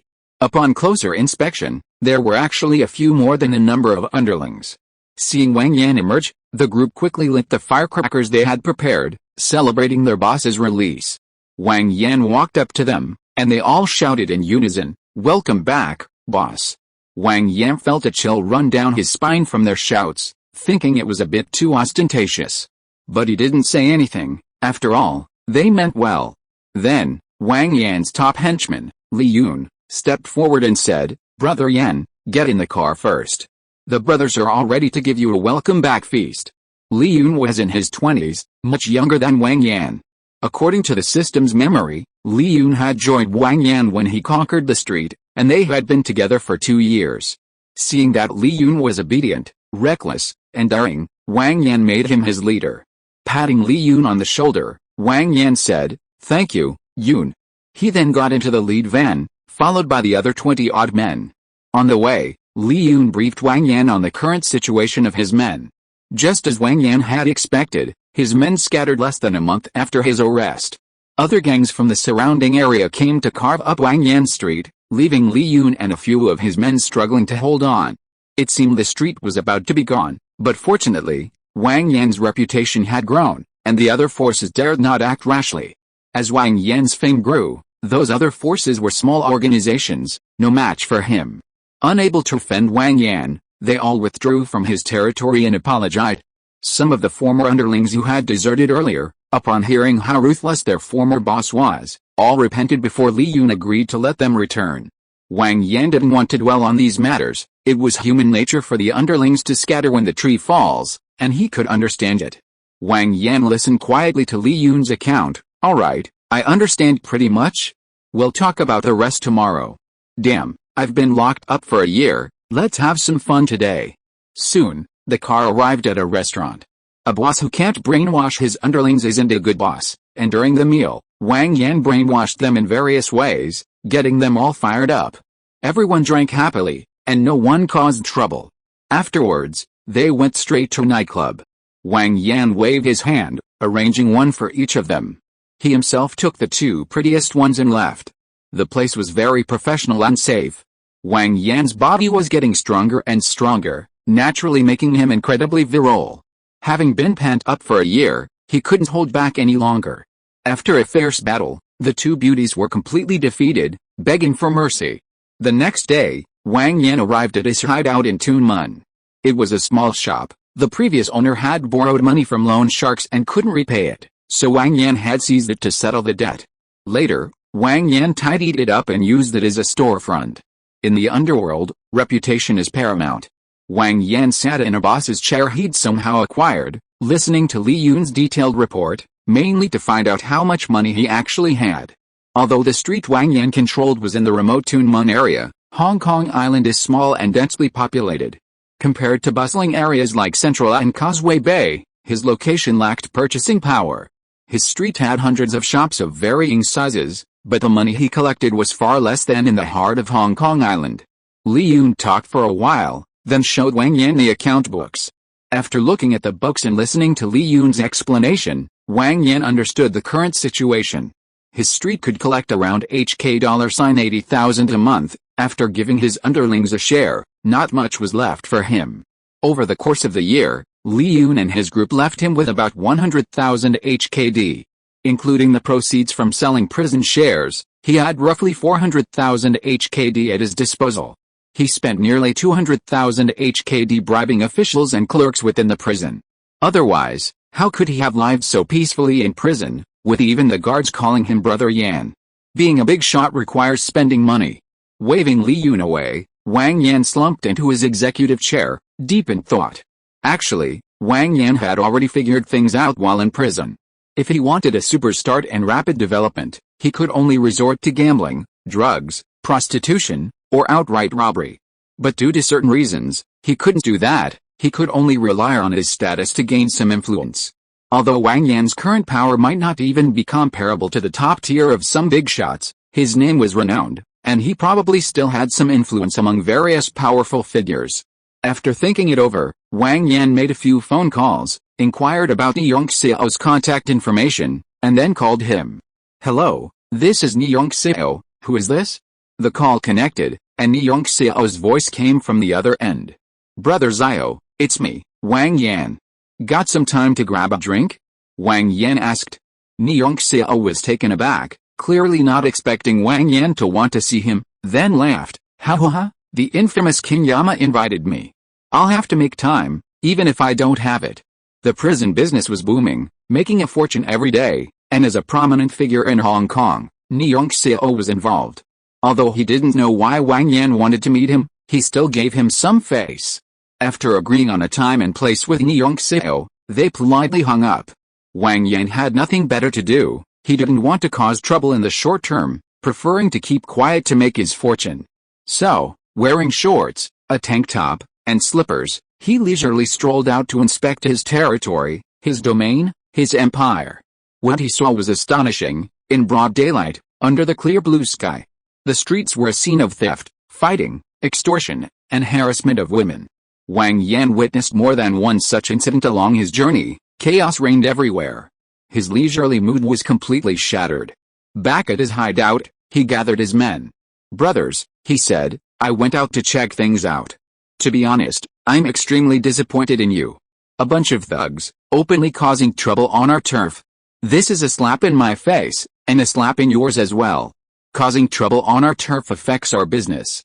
If business is bad, we collect less debt. If we collect less, how the hell will we have any money to spend? Brothers, this is destroying our livelihood. Brothers, answer me, what should we do about this behavior that's preventing us from eating?" Li Yun, though seemingly reckless, wasn't stupid. On the contrary, he was quite shrewd. He immediately raised his arm and shouted, "Kill them." The remaining men, emboldened, echoed, "Kill them. Kill them." Wang Yan gave Li Yun a satisfied look. Li Yun was beaming with pride. This was another step closer to his boss's approval. "Alright, brothers, I'm setting some rules. Anyone causing trouble in our territory from now on, beat them to death. Brothers, don't harass the bosses. They're paying us, we should help them as much as we can. I want to see a clean and tidy street. Don't disappoint me. Understand?" His henchmen shouted back, "Understood. Very good. Now, everyone, 3-2 group, go out and kill those sons of bitches." Wang Yan led the way. The henchmen scattered, and seeing anyone causing trouble, they immediately attacked and beat them up. The thugs were beaten until they cried and screamed, then dumped them on the adjacent street. In one day, the shop owners were satisfied, and the shoppers were satisfied. The people on this street had witnessed Wang Yan's power, and they could enjoy peace for a while. If he could maintain this, business on this street would definitely boom. The appointed time with Ni Yongxiao arrived quickly. After giving some instructions, Wang Yan went to the agreed location. Wang Yan had arranged to meet at a well-known restaurant in Simshasui, as Tunmun was quite a distance from Simshasui. Whether or not the deal would go through is secondary when asking someone for a favor. The importance placed on the person had to be shown. This was also because Wang Yan's reputation and influence were currently disproportionate. Otherwise, he wouldn't have needed to personally handle the matter. A single phone call would have sufficed. Upon arriving at the restaurant, Ni Yongxiao appeared shortly afterward with several bodyguards. At this time, Ni Yongxiao had already dealt with his 4 major gangsters and was in high spirits. Wang Yan struck a pose, extending his hand and taking 2 steps forward. "Brother Xiao, it's a pleasure to meet you." Ni Yongxiao shook hands with Wang Yan, smiling as he said, "It's a pleasure to meet you, Brother Yan. These days, many people can't even see you, haha, we must have a good drink later." Wang Yan glanced at Luoji behind Ni Yongxiao, then laughed, "It's not as exaggerated as you say, Brother Xiao, haha, too much, too much? Come, please come in." He gestured for Ni Yongxiao to enter. Ni Yongxiao didn't stand on ceremony, leaving a few bodyguards to guard the door, and followed Wang Yan into the private room with Luoji. Soon, the food and drinks were served, and the two exchanged compliments, eating and drinking. Ni Yongxiao had a good capacity for alcohol, but Wang Yan was far superior. In addition, Ni Yongxiao was well educated, and Wang Yan was even more knowledgeable and had a remarkable memory. The two chatted more and more congenially. After a while, Wang Yan ordered a pot of tea from the waiter, giving Ni Yongxiao a knowing look. Ni Yongxiao realized they were about to discuss serious matters, so he sent Luoji out to buy 2 packs of cigarettes to get rid of him. His father, Ni Kun, was still dead, and despite Luoji having worked for his family for 5 or 6 years, he didn't dare trust him easily. Watching Luoji close the door and leave, Wang Yan said, "Brother Xiao, you know I'm new here and lack experience. Your presence is a great honor. We've had a good chat. I won't waste any more words. I have a favor to ask of you, Brother Xiao. I know you specialize in selling drugs and have plenty of cash on hand. I'm a bit short on cash and wanted to borrow some money from you. I'll give you 35% interest on your principal for 6 months. Would you agree, Brother Xiao?" Wang Yan wanted to use the money to make a quick profit. He was well versed in stock market information and could easily take advantage of the big players. Ni Yongxiao was the wealthiest person Wang Yan had identified. The others also had considerable wealth, but mostly in real estate. Cash is a luxury, especially for big players like Ni Yongxiao. Ni Yongxiao pondered for a while Wang Yan quietly drank his tea to aid digestion, not disturbing him. After a long while, Ni Yongxiao looked directly at Wang Yan. "Brother Yan, of course, no problem. How much do you want, Brother Yan?" Without hesitation, Wang Yan replied, "The more the better, of course." Looking at Wang Yan quietly, Ni Yongxiao pondered for a moment. "All right, Brother Yan, I have about $10 million in cash that I don't need in the short term. I'll lend it to you." Ni Yongxiao was also trying to build goodwill and do Wang Yan a favor. After all, Wang Yan was now recognized as the strongest in Hong Kong and Kowloon, and he didn't want to offend him. Another reason was that Wang Yan had done a lot of work in prison. How many people had spent time in prison in Hong Kong over the decades? Why did others fail, but Wang Yan succeeded? He didn't know what Wang Yan wanted the money for, but seeing the thriving gambling dens in prison, he inexplicably trusted Wang Yan. Moreover, a profit of $3.5 million in just 6 months was really not low. He certainly couldn't generate that much through financial management and stock trading. The market is only so big. No matter how much stock he holds, he has to sell it bit by bit. He can't make money work for him, and keeping this money is a real headache. Seeing how readily Ni Yongxiao agreed, even though he knew he was just talking nonsense, Wang Yan still offered some advice. "Brother Xiao, Hong Kong is too small. Look outwards sometimes. There's a vast world to explore, and much to achieve. I shouldn't say this, but why only sell in Hong Kong? Look at the great United States, what a free country it is. The people there need you. I can almost smell the ink on those dollars. It's such a captivating scent. Southeast Asia might be okay, but Ni Yongxiao is truly hopeless in America." He had considered this before, but the difference in resources was too great, and he didn't have the channels.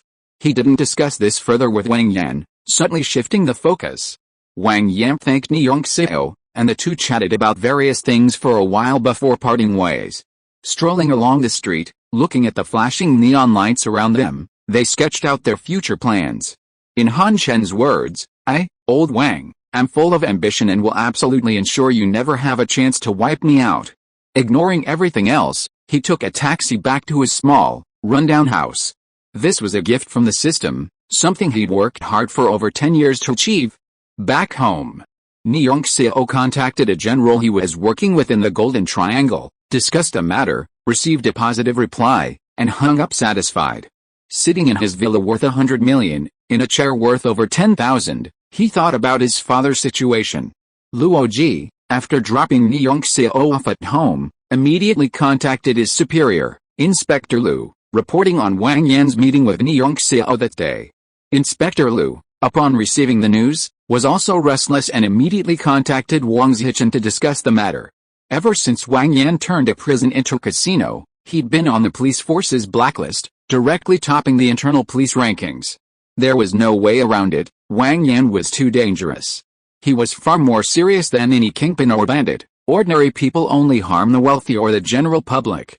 Wang Yan directly undermined the police force, and his combat skills were exceptionally high. Perhaps because many within the force hadn't benefited from his actions, Wang Yan was very popular. It's no wonder they were nervous. A ruthless individual and a drug lord, it was unlikely anything good could happen between them. Wang Zicheng and Inspector Luck analyzed the situation for a long time but couldn't come up with anything, so they had no choice but to give up and report the situation to their superiors. The news eventually reached the Tunmen police station. The Tunmen police station had already started monitoring Wang Yan when they learned of his return. They were terrified. After all, Wang Yan had committed some major crime, and failing to solve it would mean losing their jobs. Everyone had a family to support, and they were afraid of losing their livelihoods. Moreover, Wang Yan was the most physically capable gangster in Hong Kong. Who knew if he went mad and killed a policeman? They were afraid. Today, after Wang Yan's release from prison, he started cleaning the streets, and they didn't say anything. Maintaining local stability was a good thing. But after receiving this news, they were truly on edge. This time, he was really going to cause trouble. They had no other option for the time being but to send more people to monitor Wang Yan. Wang Yan was completely unaware of this, and he had no interest in it. He knew Luo Ji would definitely spread the news of his meeting with Ni Yongxiao, but so what? He wasn't doing anything else, and even if he did, they would need evidence. Chapter 13 Money and Killing. The next day, Wang Yan received a call from Ni Yongxiao, who gave him an anonymous account. Wang Yan thanked him profusely. He then took Li Yun to the bank to check. There was exactly $10 million in the account, and they changed the password. Afterward, the two immediately went to a law firm and hired a capable lawyer to handle the company registration process. Lawyers are professionals, they know how to save money. It wasn't that Wang Yan didn't want to hire a famous lawyer, but the connections of those well-known figures were far beyond what ordinary people could match. They were all committee members and bureau chiefs. Wang Yan's level was far inferior. Wang Yan had the lawyer register several group companies for him, which he would use later, with a holding group named Longtang Group. He then instructed Li Yun to begin recruiting highly capable and qualified henchmen on a large scale. Again, Wang Yan's reputation was huge. Many incarcerated gangsters helped him spread his fame. Nowadays, almost every low-level gangster in Hong Kong knows Wang Yan and wants to follow him. Following a big boss with a big name is incredibly important for a gangster. Therefore, many people volunteer, and after rigorous screening, the elite and talented are chosen. Of course, this process inevitably involves various undercover agents planted by the police. This is unavoidable. Wang Yan is clearly up to something. Frankly, Wang Yan welcomes the police undercover agents. They are all elite police officers selected through layers of screening, and they are not rigid and know how to adapt, the kind of talent Wang Yan needs. After finishing these tasks, he asked Li Yun to find some people involved in financial operations. Within 3 hours, Li Yun brought 3 such professionals, all of whom were in debt to loan sharks. Wang Yan gave them some information and instructed them to operate according to his instructions. He then offered some gentle encouragement and sent a few of his underlings with him. As for threats, don't they know where they came from? Don't they know what Wang Yan does? That's the biggest threat. Over the next month, the operation steadily expanded. Everything had been handed over, so he didn't need to worry too much. A month later, the money Wang Yan had borrowed had finally doubled, reaching over $25 million. He didn't dare invest all that money in one scheme. He didn't understand it and it could easily be ruined. He divided the funds into multiple parts, operating small groups in guerrilla-style operations.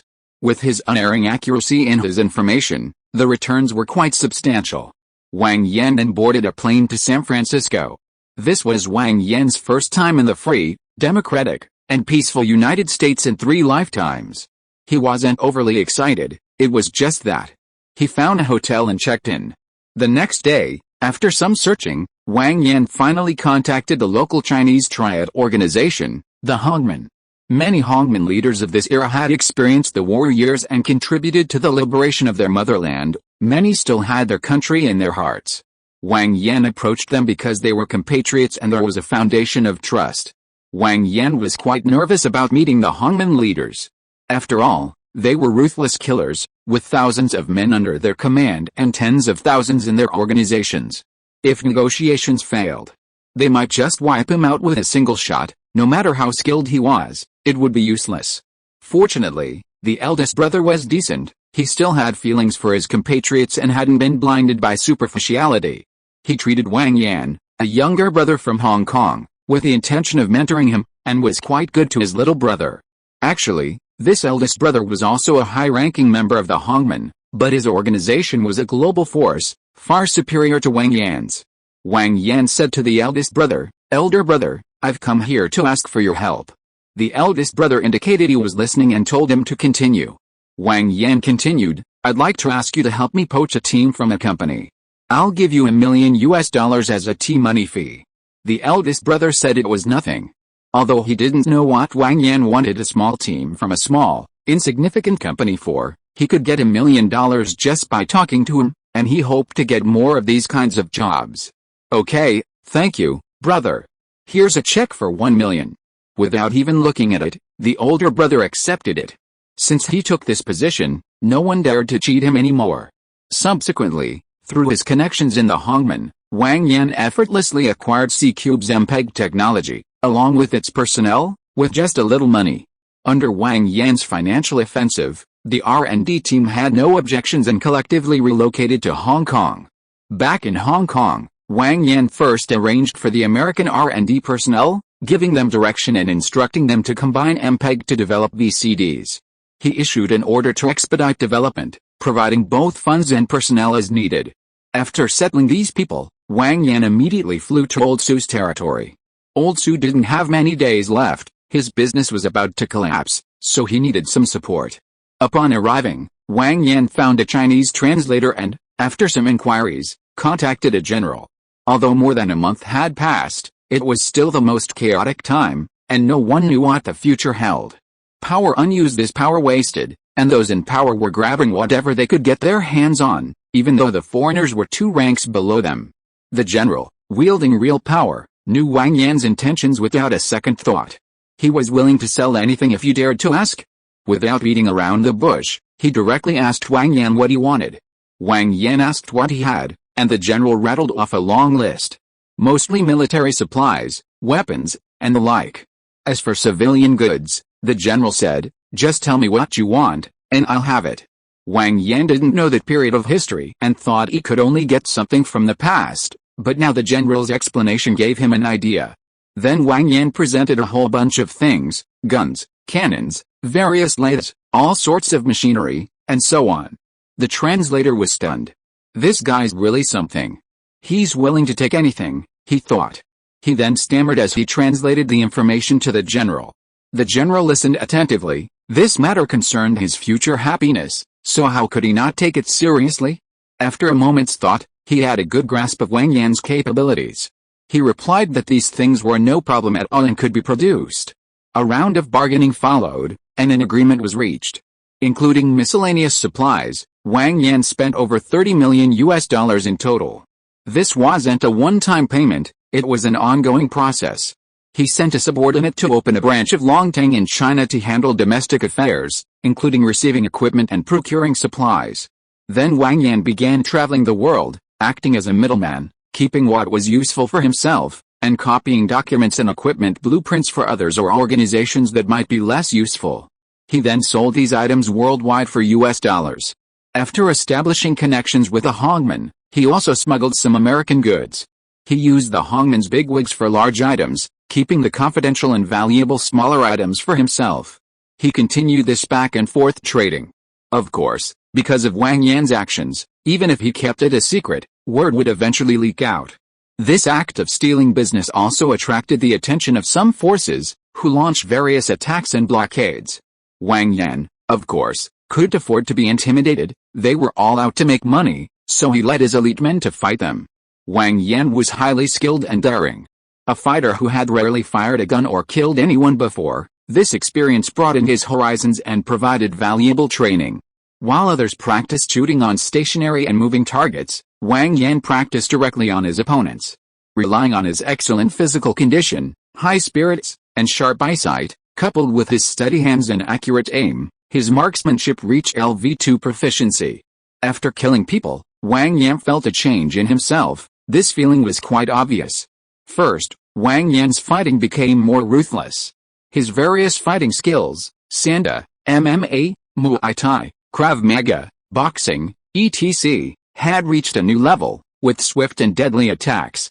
Wang Yan could sense that his fighting skills were nearing a breakthrough. Secondly, there was a psychological feeling that made Wang Yan arrogantly disregard everything. Generally, No one dared to look Wang Yan directly in the eye, because they couldn't bear the look of being stared at like a small animal. This situation was terrible for Wang Yan, and he was constantly searching for a solution. Having overcome the psychological barrier after killing, coupled with his special abilities, Wang Yan was practically cheating. He had dozens of lives on his hands, and his rival gangs were in constant retreat. Of course, Wang Yan wasn't a war god. Being injured was common. Taking such a great risk yielded rich rewards. The equipment, lathes, and machines he obtained from Brother Su were all shipped back to China. At the same time, he had a considerable amount of cash in his account. As for the money Ni Yongxiao had given him, he returned it to him in less than 6 months. What Ni Yongxiao thought about it was unknown. Once everything was settled, he finally sat down to properly understand the specifics of his power. Previously, Li Yun had reported to him over the phone, which was certainly not as detailed as actual observation. Based on Li Yun's detailed report, Wang Yan gained a thorough understanding of the developments over the past 4 months. During this time, Wang Yan's ranks had expanded to over 500 men. These men were selected from a pool of applicants for the gangster job, and their individual qualities were quite good.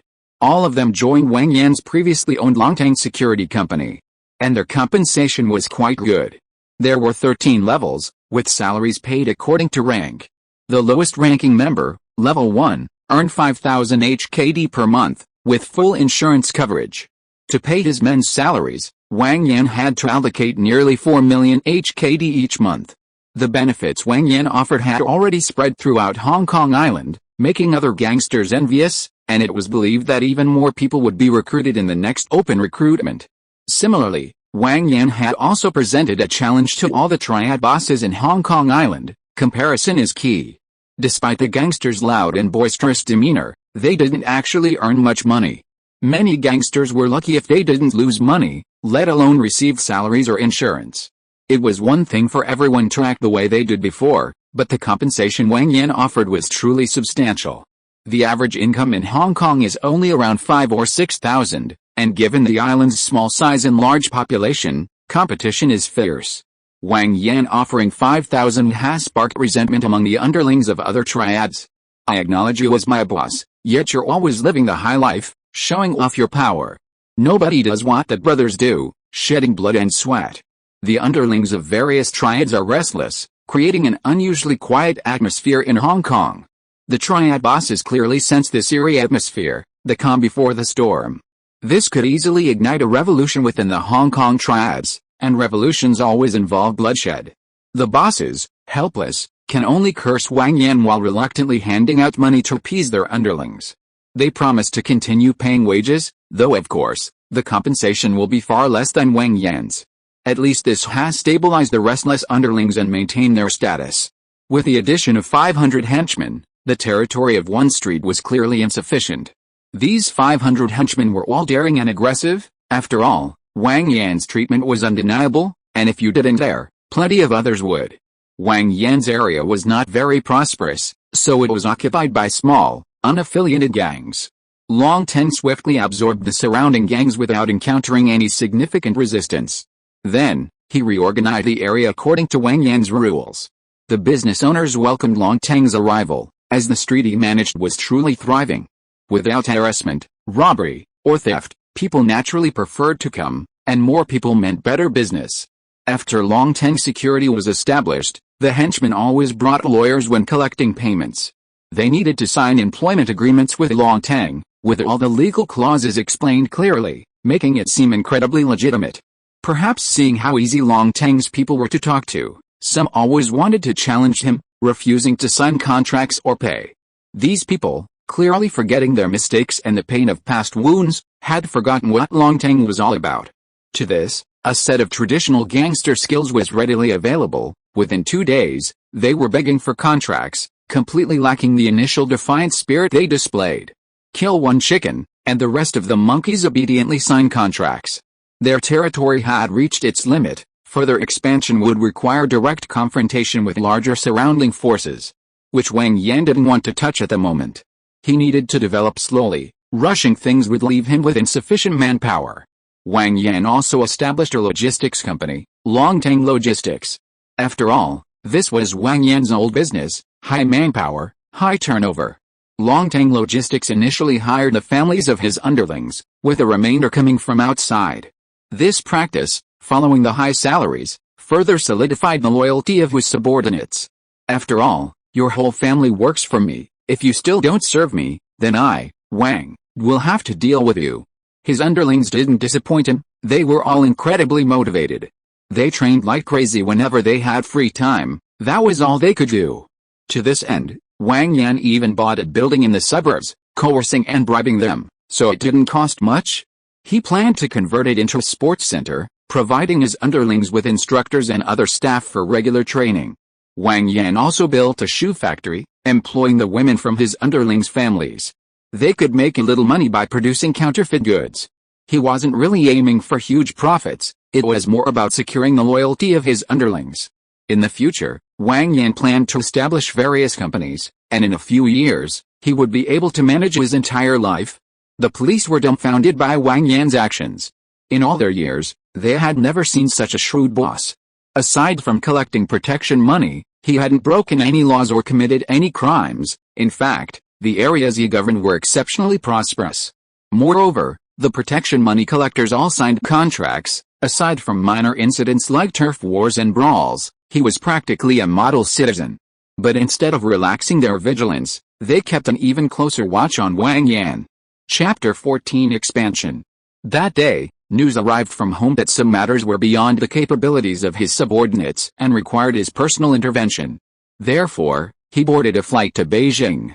Unbeknownst to Wang Yan, the translator he had hired from the Russians, after receiving payment, had told his friend about the incident as a source of amusement. After all, in this day and age, those who could make a living as translators were generally quite skilled. His friend, however, was a police officer. Needless to say, a policeman's awareness was paramount. He immediately reported it to his superiors. Although it wasn't part of his job description, he treated it as a major issue, and indeed it was. As the case progressed through the ranks, it finally reached the higher-ups. Investigating someone like that was incredibly easy. Within an hour, Wang Yan's detailed information was on the leader's desk. In fact, they had been keeping an eye on Wang Yan. He had already come under the scrutiny of higher-ups when he turned the prison into a casino. They believed that if Wang Yan didn't take action, he wouldn't be able to escape. He would have to be brought down.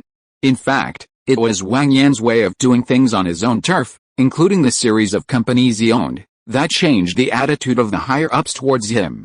After all, Hong Kong Island would be returned to China in a few years, and stability was paramount. And Wang Yan could provide stability. After Wang Yan got off the plane, before he even left the airport, he was surrounded by 5 or 6 people, with more than 20 others scattered around. They had detailed information on Wang Yan and were certainly aware of his fighting capabilities. There were dozens more outside, fearing that Wang Yan might escape. There was no panic or confusion. Wang Yan had anticipated this situation. Although he didn't know that the translator had betrayed him, he knew that this was the capital, and that a dangerous person like Wang Yan was naturally on their record. What made Wang Yan feel very honored was that dozens of people had actually come to arrest him. This could be considered a recognition of his strength.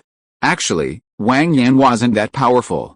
Even if 7 or 8 of these people came and ganged up on him, Wang Yan would be lying there, since these were all elites. Wang Yan was taken to a car, his head was immediately covered with a hood, and he was driven around in a series of turns. After his hood was removed, he looked around and found himself locked in a small room, guarded from the outside. Wang Yan waited patiently for a while before footsteps sounded, and a middle-aged man in his 40s entered. The man shook hands with Wang Yan and was about to speak when Wang Yan interrupted. "No need for introductions, I know what's going on." He then asked, "How should I address you?" The man hesitated for a moment before replying, "My surname is Zhang. Then call me Old Zhang. I wonder if you brought me here because of Hong Kong or the Soviet Union?" Wang Yan asked. Old Zhang was somewhat surprised by Wang Yan's familiarity, pragmatism, and Mandarin proficiency, both. Wang Yan thought for a moment and said confidently, "Maintaining stability in Hong Kong, I can do it." His tone was confident and unquestionable. Wang Yan didn't want to say too much about it, because it was pointless. A country wouldn't believe someone based on a few words. The Soviet Union bought the guns because they were good quality and cheap, Old Zhang. I want to expand outwards. Hong Kong is too small, Wang Yan said truthfully. Whether Old Zhang believed him or not, He didn't know. Old Zhang pondered for a while, then said to Wang Yan, "Is there anything we can help you with?" His main purpose in coming was to gauge Wang Yan's attitude, which was crucial. Old Zhang didn't care whether Wang Yan was telling the truth. Words were useless, actions mattered. This was also why Wang Yan was being so agreeable, seeing him as shrewd, pragmatic, and unwilling to harm anyone. Of course, Wang Yan said, "You know what I've been doing lately. I've been in Hong Kong for over 20 years without killing anyone, but after this one, I'm sure you've noticed my unstable state. I believe you understand this kind of thing. Do you know any solutions?" Old Zhang paused for a moment and said, "It's a psychological problem, or you could say a philosophical one, or even a matter of perspective. Do you understand what I mean?" Hearing Old Zhang's explanation, Wang Yan understood. He hadn't considered this before, but now, with guidance, many things became clear. Our culture has been passed down for so many years, it's ingrained in our very being. Confucianism emphasizes the doctrine of the mean, and Taoism emphasizes non-action. Although Wang Yan hadn't studied these concepts, he still had some understanding after 9 years of compulsory education. The moment he thought of the doctrine of the mean and non-action, Wang Yan understood everything. In martial arts, reaching a certain level leads to a state of being, which is what Guo Yunshan called the 3 threes theory, and also a concept from Bruce Lee's Interception. This is why martial arts masters are often eccentric and enigmatic. After all, their level is high. Even without any formal education, their words can be quite enigmatic. Of course, it's said that the poor are cultured and the rich are skilled in martial arts. How could a martial artist be uncultured? Wang Yan's skills were all acquired through expensive investments. Ultimately, Wang Yan achieved his physical fitness quickly by investing 4 points, but lacked the corresponding cultivation and state of being. In other words, he lacked the mental fortitude cultivated through constantly pushing physical limits. A line from the movie The Grandmaster can also explain Wang Yan's current situation. The true meaning of the sword lies not in killing, but in concealment. The old ape hangs its seal and looks back. The pass is not in hanging the seal, but in turning back. Without considering the context, Wang Yan was like that. He could let go but couldn't hold back. Now the solution was found. Go back and read more books.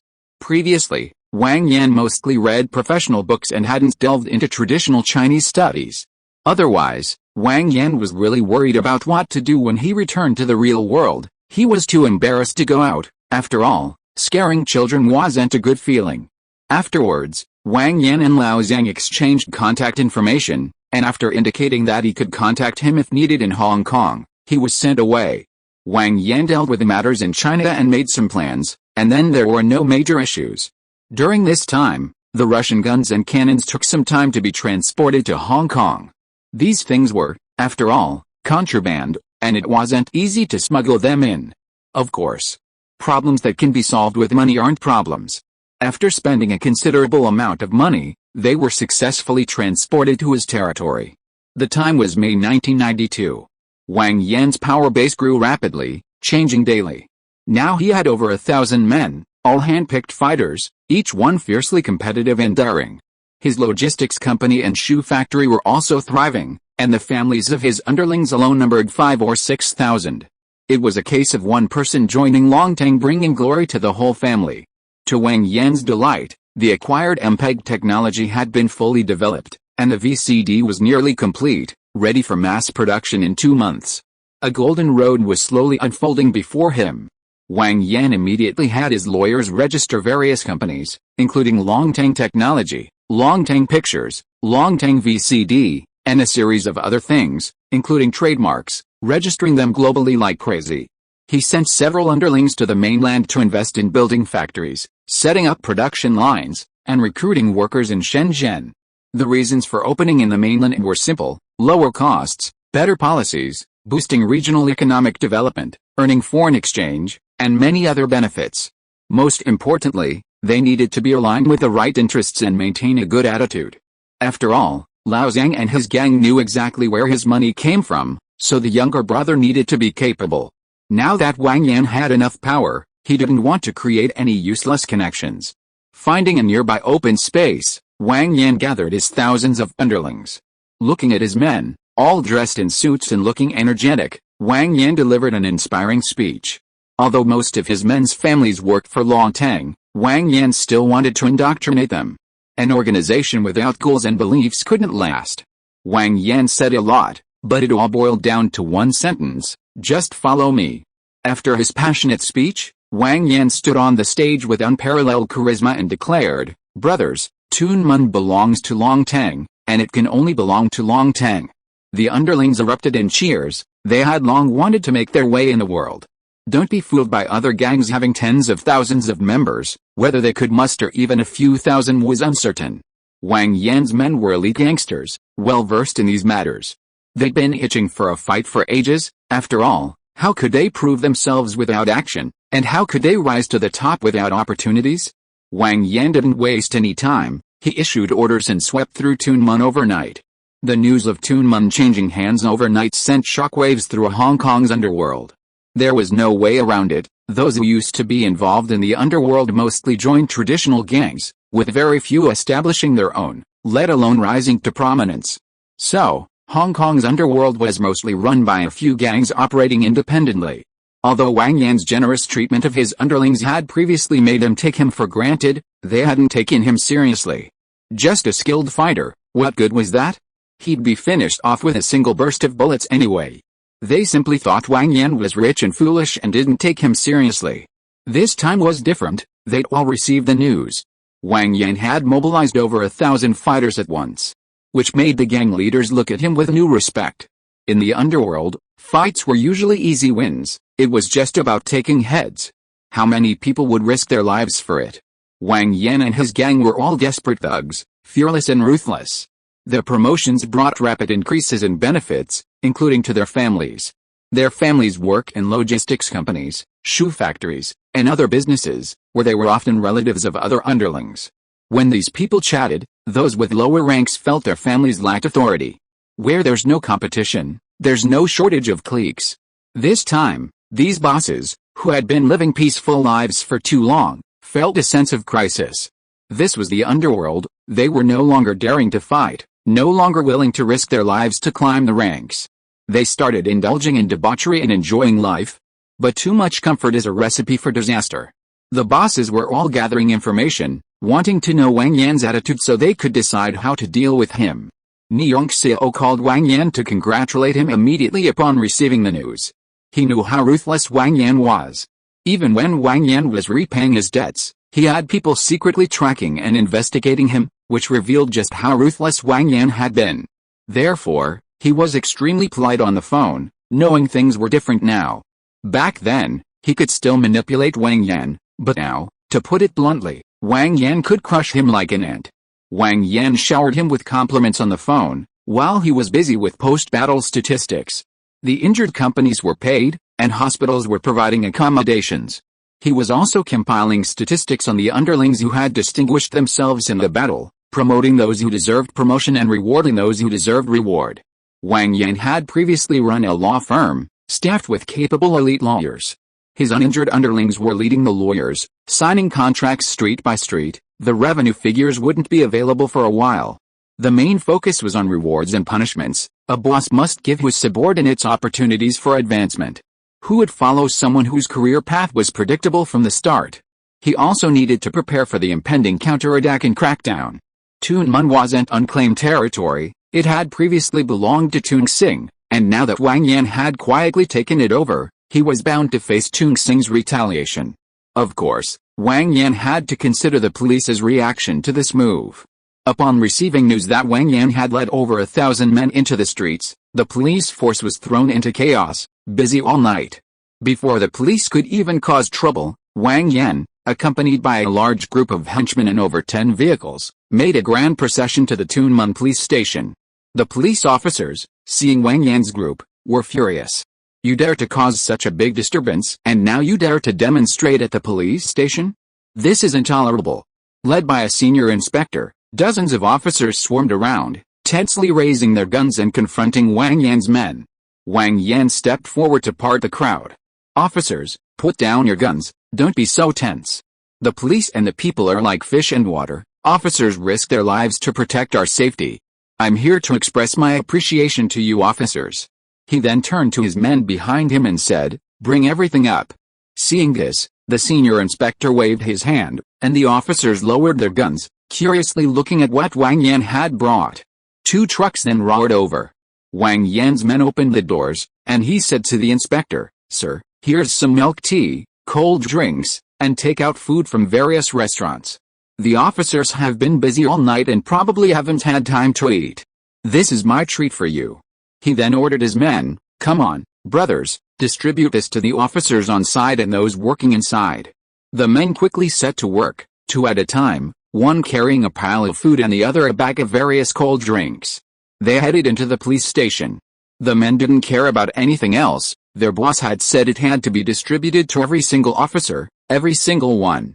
Therefore, they didn't care who you were. Whether you were an inspector or a superintendent, whether you worked in the lobby or an office, they just stuffed food and drinks into anyone's hands. The police officers in the station were completely bewildered. A group of burly men in suits were rampaging through the station. The police officers, unaware of the situation, didn't make any rash moves and simply watched as the group distributed the food floor by floor. Wang Yan, on the other hand, was led directly to the police chief's office by the inspector, carrying a meal.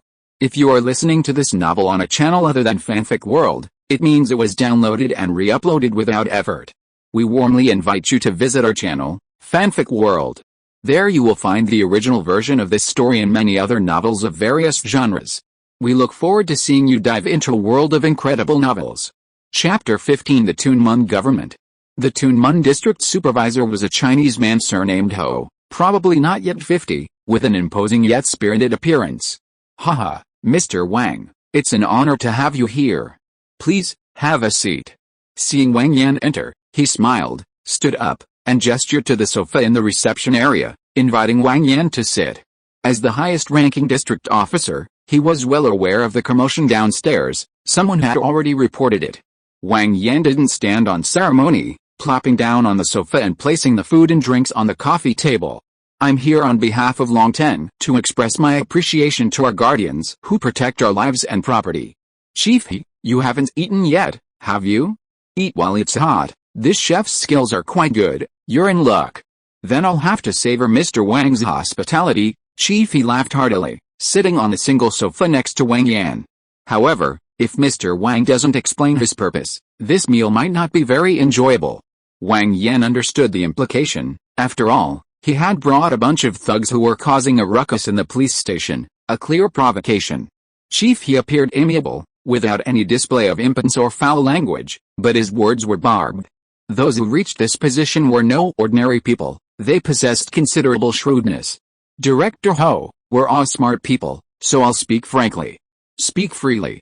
Wang Yan nodded and said, "Now that Long Teng is in charge in Tunmun, I believe Director Ho knows us well. Compared to Tung Sing, you know the scales in your heart. I'm not exaggerating. With Long Teng's current strength, Tung Sing is no match. Tung Sing is causing chaos in Tunmun, creating a mess, making people anxious and uneasy. As a citizen of Hong Kong Island and a businessman with businesses in Tunmun, I need a stable and harmonious environment to operate and develop." "That's right." Director Ho nodded in agreement without hesitation. "Since Director He agrees, that makes things easier." Wang Yan nodded and said, "To achieve a stable and harmonious environment, we must eliminate the cancerous growth of Tung Sing. This will inevitably cause some unrest. What do you think, Director He?" After listening quietly, Director He narrowed his eyes and stared at Wang Yan for a long while before speaking. "As the director of Tunmun, maintaining stability and harmony in this area is naturally my duty. Stop beating around the bush." Wang Yan waved his hand impatiently. "Get to the point and name your price." Director He raised his palm and spread out his 5 fingers. "Not much," Wang Yan smiled, saying meaningfully, "but I wonder if it's enough for Director He's family's expenses in Canada." Director He's narrowed eyes widened instantly, staring fiercely at the smiling Wang Yan. After a long while, he sighed resignedly. "Just name your terms." 250, I'll transfer it to your wife's card later. Please check." As he spoke, Wang Yan stood up and shook hands with Director He. "Pleasure doing business with you, Director He. If you have any problems in Tunmun in the future, you can contact Long Teng." Director He smiled insincerely. "Of course, Mr. Wang, take care." With a smile, Wang Yan left with a "don't bother seeing me out." This director, he was clearly not one of their own, otherwise he wouldn't have asked for 5 million. He wasn't a lackey of the foreigners, but he was also driven by personal interests. But to be honest, he could have completely ignored director He. After all, he had the power and the connections. If he really took action, they wouldn't be able to catch him doing anything. However, these were soldiers after all, and he was making a living under their command, so he'd give them what they wanted. After all, if they really wanted to control him, it would be quite troublesome. If it could be resolved with money, he shouldn't create trouble for himself. On the way back, Wang Yan received a call from Dongxing, who wanted to sit down and talk. Wang Yan scoffed at the call. After so long, they were definitely having an internal power struggle, passing the buck. He almost laughed at the idea of talking. What kind of crazy person would they be to come here looking for trouble? They just seized territory, and now they were calling to talk? What was there to talk about? It was clearly a trap. So Wang Yan refused without hesitation. He didn't care about the 5 tigers or the 6 cats, they were all trash. His attitude was clear, he was going to fight to the end. Hanging up, Wang Yan ignored Dongxing's affairs, waiting for retaliation. He'd just deal with them. He went back to continue with post-war resettlement and replanning development. Night fell quickly, and Dongxing gathered a large group of men, marching in a grand procession towards Tunmun. Wang Yan's underlings, after the previous battle, numbered only about 800, the rest were in the hospital. 800 was no match for at least 3,000 men. On average, 3 of them could easily defeat one of the enemies. Police arrived to maintain order, but with a combined force of about 4,000, their manpower was insufficient to control the situation or stop either side from advancing.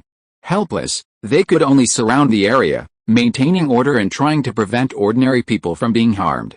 But by this time, there were no ordinary people left. Seeing such a large force, they had all fled to find advantageous vantage points. They simply didn't dare to join the fray. They were all just laborers, and getting beaten up wasn't worth it. Wang Yan, on a distant rooftop, watched the situation from below through binoculars. Since the fight was inevitable, there was no point in wasting words or exchanging insults. He didn't want to waste any more time and directly called Li Yun, the leader of the group, to start the fight. At this point, they couldn't back down, especially since most of the opposing force were just there to make up the numbers. Their individual fighting strength was no match for their 800-plus men. They were just a motley crew, looking imposing but actually useless. If their men could withstand the first wave, the battle would be basically over.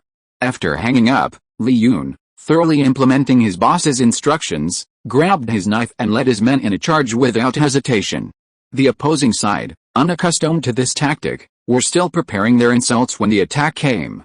They didn't even have time to react before a row of them was wiped out. As Wang Yan had predicted, in this situation, those in the front row were the capable fighters, or at least some kind of high-ranking officer.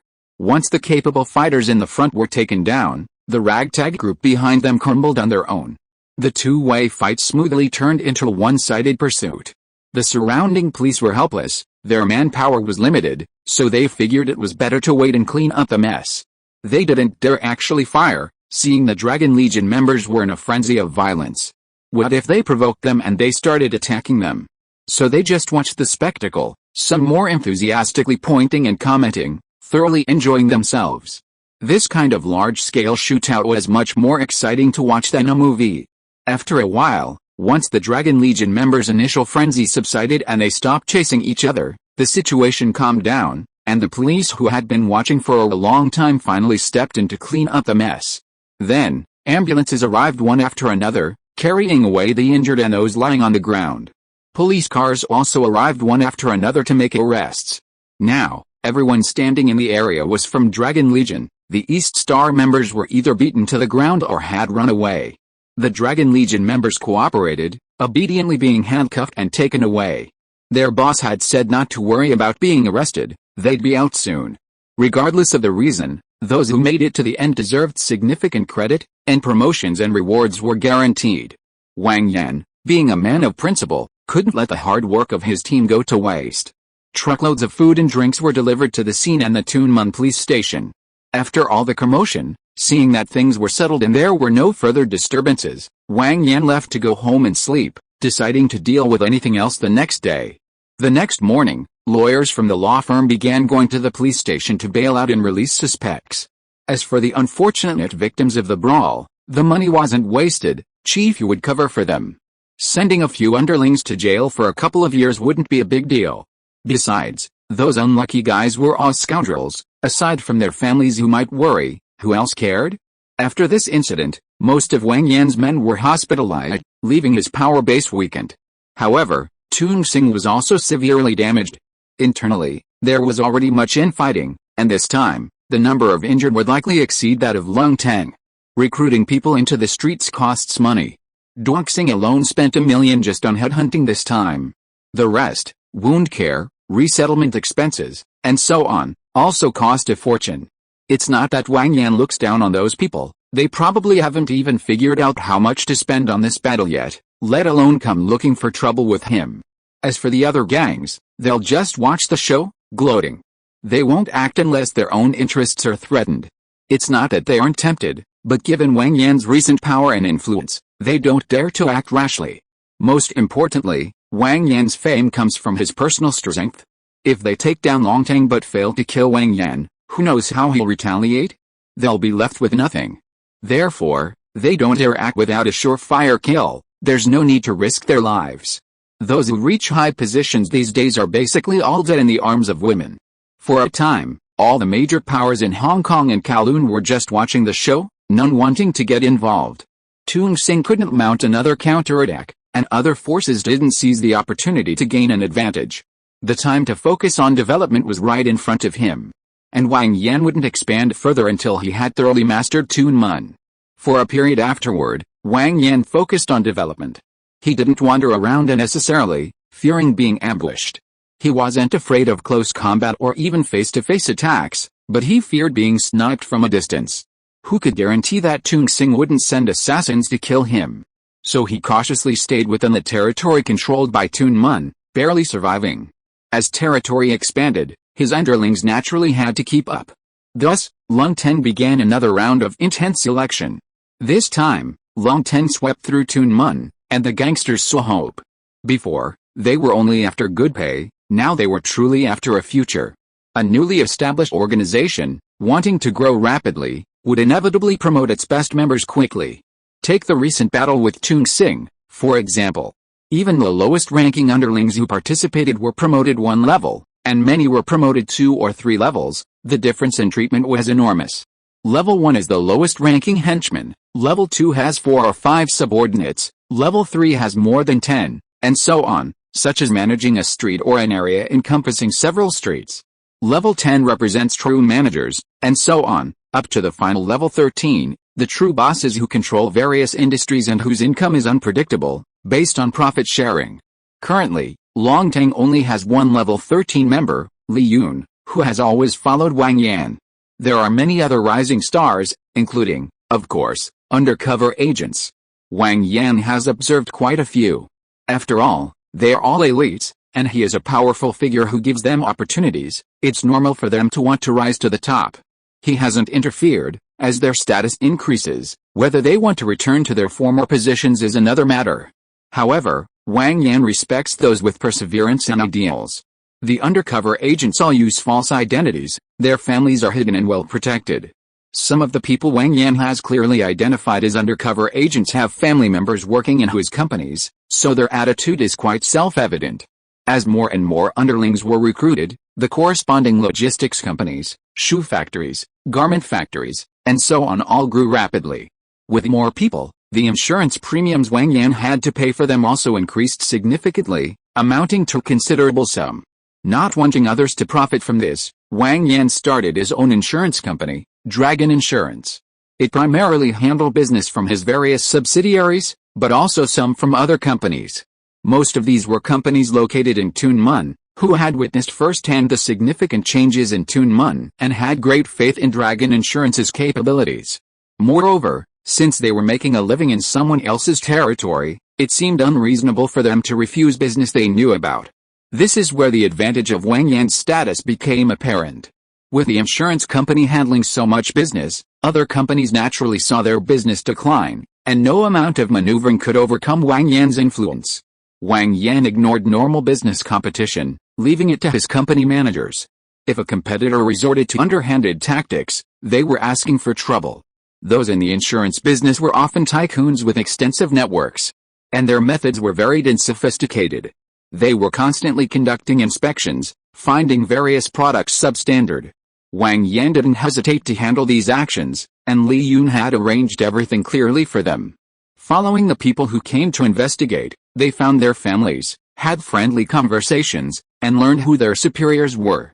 Then they investigated which superior they were, found some incriminating material, and decided to cooperate if possible. Otherwise, they would proceed with a legal process to report and remove them. As for the instigators, most of them would pay to avoid trouble. Those who refused were already enjoying nature in the ocean. Through these events, they made their stance clear, telling others that Long Teng was not to be trifled with. Business competition was fine, but they shouldn't resort to underhanded tactics.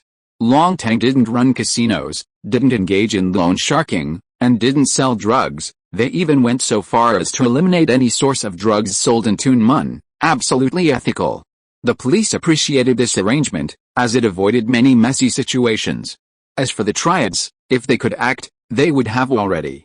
Long Teng hadn't made a move for a while after their battle with Tung Xing, but now they might not even be a match for them.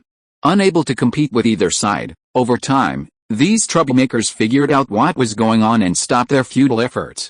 Not only that, Wang Yan also implemented reforms in Tunmen.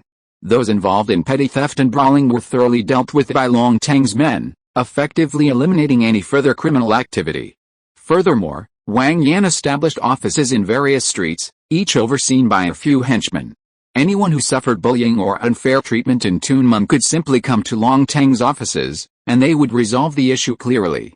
While some complained about Long Teng's meddling, they didn't dare cause trouble, they only grumbled about it when no one was around. The police in Tunmen were practically idle. Previously, they were overwhelmed by various problems, but now they had none. Uniformed police officers were highly sought after. They no longer patrolled the streets, simply sitting in Long Teng's offices during their workdays. They didn't have to endure the elements, and were provided with food and drink, living a life of luxury. The residents here experienced a surge in happiness, which led to a dramatic rise in property prices in Tunmen, a relatively remote area on Hong Kong Island. Of course, with Wang Yan's rapid expansion, corruption was inevitable. His solution was to establish an accounting firm to audit the finances of his various companies, including those in mainland China. He encouraged whistleblowing, promising immediate promotions and severe punishment for those caught embezzling. Given the 13-tier system in each company, with its generous compensation packages, it was clear that embezzlement was rampant. After dealing with a few cases, the problem largely subsided. People, remembering the seniors in those positions and the difficulty of reaching that level, generally gave up. The situation in mainland China was also relatively mild. Sharing the Hong Kong example served as a deterrent. Any attempts to take action were investigated and dealt with. However, this expansion also attracted retaliation from the Tung Xing group, who constantly disrupted Wang Yan's businesses, causing some losses. Wang Yan didn't take it too seriously, simply noticing it briefly. To solve this, we need to wipe out Dongxing. But it'll be soon, they won't be around for long. My bros signed a contract, leveled up, and there's that check mark under his author name. Guys, feel free to vote for him sometime. That one check mark was something I arranged myself, which is a bit embarrassing. Thanks. That's all. Chapter 16 The New Territory of Power. Time passed slowly, and more than 2 months went by in the blink of an eye. During this time, Wang Yan sought out many renowned martial arts masters to learn various schools of Chinese martial arts. Many martial arts instructors from Hong Kong came during the war years, all with legitimate lineages. Wang Yan paid a high price to have them teach him. Whether they dared to deceive him was another question entirely. Wang Yan, being a level 3 fighter, had impeccable judgment. He learned some genuine skills in Bajikun, Wing Chun, and various styles of martial arts. These old men had a strong sense of principle. It wasn't a matter of right or wrong, but they truly ingrained the rules in their very bones. Since Wang Yan wasn't going to be their son or grandson, he couldn't learn many of the essential teachings. Wang Yan spent the rest of his time reading books on traditional Chinese culture to improve his mindset and address his personal issues. One day, while Wang Yan was practicing at his martial arts school, The head of Longtang Technology rushed in. Upon seeing him, Wang Yan knew what was going on. Sure enough, the visitor beamed with joy as he reported on the results. The VCD was finally finished. Wang Yan didn't waste any time, simply waving his hand and handing out money. After giving the R&D staff a large sum, Wang Yan issued new improvement tasks and proposed the development direction for DVDs. He then flew directly to Shenzhen with his technical staff to have them debug the production line. Wang Yan owned many factories, not just in Shenzhen, but in many other cities as well, producing VCDs at a staggering monthly output. Wang Yan didn't intend to give others a chance to enter the market. Monopoly was the key to making money. Wang Yan took some samples and sent them to his friends all over the world, intending to help them get rich. He thought it would take him countless lifetimes to sell his products worldwide on his own. Meanwhile, factories in China began working overtime to produce and stock up, and advertising was being filmed and promoted intensively. His friends were incredibly excited when they saw the finished product. Nobody was stupid, they knew this was a revolutionary product. It was far more profitable than their hard-earned sales, and the returns were comparable. After some negotiation, the wholesale price was set at $2,000, while the factory price was less than 500 yuan. This was the benefit of a monopoly. Anyone wanting to pirate it would likely face a tough 6 months. Within 6 months, Wang Yan estimated he had sold almost everything worldwide.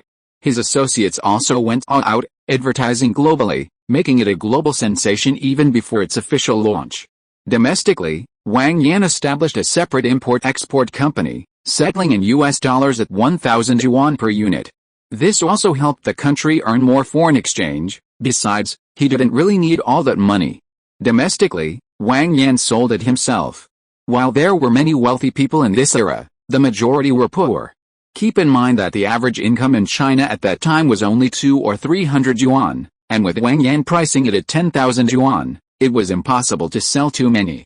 A month later, the first batch of over 1 million VCD players was completely sold out. And as expected, these VCD players sold out in less than a day after their release.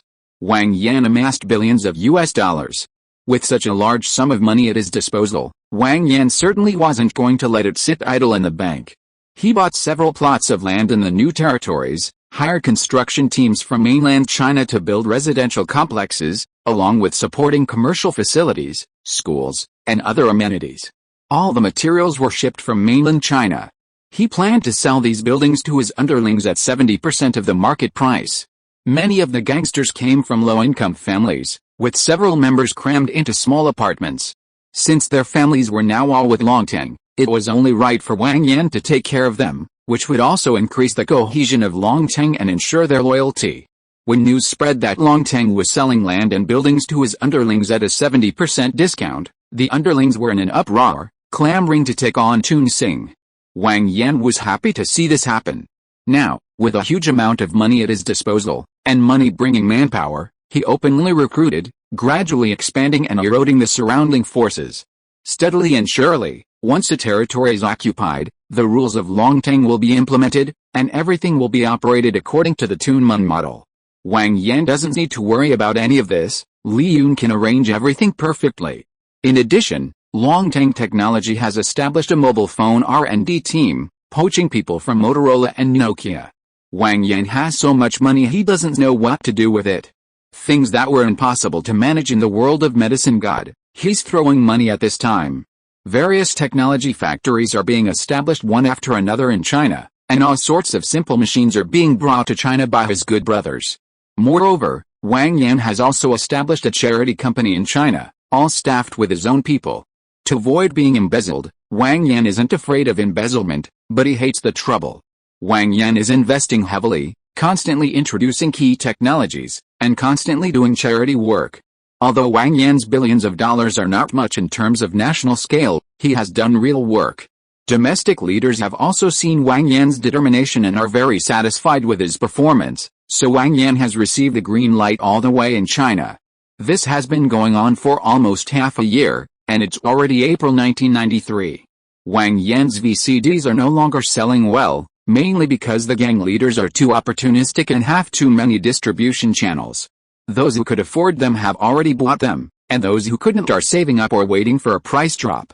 Moreover, Wang Yan has heard rumors of counterfeits, which will likely be available soon. During this period, Longtang's development has been frenzied, with tens of thousands of followers. A large organization is difficult to manage, especially since Wang Yan has been remotely directing operations from within China, inevitably leaving some areas unattended. Initially, things were manageable, with Longtang gradually encroaching on surrounding territories according to Wang Yan's intentions. Later, with more people and his followers eager to prove themselves and climb the ranks, they became reckless. They directly waged war against a series of triad forces, including Chongqing, reducing Chongqing to a second-rate triad. Longtang essentially dominated the new territories, and at least 100,000 people in Hong Kong relied on Wang Yan for their livelihood. Because of Longtang's aggressive expansion, they have offended virtually every triad in Hong Kong. These triads have now formed an alliance, fiercely guarding against Longtang and determined not to allow it to become the dominant force. These people, united, are incredibly powerful. Even Wang Yan can't control them, which makes it difficult for Longtang to expand. To be honest, Wang Yan hasn't returned to Hong Kong since learning of their alliance. He stayed in mainland China, afraid of being killed if he went back. Only now, after a thorough review of the situation, has Wang Yan made his decision. Their rapid expansion over the past 6 months has overwhelmed Longtang. They can't manage such a large territory. The priority is quiet development, thoroughly understanding the occupied areas, and establishing Longtang's rules in everyone's minds before continuing expansion. With a larger territory and more people, things become more difficult, and this process will likely take some time. Wang Yan also needs time to consolidate his power, as his abilities can no longer keep up with Longtang's growth. Controlling so many people and such a large territory is clearly becoming a challenge for Wang Yan. To develop peacefully, he needs the consent of other gangs. There's no other way, they are too powerful when united, and Wang Yan can't afford to offend them. He can only stabilize them first and then proceed cautiously. Wang Yan relinquished a portion of his profits, specifically, the VCD sales rights, to several countries. This was enough to sustain them for a while, and since each gang wanted the lion's share, the competition was fierce. His brothers were well fed and understood Wang Yan's current situation. They were grateful for his help in making money. They were all in the business and couldn't be ungrateful. Therefore, Wang Yan readily agreed, giving up some less competitive markets in various countries and regions. Even though Dragon VCDs weren't selling well, they were still exclusive, and there were still buyers. No matter how powerful Wang Yan was, he couldn't sell them all. Despite the frantic expansion of production capacity over the past 6 months, he could only sell a few tens of millions of units at most. So there was still a significant market. He never worried about selling good products, and what Wang Yan gave them was a substantial sum. Regardless of how the united gangs ultimately distributed the profits, some would get more and some less, and any unequal distribution would be the root of trouble. Wang Yan successfully diverted their attention by granting them sales rights, preventing them from uniting against a common enemy and exacerbating their internal strife. With external stability restored and no more infighting, why wait for steady development? Longtang hadn't even occupied many territories long before continuing to expand into new ones, leaving many areas still chaotic and unregulated. For long-term stability, a more pragmatic approach was needed. Wang Yan issued orders to sweep through the area street by street, opening new offices one street at a time. The new territories were visibly improving. Aside from dedicating time to managing the company daily, Wang Yan spent the rest of his time in his newly purchased villa reading and studying. He now primarily read books on traditional Chinese culture and philosophy to improve his self-cultivation. These subjects were quite abstruse, and Wang Yan's level wasn't sufficient. Therefore, he spent a considerable sum hiring professors and scholars from the University of Hong Kong to teach him. Although these subjects were somewhat mystical, they were undeniably effective, with impressive progress. Wang Yan could clearly feel himself gradually recovering and returning to normal. Wang Yan held back until early 1994 before finally resolving his personal issue. Traditional Chinese culture and philosophy, representing Eastern and Western thought respectively, are inherently profound and difficult to understand. After studying for over half a year, Wang Yan had only reached a basic LV1 level. He had considered using points to enhance his spirit after returning to the real world. However, as his understanding of these concepts deepened, he realized that high spirit alone wasn't enough. Adding points to spirit increases its quantity, While continuous learning and improvement enhances its quality, two different directions. Wang Yan didn't know if this mystical concept of spirit could ever lead to a qualitative leap. If it were possible, who knew how many attribute points would be needed, or how long it would take? All he could do was continuously improve himself and refine his spirit. He hadn't just been studying all this time, otherwise, the large company would have collapsed. With his prolonged involvement in company management and decision-making, Wang Yan's abilities improved rapidly, and his management skills reached a professional LV3 level. Sales skills, essential for making a living, have correspondingly broken through to the LV3 professional level. This confirmed Wang Yan's suspicions. This thing is all about sales volume. The experience gained from handling large deals is different from that of ordinary transactions. Longtang's development has been astonishing. It now firmly controls the entire new territories. After Longtang cleaned up the new territories, the gangsters, petty thieves, drug dealers, and other criminals, having lost their foothold in the new territories, all fled to Kowloon and Hong Kong Island.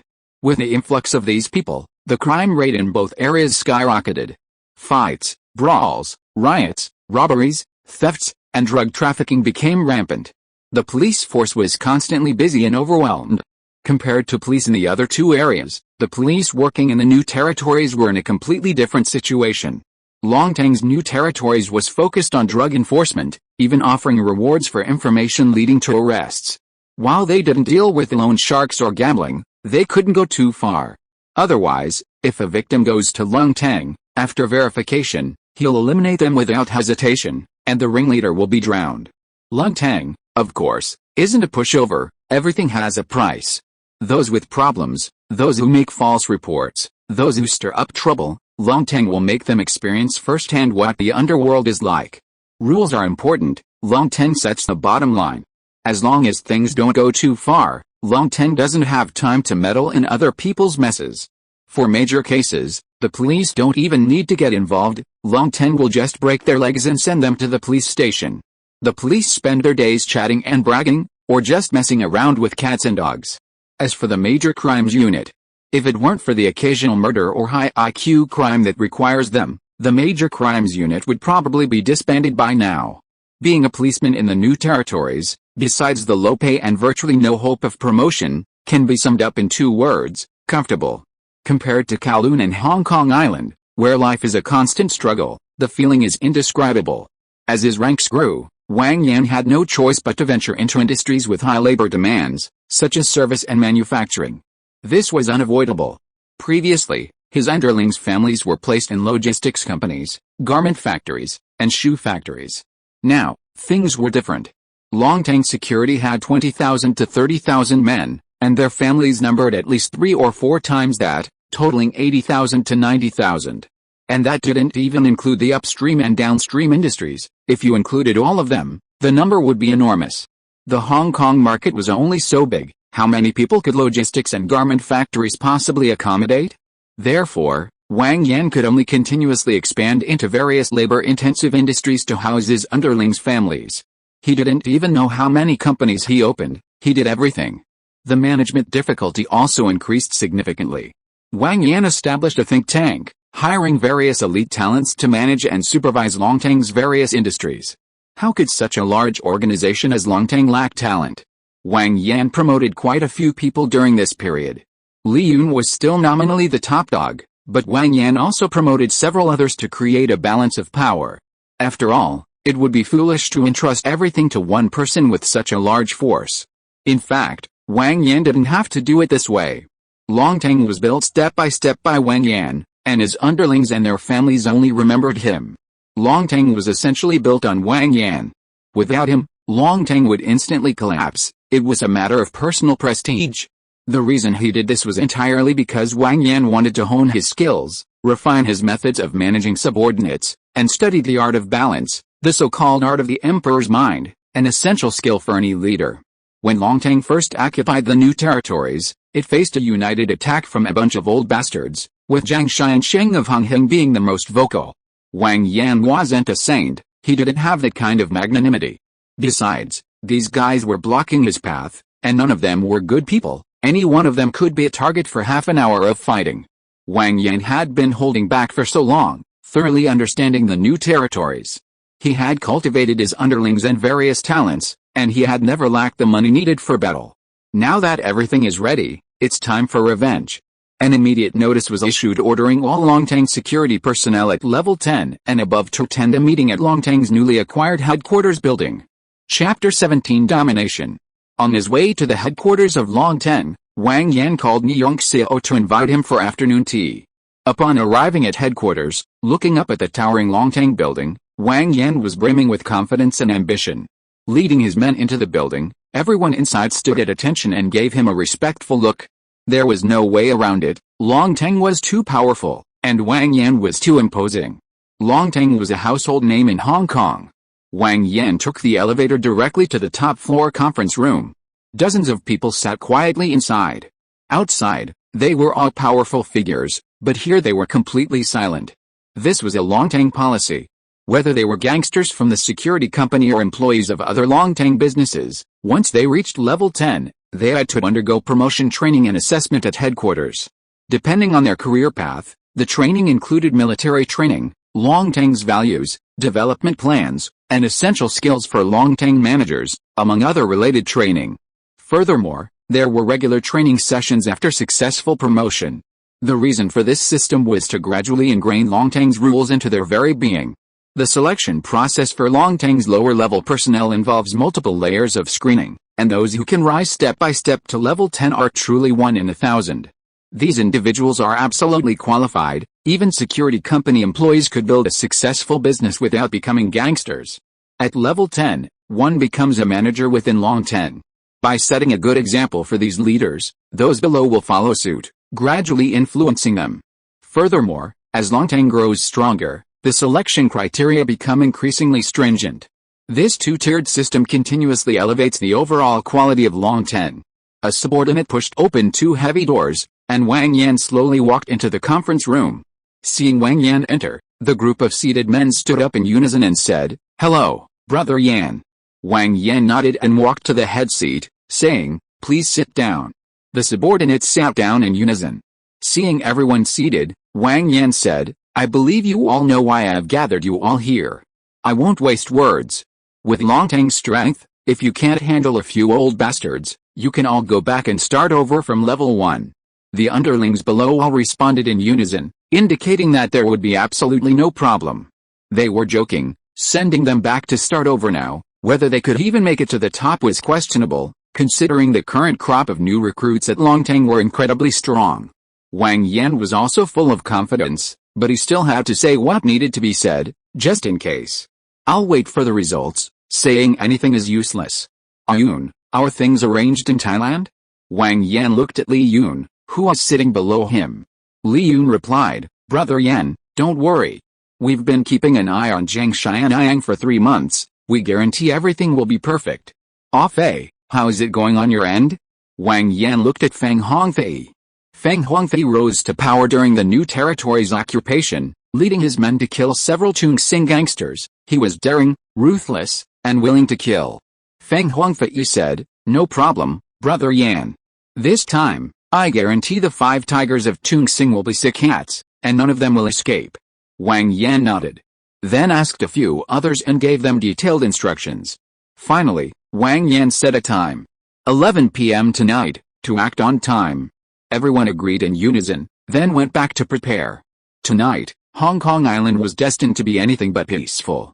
3 months ago, Wang Yan had his men begin tracking and monitoring the leaders of various triads. This time, he intended to take control of Hong Kong Island's underworld in one fell swoop.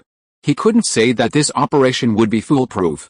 It was normal for a large organization like Dragon Soaring to have some rumors leak out. Wang Yan had been releasing information for the first 3 months to confuse the public. Not to mention, among the people at the meeting just now, there were undercover agents that Wang Yan had already identified. Wang Yan didn't care. He had already reached level 10, earning millions a year. Whether he would even pass on information to the police was another matter. Moreover, Wang Yan was throwing money around to the police, as long as they didn't interfere. They all knew what level Wang Yan was at. He was someone they couldn't afford to mess with. Even legitimate methods could leave them in a state of agonizing agony, let alone dirty work. So they all obediently took the money and did the job. Some triads also planted people undercover in Long Ten to receive information and respond promptly. Wang Yan had already made arrangements for this. Each level 10 leader, along with their trusted henchmen, prepared the tools for the operation, only informing them an hour beforehand. In that 1 hour, all the major airports, docks, and train stations were filled with Wang Yan's men. He refused to believe those old bastards could escape. After making these arrangements, it was almost time to meet Ni Yongxiao. Last time, Wang Yan went to Sim Shasui to meet Ni Yongxiao, but this time was different. The current Wang Yan was far superior to Ni Yongxiao. The difference was like heaven and earth. Therefore, Ni Yongxiao came to the new territories to meet Wang Yan. Arriving at the agreed-upon tea house, Ni Yongxiao was already waiting outside, just like Wang Yan had been. To Wang Yan's surprise, Chen Yongren was standing behind Ni Yongxiao. Seeing Wang Yan get out of the car and approach, Ni Yongxiao led Chen Yongren a few steps forward, extending his hand from afar. "Brother Yan, haha, it's been a long time." Wang Yan smiled and shook hands with Ni Yongxiao. "Haha, Brother Xiao, it really has been a long time." He then released Chen Yongren's hand and nodded. "Alright, don't be so polite. Come on, let's go inside and talk." He led the way inside. After everyone sat down and the waiter prepared tea, Wang Yan and Ni Yongxiao first caught up, mainly because Wang Yan was quite pleased with Ni Yongxiao's flattery. Who doesn't like to hear praise and flattery? Throughout the process, Chen Yongren stood to the side, only because Wang Yan was giving him face. Otherwise, Chen Yongren wouldn't even have the right to stand there. After chatting idly for a while, seeing that Ni Yongxiao had used up his praise, Wang Yan waved the waiter away, and the others tactfully left. Only one of Wang Yan's elite henchmen, the Ni Yongxiao brothers, and Wang Yan himself remained in the private room. Seeing Wang Yan's actions, Ni Yongxiao straightened his posture to show respect. He didn't ask Chen Yongren to leave, although Ni Yongxiao was ruthless. Chen Yongren was, after all, his half-brother. He hadn't made any mistakes in recent years and still had a solid foundation. Moreover, Wang Yan's position was undeniable. He wasn't someone to be easily touched. Wang Yan took a sip of tea and said, "Brother Xiao, you know me, I don't like to do useless things." "I'll be blunt," Ni Yongxiao said, looking like he was listening intently. "To be honest, Longtang will start its operation tonight. All the major gangs will be wiped out in one fell swoop. None of those old bastards will escape. I'll send them all to feed the fish." Hearing Wang Yan's words, Ni Yongxiao stiffened. Although he had known this day would come, he hadn't expected it to be so soon. In just 4 years, Wang Yan had achieved so much. If it weren't for Ni Yongxiao's introduction and favor to Wang Yan, who had shown him some leniency, Wang Yan would have sent him to feed the fish tonight. None of these people are good, they deserve to die. Although startled, Ni Yongxiao remained silent. He knew Wang Yan had brought him here to let him go. Otherwise, it would have been much easier to just fire a whole magazine at him, saving him the trouble of arguing. Chen Yongren also stiffened upon hearing this. What Wang Yan casually mentioned concerned dozens of lives and the future of Hong Kong. Years had passed, and Chen Yongren had finally developed the necessary skills. Despite his inner shock, he remained outwardly calm. Wang Yan took in their reactions and continued, "You helped me out by introducing me to these channels back then. I'll leave you a way out. You know I have close ties with the country. Longtang is in the anti-drug business. You know where your money came from. You can't take a single penny with you. Send it all to charity in China, consider it a good deed. As for your businesses and manpower abroad, I won't interfere with those. I'll leave you some savings." Wang Yan asked, "Is there anything else you want to say?" Ni Yongxiao hesitated, wanting to say something, but then sighed dejectedly, his whole demeanor slumping. In the end, he said nothing. He knew Wang Yan was already being lenient by letting him go. He had no choice. What was the point of arguing? Seeing that he had resigned himself to his fate, Wang Yan didn't say anything more. His personal presence was already a favor to his boss. After taking a sip of tea, Wang Yan got up and led his men outside. He guessed Han Chen and the others were still there when they reached the door. Wang Yan turned to Ni Yongxiao and said, "Have you dealt with those underlings of yours all today? Is that all right?" Seeing Ni Yongxiao nod, Wang Yan glanced at Chen Yongren, then turned and left. Even with Wang Yan's excellent memory, it was still relative. He hadn't achieved photographic memory. He had been here for 4 years, and with his constant learning and handling of various matters, even his once deepest memories had faded. Regardless of whether Nyongseok had investigated Nikun's death thoroughly, he had to eliminate them. On one hand, Wang Yan was pressuring him, on the other hand, these underlings were disrespectful to their boss and insatiably greedy. As for Chen Yongren, despite being the main character and the one who issued the wish, in Wang Yan's eyes, he was just a minor figure, a side job. After giving instructions on the takeover, Wang Yan gazed at the Hong Kong Island scenery from the top floor of the Longtang headquarters, enjoying the solitude of a successful man. Night, 11 o'clock. A gunshot rang out, marking the beginning of the massive upheaval in Hong Kong's underground order. As if a signal, gunfire erupted throughout Hong Kong. The well-prepared Dragon Group henchmen, dressed in neat black suits and armed with clubs and other weapons, stormed into the territories of various triads. The triad leaders and their trusted subordinates were all attacked. Camel, the 5 tigers of Tung Sing, Big D, Chiang Tin Sang, and other triad leaders were all killed without exception. Dragon Group's men swept through all the triad territories, scattering their members. Overnight, apart from Dragon Group, no other large, organized triad existed on Hong Kong Island. People from all walks of life with influence had already learned why things were so chaotic outside. After understanding the situation, they were all shocked by Dragon Group's strength and actions. If they hadn't received concrete information, they would have thought Wang Yan had gone mad. In the decades of development of triads on Hong Kong Island, no one had ever achieved what Dragon Group had. It wasn't that no one had considered it, but with the interplay of various forces and interests, it remained just a dream. Wang Yan was different. He had money and manpower. He wasn't involved with other forces and had the strong support of the motherland behind him. It was only through a series of coincidences that things succeeded. Otherwise, if they really thought the foreigners were made of mud, Wang Yan would have been dead countless times over. The next day, Wang Yan roughly understood the situation and then handed it all over to his subordinates. He still had many things to deal with, including explaining things to Lao Zhang in mainland China and appeasing the high-ranking foreigners in Hong Kong. There was no other way. Wang Yan had destroyed the organized gangs, and many low-level thugs were now unrestrained. These people acted like they owned the place, and Hong Kong would certainly not be peaceful for a while. The following days were spent in constant busyness, stabilizing the situation.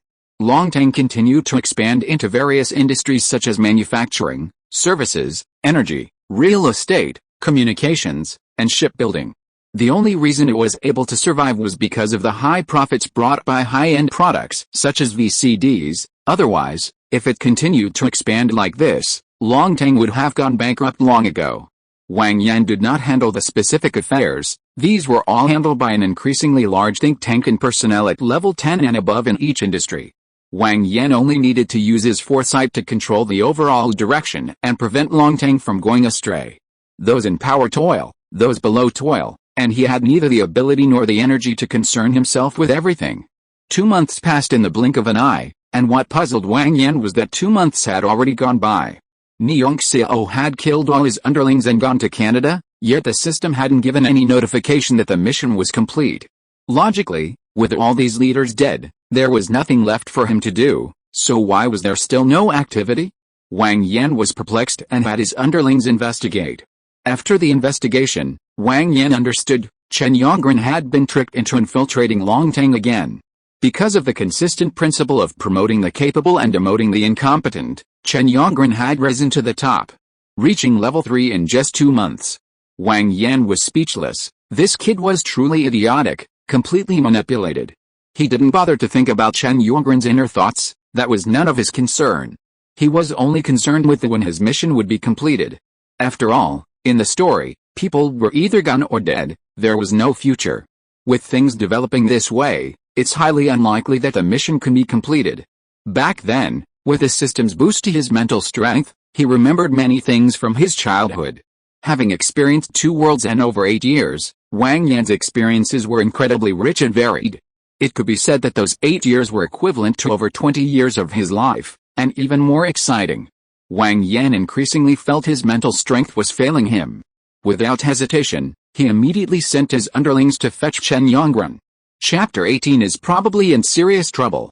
Chen Yongren was filled with trepidation after receiving Wang Yan's message that he wanted to see him. He didn't know what Wang Yan wanted to see him for. Arriving at the top floor office of Longtang headquarters, he knocked on the door.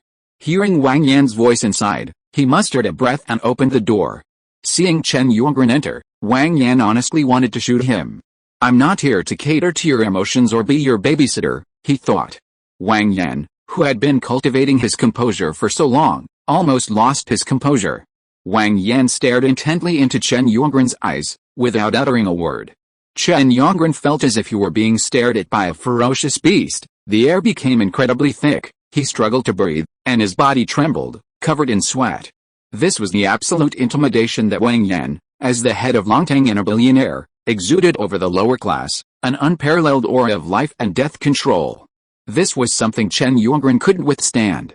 It was like a tiger versus a rabbit in the animal kingdom, and Wang Yan, too, wanted to eat him. After a long silence, Wang Yan finally spoke, "You're an undercover agent." Hearing this, Chen Yongren's heart skipped a beat, and he nearly collapsed to the ground.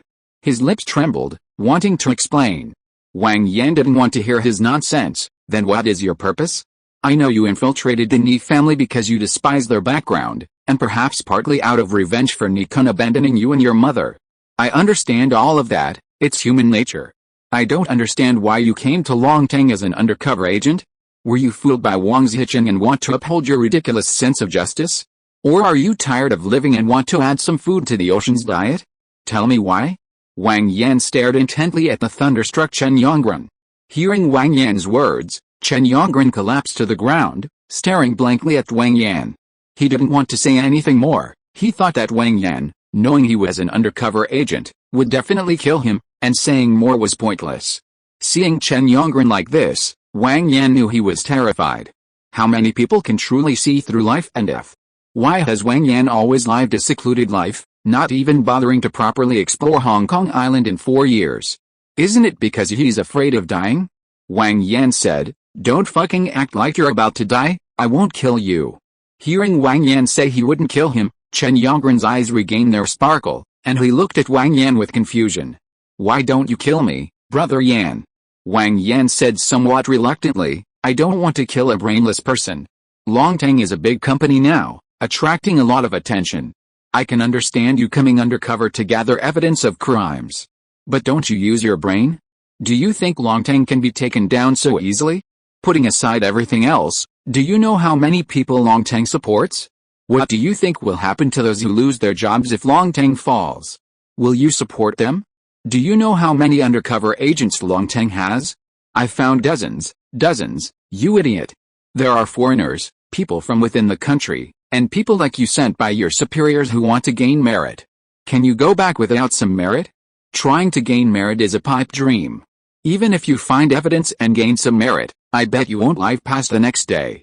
If you do survive, honestly, I won't need you to report me, I'll go to jail myself. Either way, you'll die, and Wang Zichen will gain merit." Hearing this, Chen Yongren thought about it carefully and realized that things were indeed as Wang Yan said. No matter what, Longtang supports so many people and pays so much tax. Furthermore, they've been cracking down on drug trafficking on Hong Kong Island, maintaining order, and vigorously combating drugs. To put it bluntly, they're more like the police than the police themselves, and in some areas, Dragon Entertainment might even have more credibility than the government. Previously, even if someone was involved, they might not have taken it seriously. But now that a big shot like Wang Yan has said it, he instantly understands. He even understands what Wang Yan hasn't explicitly stated. For example, his status as Ni Kun's illegitimate son disqualifies him from being a policeman, and whether Wang Zichen, a senior inspector, has the ability to resolve the situation is questionable. Seeing that Chen Yongren understood his meaning, Wang Yan said, "Alright, don't waste time, I'm busy. Considering we've been in jail together, I'll help you out. Do you want to be a policeman, or do you want a sum of money to live a quiet life?" Wang Yan's words puzzled Chen Yongren. He wasn't foolish enough to believe Wang Yan. Why would someone like Wang Yan care about a nobody like him, let alone such a ridiculous reason? Wang Yan didn't know Chen Yongren's thoughts, but he could roughly guess. There's no such thing as a free lunch, is there?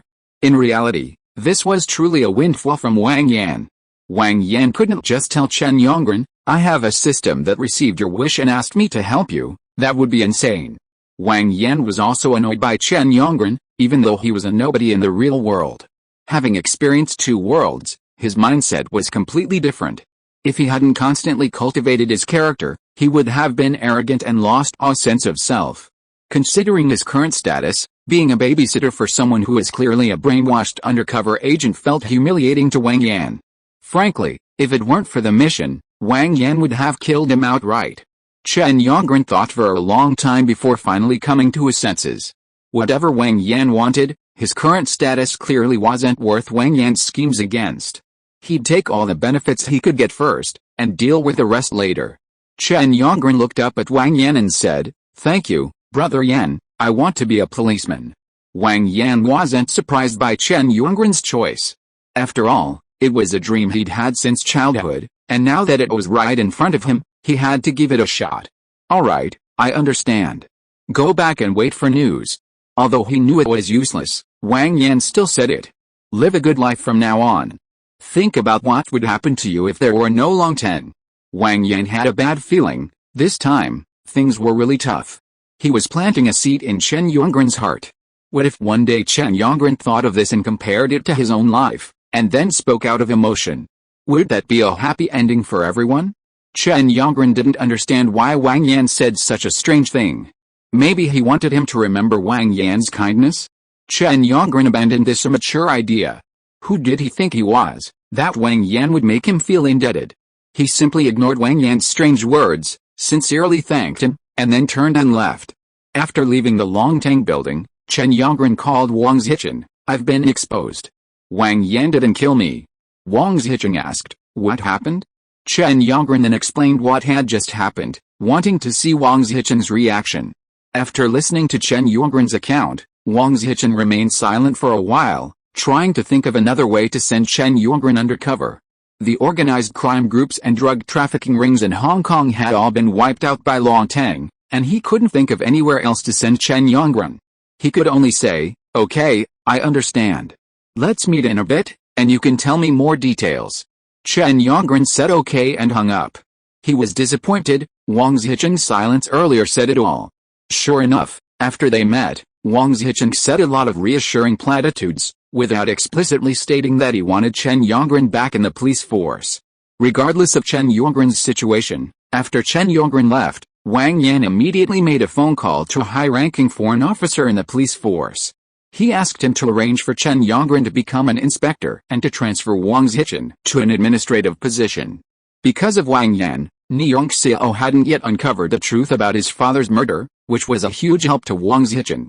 Instead of being grateful, Wang Zichen brought Chen Yongren in to cause trouble and sabotage Wang Yan's mission.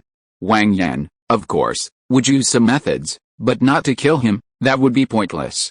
Simply transferring him to a less prominent position would make Wang Zichen uncomfortable. At this time, it wasn't wise to approach people with good relations with the mainland. It could easily lead to misunderstandings, with people thinking Wang Yan was trying to infiltrate the police force or had ulterior motives. He should directly contact the foreigners. Their involvement in Hong Kong Island required resources, and with only 3 years until the handover, whether they could recoup their investment depended on these next few years. They were happy to work with a major client like Wang Yan. It was a money-saving and hassle-free service. As for Chen Yongren's background, Wang Yan had provided a clear network from top to bottom. Within a few days, thanks to the foreigners' efforts, Chen Yongren received a message to report to the police station. Chen Yongren had some merit as an undercover agent, and with Wang Yan's help, he was eventually assigned to a probationary inspector position in Simsha. This probationary inspector position was merely symbolic. He would be promoted to inspector within 6 months. Wang Qixing was in a terrible predicament. The plan was to promote him to chief inspector, a demotion in disguise, but Wang Qixing lacked the seniority for the promotion, and Wang Yan wouldn't spend money to promote a minor character. Ultimately, Wang Qixing was transferred from the Simsha police station to the general headquarters to work in logistics management. Wang Yan shamelessly told him, "I'm going to get you." Knowing it was Wang Yan who had framed him, Wang Qixing was heartbroken. As long as Wang Yan didn't fall, he would basically be stuck in logistics until retirement, a consequence of his own actions. Hearing news of Wang Qixing, Chen Wingyan had no time to care. He was happily wearing his uniform. Wang Yan had done everything he could, And as expected, he didn't receive any system notification of mission completion. Wang Yan basically gave up, taking it one day at a time, waiting to see when he could return, since the system didn't offer a return option. Mainly, Wang Yan had gone too far, there was no follow-up storyline. Chan Wingyan hadn't experienced enough, he was missing something. Wang Yan had already taken them all in, otherwise, he would have killed off all the characters in the storyline as soon as he got out of prison. As for the undercover agents Han Chen had arranged, they were just minor characters. Wang Yan wasn't interested in knowing how many there were or who they were. As long as they didn't get in his way, he didn't care. Seeing that there was no hope of completing the mission, Wang Yan also let loose. Now, when Hong Kong citizens walk on the streets, there are no more harassments, thefts, or even fights. Meanwhile, Longtang Technology was also receiving a lot of good news. The DVD had been developed 3 months ago and was now in production and on the market. The partners were still Wang Yan's good brothers all over the world. Working with them was really convenient, he didn't have to worry about anything and just collect the money. The mobile phone development was also basically completed and would be put into production in a while. This was several months faster than other major manufacturers, which was enough for Longtang to make a fortune. After all, people always remember the first. As for the various industries that Longtang developed in China, there's no need to elaborate. Wang Yan mainly worked in high-end industries, driving regional development and employment. To the delight of Longtang's employees, their new territory's property development was finally completed. These were not for public sale, as Longtang was far from having enough staff. With fewer units than employees, Longtang implemented a lottery system. Regardless of status, everyone had an equal opportunity, there was absolutely no behind-the-scenes manipulation. Furthermore, Longtang had its own bank, Longtang Bank, providing loans directly to its employees at very low interest rates. Wang Yan was incredibly generous to his subordinates. Longtang had been expanding rapidly, increasing its workforce. To fulfill its initial promises, it continuously acquired land and undertook large-scale developments across Hong Kong Island. Longtang employees were eager to buy their own homes and wouldn't patronize other properties, driving down Hong Kong Island's property prices. Vast tracts of land in the new territories in Kowloon remained undeveloped. The high property prices on Hong Kong Island were inflated by developers. Now, Wang Yan's actions had offended a group of Hong Kong real estate tycoons, led by Li Ka-shing. These real estate tycoons hated Wang Yan with a vengeance, but they were powerless against him. Previously, they could use Hong Kong's triads to do their bidding, but now that the triads had been wiped out by Longtang, no one was willing to be their lackeys anymore. Even if they paid someone to do it, no one dared to take the job. Longtang's power was too immense. They also didn't dare hire assassins to kill Wang Yan. They were all in positions of power, and they knew what Wang Yan's downfall would mean. Wang Yan's contributions to Hong Kong were considerable. For example, in the fight against drugs, he essentially eradicated drug trafficking groups. Coupled with his reward system for whistleblowers, the results were outstanding. Of course, due to Longtang's vigorous anti-drug efforts, it became increasingly difficult for consumers in Hong Kong to buy goods, and prices skyrocketed. With huge profits at stake, there are always people willing to risk their lives for money, that's just how it is. As consumers in Hong Kong could no longer afford such high prices, they would cross the sea to Macau or Taiwan. These people were reckless, driven by a desire for quick profits. The two regions were in chaos, with crime rates soaring. As consumers flocked to these areas, major suppliers and distributors inevitably began dumping goods there.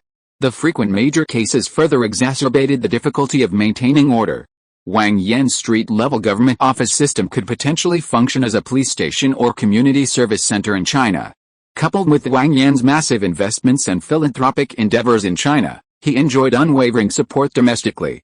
This is why China continues to strongly support Longtang, and why Wang Yan has the confidence to survive.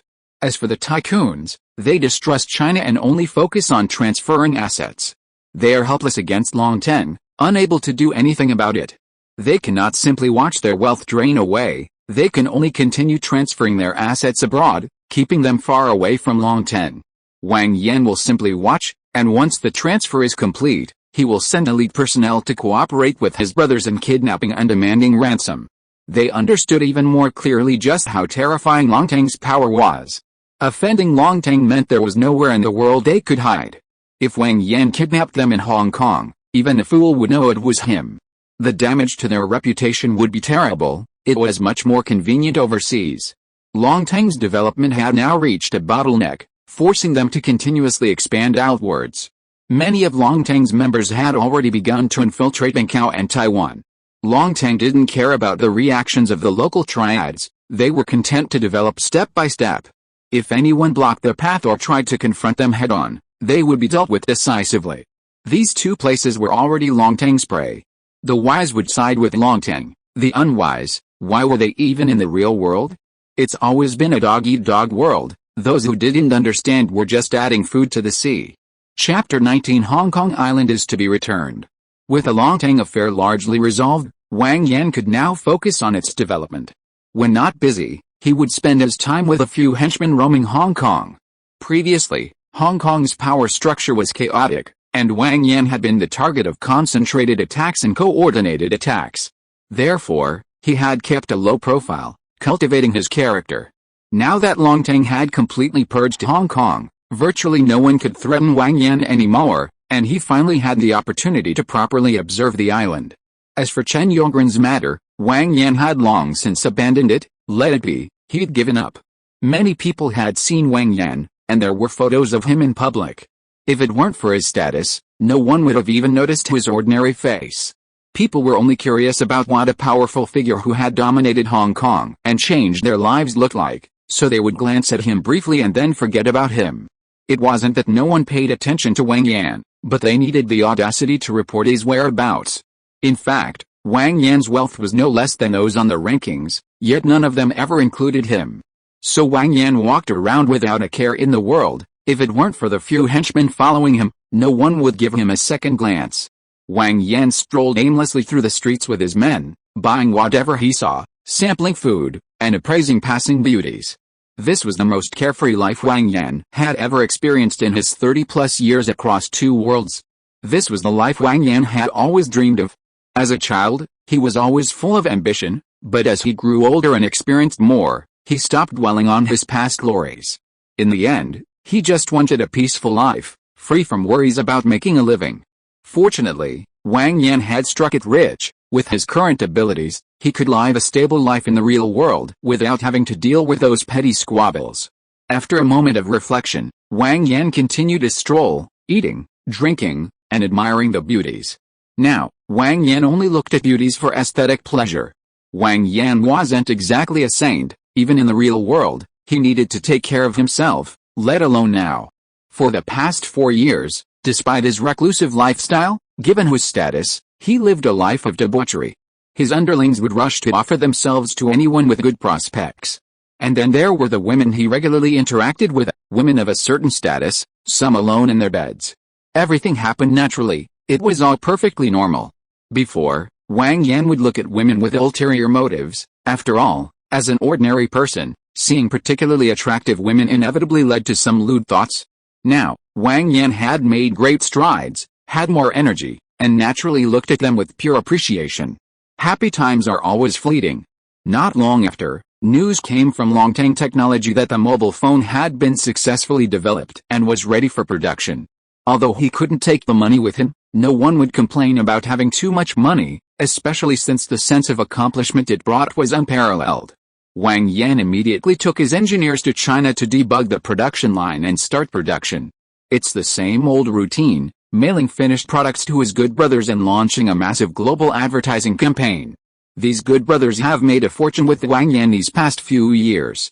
Wang Yan never monopolizes profits, giving them ample margins.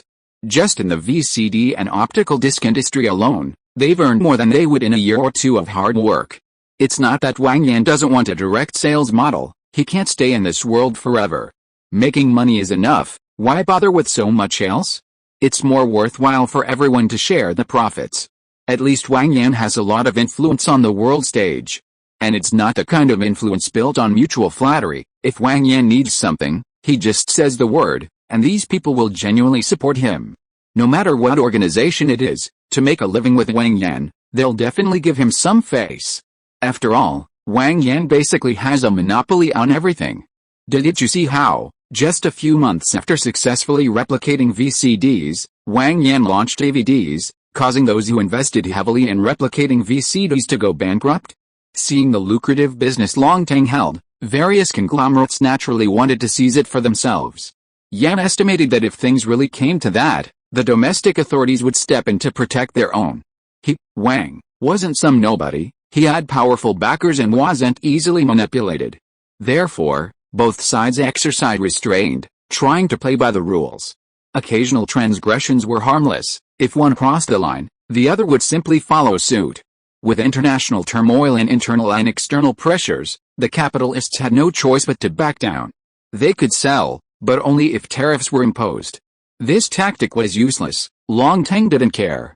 This was an exclusive deal. If they increased tariffs, they'd increase prices, ultimately burdening the consumers. Longteng didn't tolerate this. Instead, they exaggerated, ignoring Longteng's own actions and exaggerating the capitalists' greed, exploitation, and ruthlessness. They incited Western countries to engage in their favorite activities, large-scale strikes, marches, and protests. Even the Westerners behaved this way. Once Longteng stirred things up, the protests became less respectable. Then, by hiring 2 ringleaders to incite unrest, the protests escalated into large-scale looting, vandalism, and arson, turning the scene into chaos. The situation continued to escalate. Although it's capitalism, and capital calls the shots, the sentiments of the lower classes still needed to be considered, since these lower classes were the assets of capital. So, various sham meetings were held, and in the end, the capitalists conceded, improving employee benefits, issuing some insignificant minor policies, and even canceling the tariffs previously imposed by Longteng, restoring them to their original state. In the end, everyone was happy. The lower classes shouted "Long live freedom," and the capitalists celebrated with drinks, having fooled another group. Of course, even while celebrating, they didn't forget to study how to deal with Longteng. Wang Yan handed the matter over to his subordinates and left it to them. Such a large think tank couldn't be wasted, so he let them handle it. Next, Wang Yan began visiting renowned scholars of Chinese classical studies across the country, seeking their guidance to improve his own cultivation and understanding. These scholars were scattered throughout the country, many holding positions in universities, teaching and imparting knowledge. Wang Yan embarked on a spending spree, immediately offering $10 million wherever he went. He would then study with masters of Chinese classical studies for a period before moving on to the next place and repeating the process. This journey lasted for over 2 years, initially at a slower pace. Wang Yan's foundation in Chinese classical studies was too shallow, and he couldn't understand many things. However, as he studied more, his understanding deepened. At first, he might only be able to visit one master every 1 or 2 months. Later, he could visit one every 2 or 3 weeks, his speed increasing and his level rising accordingly. Now, 2 years later, Wang Yan has reached a proficient level. This subject is truly profound, and everyone has their own understanding. Having visited so many masters, Wang Yan has never heard the same answer to the same question twice. He constantly summarizes and reflects on this process, trying to find his own answers. In those 2 years, his DVDs and mobile phones sold worldwide. Although Longteng Mobile only lasted 3 months before major manufacturers launched their own products, none could compete with Longteng. As the saying goes, people always remember the first. With Wang Yan's guidance, Longteng, through targeted research and development, didn't launch any products for sale. However, within the laboratory, Longteng's product iteration was extremely rapid, at least 1 or 2 years ahead of other major manufacturers. The war with the large European and American conglomerates continued, relentlessly pursuing one side until the other was completely crushed. After more than 2 years, the two sides remained evenly matched, with victories and defeats on both sides. This was mainly due to Wang Yan's overwhelming advantage of foresight, otherwise, they would have crushed him long ago. Longteng's development in Hong Kong Island also yielded results, and many of its employees moved into luxury mansions developed by Longteng itself. Although Longteng also had many labor-intensive industries, these were for supporting its employees and their families and cultivating loyalty. Maintaining self-sufficiency was sufficient. Although the requirements were low, in this era, those businesses were very profitable, otherwise, it wouldn't be able to support so many people. However, the real money-making came from its high-end industries, which had very high profit margins, resulting in abundant cash flow. The world's rule has always been the survival of the fittest. Whoever has the strongest fist has the most say, and money can also be a powerful force. Longtang's accounts hold vast sums of money, and its numerous financial talents, acting on information provided by Wang Yan, are constantly stirring up trouble in the global financial markets. Add to that the profits from various industries, and one sum is spent only to be followed by another. The think tank is constantly racking their brains trying to figure out how to spend the money and deal with the pressure from large conglomerates. Wang Yan has been in this world for almost 7 years, and Hong Kong will return to China in a month. Over the years, Longtang has vigorously developed various high-end industries in China, continuously building its industrial chain, creating jobs, promoting regional economic development, constantly supplying cutting-edge technology to the country, and continuously engaging in charitable work. Longtang's contributions to maintaining social stability in Hong Kong can also be considered indispensable. Chapter 20 Returning to Daily Life. 1997. Today is a day of national celebration. Hong Kong Island, a child separated from the motherland for a century, is about to return to its mother's embrace. The world's attention is focused on Hong Kong Island, and people from all walks of life gather at the Hong Kong Convention and Exhibition Center. At 11:56 p.m., flag bearers from both the Chinese and British sides entered the venue, and the flag lowering and flag raising ceremony, symbolizing the handover of Hong Kong's sovereignty between the two governments, began. All the Chinese and foreign guests attending the ceremony stood up. All eyes were focused on the flagpoles erected on the east and west sides of the main stage. At 11:59 p.m., the foreign national flag and the Hong Kong Island flag were slowly lowered to the strains of the foreign national anthem. With the Union Jack slowly lowered, a century of foreign colonial rule in Hong Kong came to an end. At midnight on July 1, 1997, the exciting and sacred moment arrived. The People's Liberation Army military band played the majestic Chinese national anthem, and the national flag of the motherland and the regional flag of the Hong Kong Special Administrative Region were slowly raised together. The entire Great Hall of the People stood in solemn silence, thousands of eyes fixed on the bright five-starred red flag and the Bauhinia flag of the region. This was a moment the Chinese nation had long awaited, a moment forever etched in world history. The entire hall erupted in cheers, many eyes brimming with tears of emotion, thunderous applause resounding for a long time. Cameras and video cameras flashed incessantly, recording this solemn historical moment. Although in real life he was a nobody, the country was still the country, and here, Wang Yan's status and position could influence many things. People like Longtang, frankly speaking, weren't much different from terrorist organizations. Neither of them were good people. The little prince wasn't afraid of China. After all, a great nation has its pride. What the little prince feared was someone like Wang Yan, who, in a fit of rage, might launch a terrorist attack and bomb him for fun.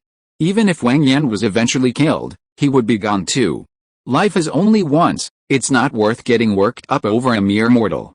Moreover, the negotiations between the two countries had already been agreed upon, so there was no need for him to resort to underhanded tactics to annoy others.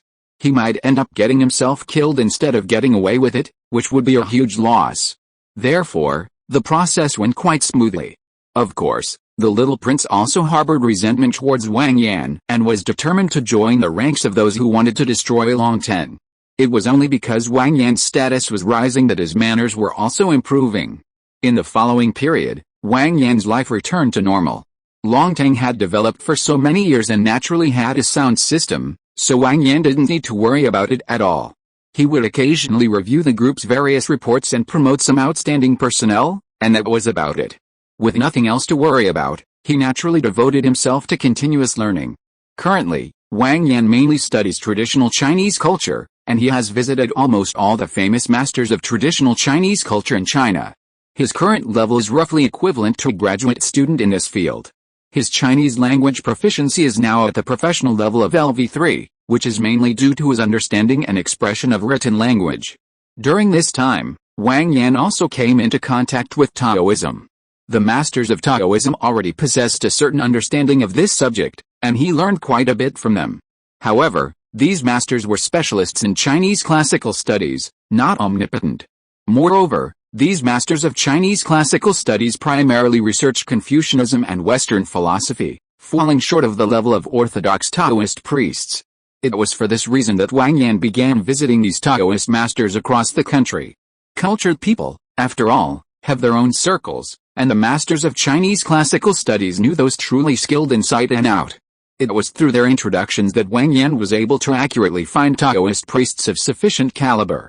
It was the same old routine. Although the Taoist priests had cultivated Taoism for many years and were quite open-minded, they had no reason to refuse Wang Yan's kindness. Therefore, wherever Wang Yan went, he would immediately donate money to inquire about directions. He would first donate money to repair and build Taoist temples, and then formally visit and seek instruction. Chinese classical studies are inherently somewhat mystical, and Taoism even more so. Concepts like emptiness, non-action, opposition, and unity, and so on. Wang Yan was completely bewildered and disoriented. He lost all interest in practicing shooting. Even his strong will was useless in this state. This skill relied on intelligence and accumulated knowledge. The more he learned, the more profound it seemed. There's a saying that cognition is a circle. The more you know, the more confused you become. Wang Yan was no exception. His circle was expanding, and the things he didn't understand were increasing. He had a long road ahead. The more Wang Yan learned, the more aware he became of his own ignorance. This ignorance, in turn, spurred him to continuous learning, making him deeply engrossed and unable to extricate himself. Time slowly passed as Wang Yan studied, and now it was 1999. During this time, Wang Yan's understanding of Taoism was only at a basic level. He hadn't even mastered any skills. Fortunately, after consulting with various masters, he had built a solid foundation, and he could gradually learn and comprehend on his own. One day, Wang Yan was handling affairs at Longtang's headquarters when he suddenly received a system task completion notification. To be honest, he never thought he could complete it. He thought he would have to die naturally in this world to return. Unexpectedly, he completed it quietly, a truly unexpected surprise. Instead of rushing back, he sent his underlings to investigate what had happened to Chen Yongren to help him complete the mission. The next day, Chen Yongren's file was presented to Wang Yan. After being assigned as a probationary inspector by Wang Yan, Chen Yongren was promoted to full inspector in less than 6 months. And not long after, perhaps it was fate, just like in the original series, he met Ah Mei. Their meeting was like a match made in heaven, and they quickly fell in love. As an inspector, Chen Yongren's salary and benefits were impressive under Hong Kong's high-salary anti-corruption policy.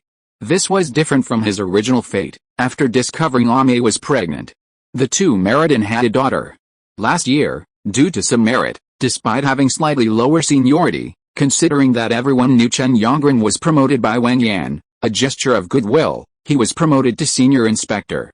These past few years have been a period of success for Chen Yongren, with a fulfilling career and a happy life.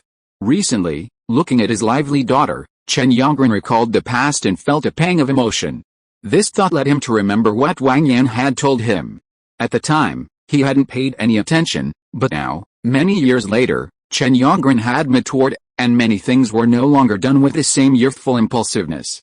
Thinking back, what would have happened to him without Wang Yan? Most likely, he would have been tricked by Wang Zhichen into continuing his undercover work until his death. The only difference would have been the process.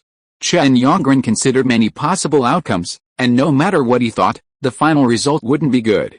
He might have died in some unknown corner, without anyone to bury him. He might have lived a life of hardship, dying alone and depressed. Thinking this way, he was truly grateful to Wang Yan, thanking him for saving him from a potentially tragic life. As for Wang Yan possibly having ulterior motives, he had long since seen through it all after all these years. The current Longtang was a force to be reckoned with, competing on a global stage against world-renowned conglomerates and organizations. What was a mere inspector like him?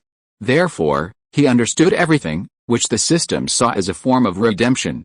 In Wang Yan's view, not dying was the best redemption for Chen Yongren, let alone a happy family or a successful career. This was why Wang Yan initially thought Chen Yongren would need to go through 4 years of powerfully unifying Hong Kong's underworld. All the mistakes were Wang Yan's overconfidence. After reviewing the information, Wang Yan roughly guessed some of Chen Yongren's thoughts, nothing more than reminiscing about past hardships. He stopped dwelling on those things. He had spent 9 years here, long enough. Pulling out the system panel, Wang Yan chose to return. A flash of blue light, and Wang Yan disappeared. Wang Yan awoke, enduring the intense collision and impact of memories in his mind.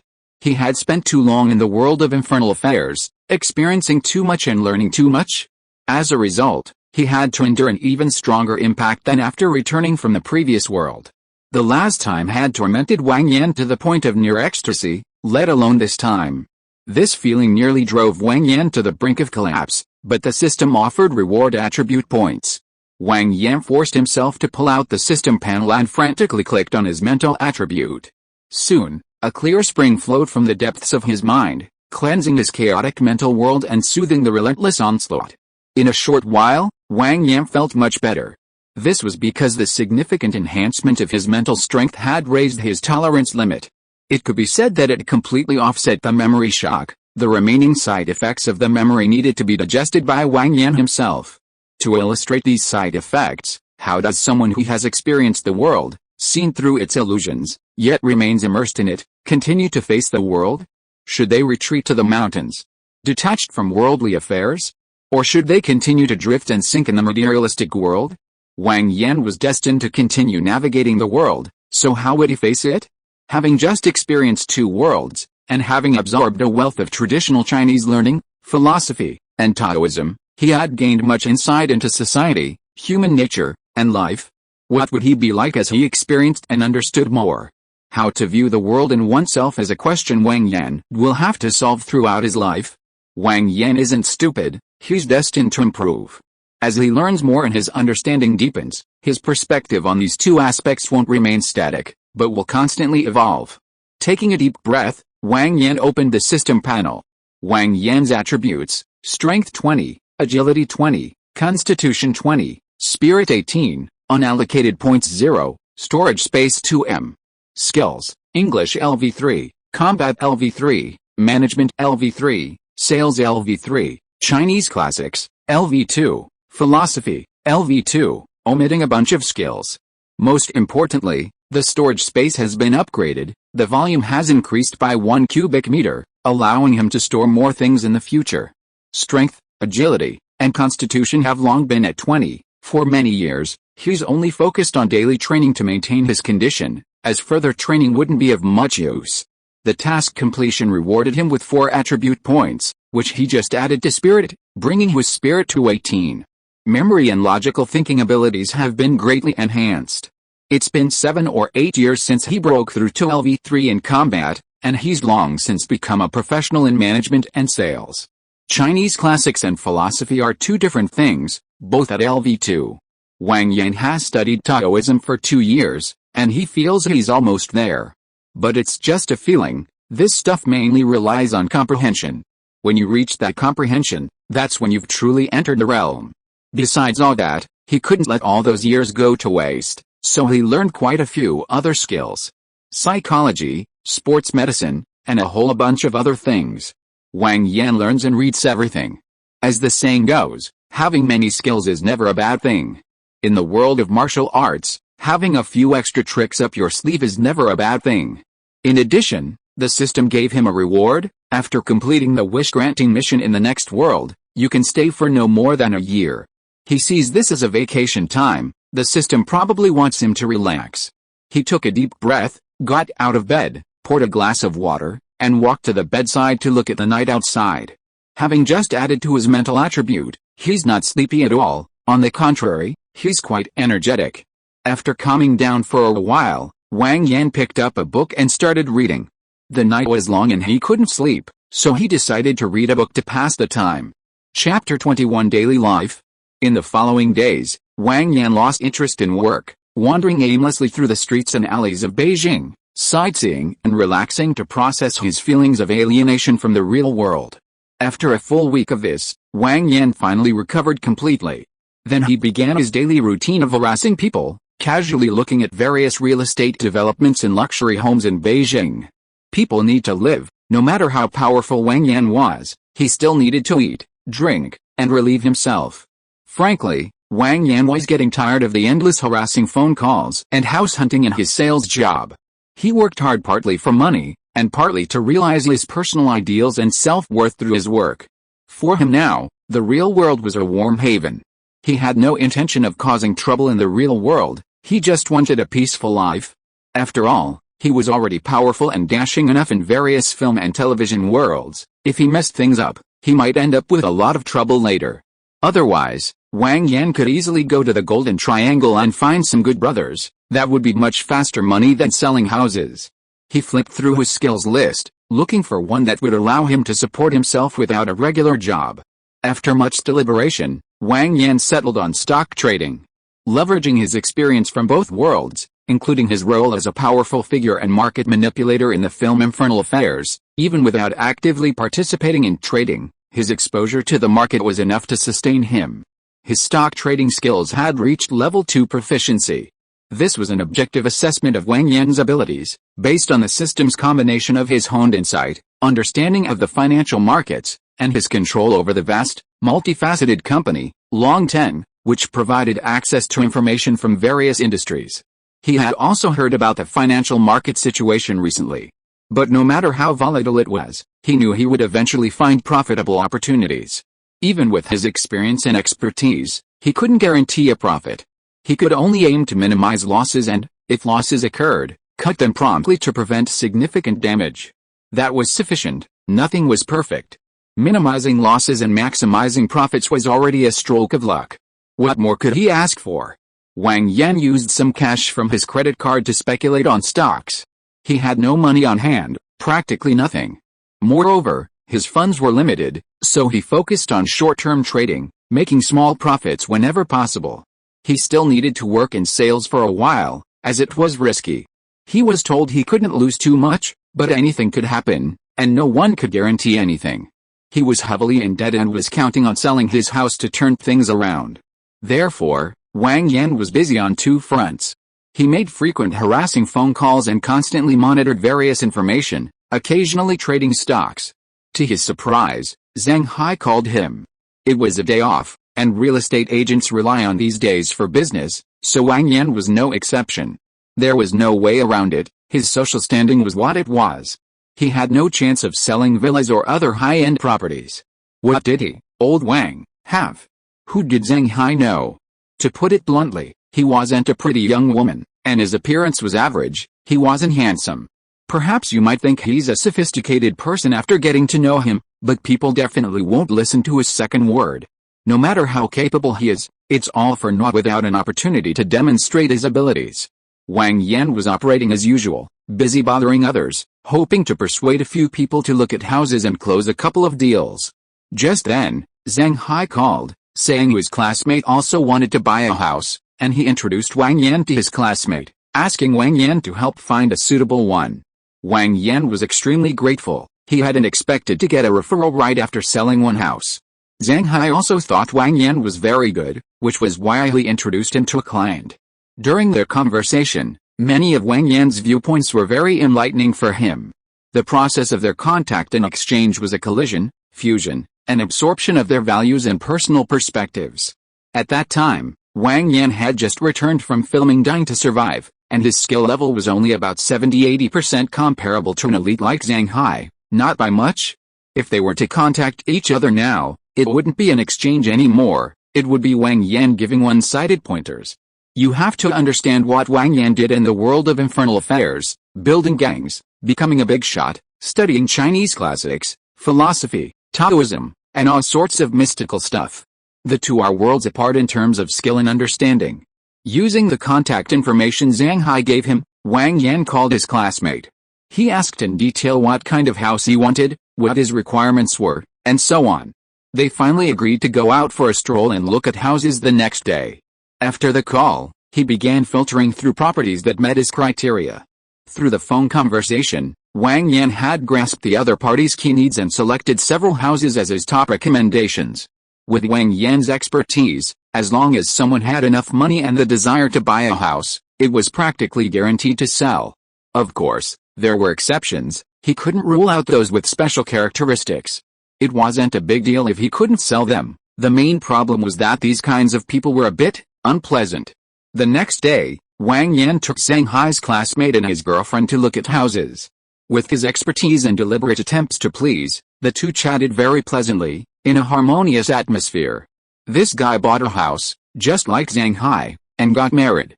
They were all the same age, and seeing everyone else getting married while his own classmates already had kids running around everywhere. Seeing this in everyone he met, Wang Yan also started to consider marriage. He didn't want anything else, just stability. In both worlds, Wang Yan had never lacked women. In the infernal affairs world, they were all high-quality women, wealthy ladies or beautiful women, so he'd become somewhat indifferent. Actually, his parents were a major factor. The old couple were getting on in years and longed to have children. Otherwise, he wouldn't have had this thought, he could have just enjoyed himself. Having lived through 2 worlds, plus nearly 40 years in the real world, Wang Yan hadn't been able to overcome the terror of life and death. Children use maturity to disguise themselves, and the elderly use so-called childlike innocence to escape the reality of aging. Of course, in this vast world, there are still those who can truly face life and death with equanimity, but how many are there? Shaking his head, he knew it was useless to dwell on it.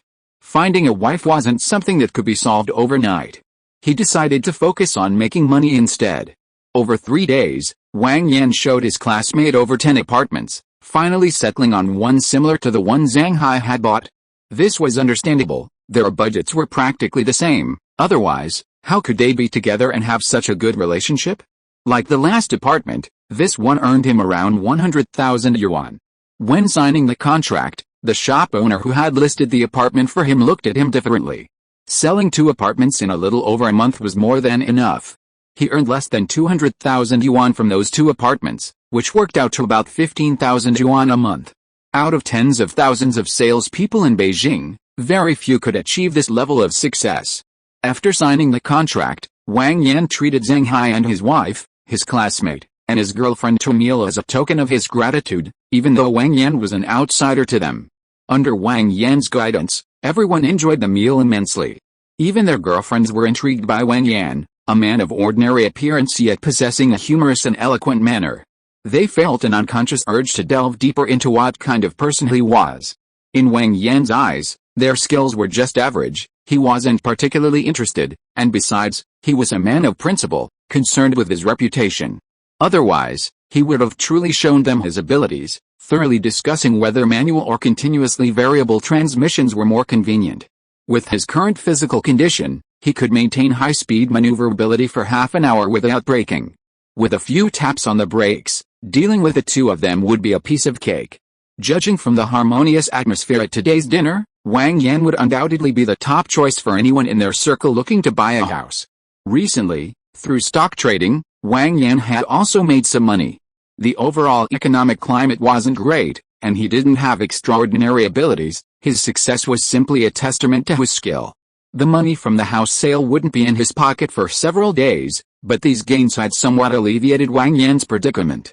Once the money arrived, his life would instantly be transformed, and he would truly find stability.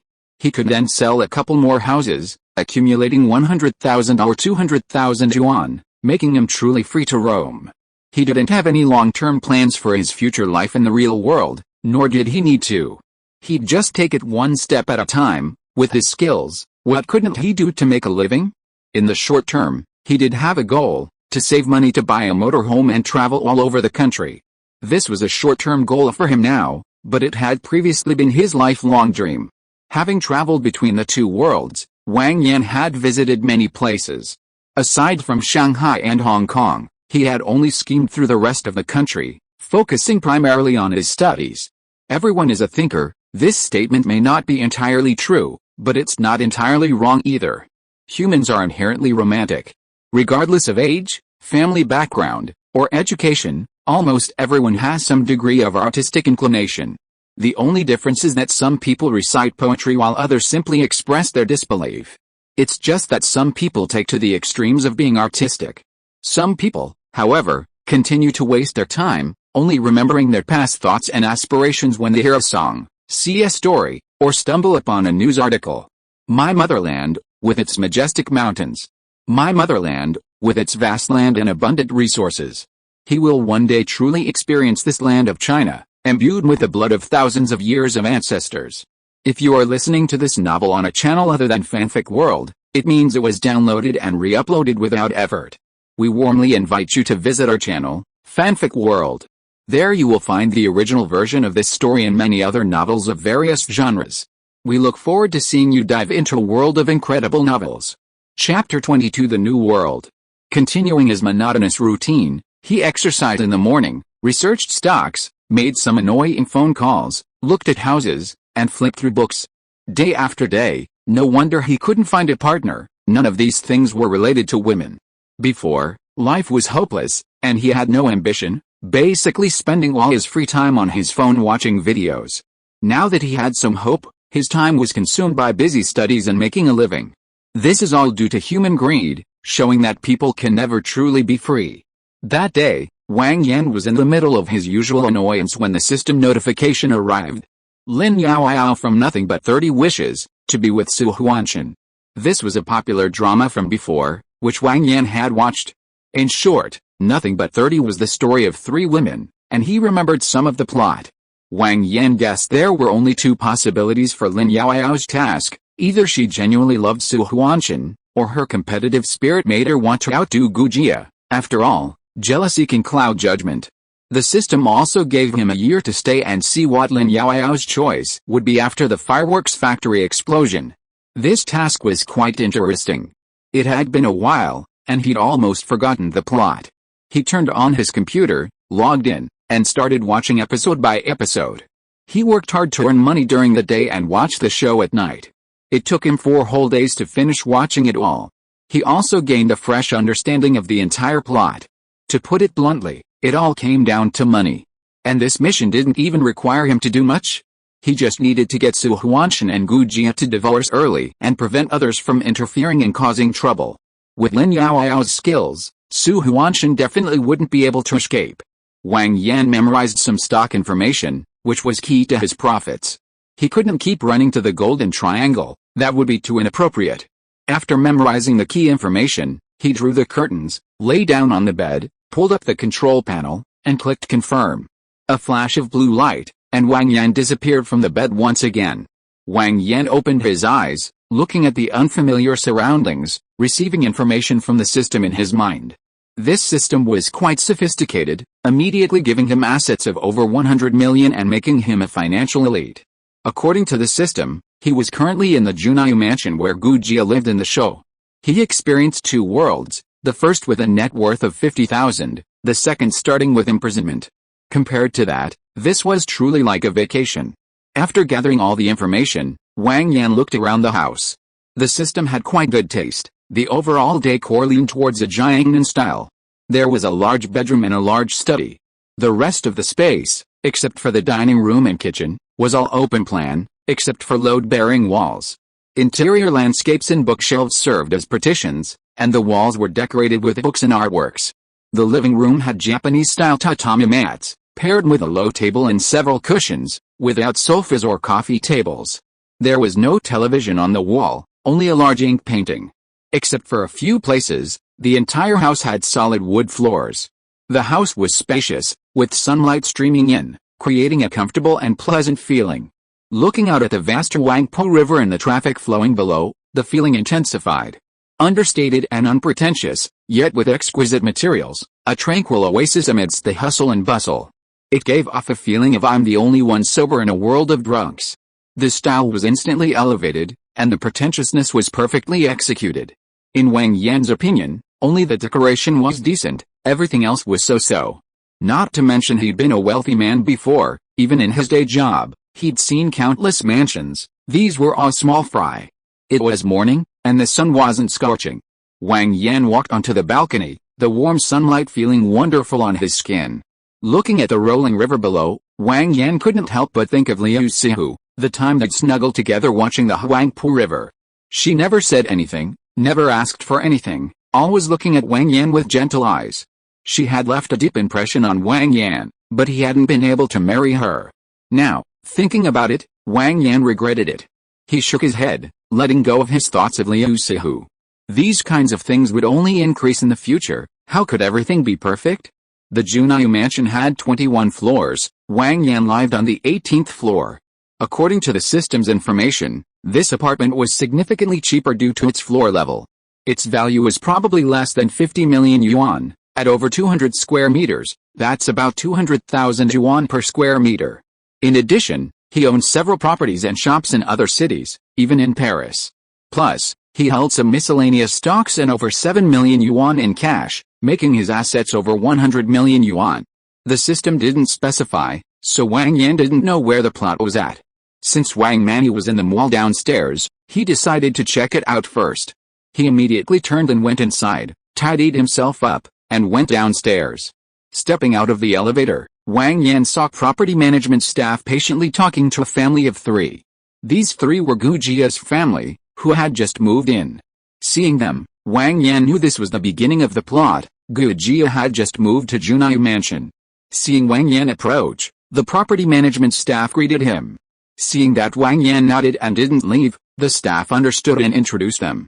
Mr. Wang, this is Mr. Su and Ms. Gu, they live on the 12th floor. He then turned to Gu Jia and her husband, saying, this is Mr. Wang, he lives on the 18th floor. The 2 greeted Wang Yan, and Gu Jia, being the most diplomatic, said, hello, Mr. Wang, this is my husband, Su Huanshan.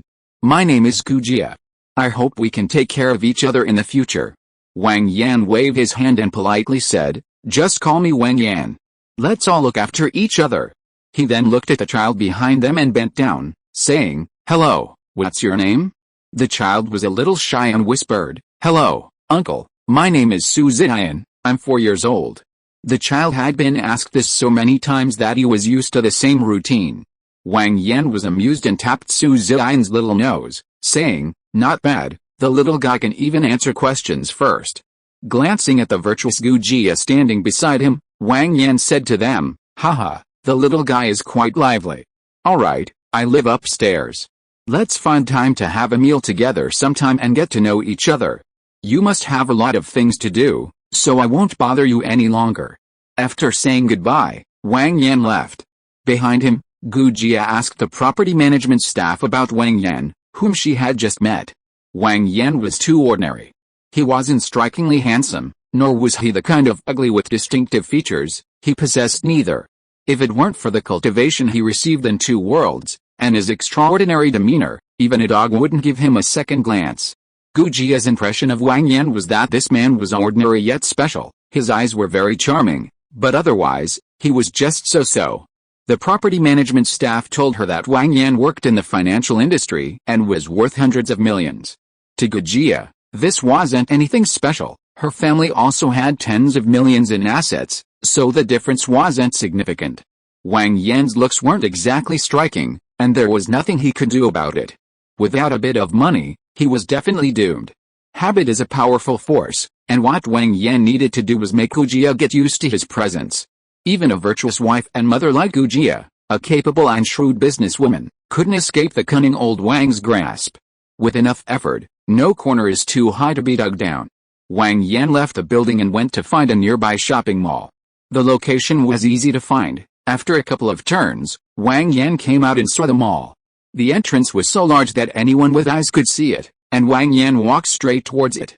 From afar, Wang Yan saw Wang Manny standing at the entrance. To be fair, she was undeniably attractive, quite striking, and particularly eye-catching. Seeing Wang Yan approaching, Wang Manny took 2 steps forward. Hello, sir. Welcome to Misia. Wang Yan nodded to her. May I ask your name? Wang Yan. Mr. Wang, please come in. What would you like to choose from? We just received a new batch of men's clothing. Would you like to take a look? Wang Yan said, just pick out a couple of casual outfits for me. Seeing his demeanor, Wang Manny knew he wasn't short of money. Please sit for a while, I'll put together a couple of outfits for you to try on. She then measured his figure and turned to find some clothes. Wang Yan idly looked around, and inadvertently spotted Linda, the character in the drama who was always studying Wang Manny. The one who always tried to steal customers. Linda had no customers at the moment, and was just staring at Wang Manny with a menacing gaze. Wang Yan shook his head, having no interest in her whatsoever. People are always like this, they never look for the reasons within themselves, only constantly complaining about various injustices. After a while, Wang Manny came over and asked him to go to the fitting room to change and measure himself. Wang Yan's figure was, needless to say, a perfect clothes hanger. Wang Manny, with years of experience in the industry, had an impeccable eye for fashion, always at the forefront. Watching him emerge from the fitting room, she was surprised by how well the outfit fit him, and combined with Wang Yan's inherent quality temperament, it created a completely different look. Mr. Wang, this outfit really suits you perfectly, it really complements your style. Wang Yan looked at himself in the mirror and nodded non-committally. Try that one. He tried both on and felt they were acceptable. He was used to wearing suits, so the sudden change was truly refreshing. How are you feeling, Mr. Wang? They're all pretty good. Could you recommend some more? Clothes, shoes, belts, and stuff like that. I don't shop here often, so I might as well buy a lot. Mr. Wang, you should really make time to come to the store more often. You can always buy something new. And fashion is always changing. If you buy too much at once, it might be out of style. For someone like you. Wang Yan waved his hand to interrupt her. Fashion is a cycle, it changes and then it comes back to normal. Today a military coat is worn by manual laborers, but one day it might be worn by so-called respectable people. I trust your taste, you choose what you like, I'm entrusting myself to you. You're so funny. Wang Manny covered her mouth and laughed happily. Okay, Mr. Wang, I definitely won't let you down. For a while, Wang Manny went back and forth, putting together various outfits for Wang Yan. Wang Yan wasn't in a hurry, just letting her choose. Mr. Wang, I think this is enough for you to wear for a while, it's more than enough. Wang Manny stopped her aggressive sales pitch at the right moment. Then let's settle the bill, by card. Wang Yan was very straightforward. A pile of clothes, shoes, belts, and some miscellaneous accessories like corsages, all added up to less than 200,000 yuan. There's a strong sense of accomplishment in sales when a deal is closed. Wang Manny happily led Wang Yan to get the receipt and settle the bill. This would be a good profit. At the door, Wang Yan invited Wang Manny. Would it be convenient for us to have dinner together tonight? Looking into Wang Yan's captivating eyes, Wang Manny hadn't expected him to invite her so abruptly, given their limited interaction earlier. But wasn't this what she had always aimed for? In her eyes, although Wang Yan wasn't particularly handsome, he had a pair of captivating eyes. Moreover, he spent nearly 200,000 yuan without batting an eye, proving his considerable wealth. And he didn't look old, only around 30, and had the air of a successful person. It wouldn't hurt to get to know each other a little. Mr. Wang, don't you think your invitation is a bit abrupt? Seeing her actions, Wang Yan understood, people are always drawn to beauty, and I think you're pretty enough. Without giving her a chance to say more, he said, let's add each other on WhatsApp first. After adding each other, Wang Yan said, alright, that's settled then. I'll pick you up at 8. I'm leaving now. He had seen the opening hours posted on the door earlier. Watching Wang Yan's departing figure carrying his things, Wang Manny's heart churned. Over the years, countless people had invited her, but Wang Yan was the first to be so domineering. After all, there were too many sycophants, and many wanted to keep her as a mistress. It was normal to feel a sense of novelty when a special man suddenly appeared. At this moment, a woman carrying a bag arrived, and Wang Manny greeted her with a smile. Of these three leading ladies, Wang Yan thought the most normal one was Gu Jia. Regardless of her values, she was a competent mother and wife, everything else was just so-so. Wang Manny is a typical hypocrite, talking about material things with the poor in love with the rich. She has no idea of her own worth and can't see who she is. She doesn't care about her parents and is only focused on marrying into wealth. In the end, she even tries to whitewash herself by going abroad, which is ridiculous. What's so easy about earning 100,000 yuan? It's not that simple. Zhang Xiaoqan isn't any better, even though she ends up acting like a virtuous wife and mother. Wang Yan doesn't want to comment on her and Shen Yu, nor does he plan to have any contact with him. One reason is that old Wang has no interest in her, and another is that they are both willing to do what they want, and it's none of his business. As for the relationship between the three of them, Gu Jia and Zhang Xiaoqan are much better. After all, they are classmates and have been friends for many years, and they are both locals. Wang Manny, as an outsider, is actually on the fringes of the two of them, much like Gu Jia is on the outside of the wives' circle. After returning home, Wang Yan tidied up and went out again. Wang Yan went to the underground parking garage and found the car arranged by the system. It was a black, top-of-the-line Audi A8, probably worth less than 2 million yuan. Wang Yan started the car and went to his company. The system had set up a small studio for him in an office building not far from his residence, about a 20-minute drive away, with about 20 people working under him. To be honest, the system was really helpful, arranging things exceptionally well. Arriving at the company, he found his supervisor and gave him some instructions. The main task was to clear out his previous stock holdings and provide some stock information for his subordinates to manage. With a principal of over 10 million yuan, he should be able to make a considerable profit. He handled some routine matters and made some arrangements.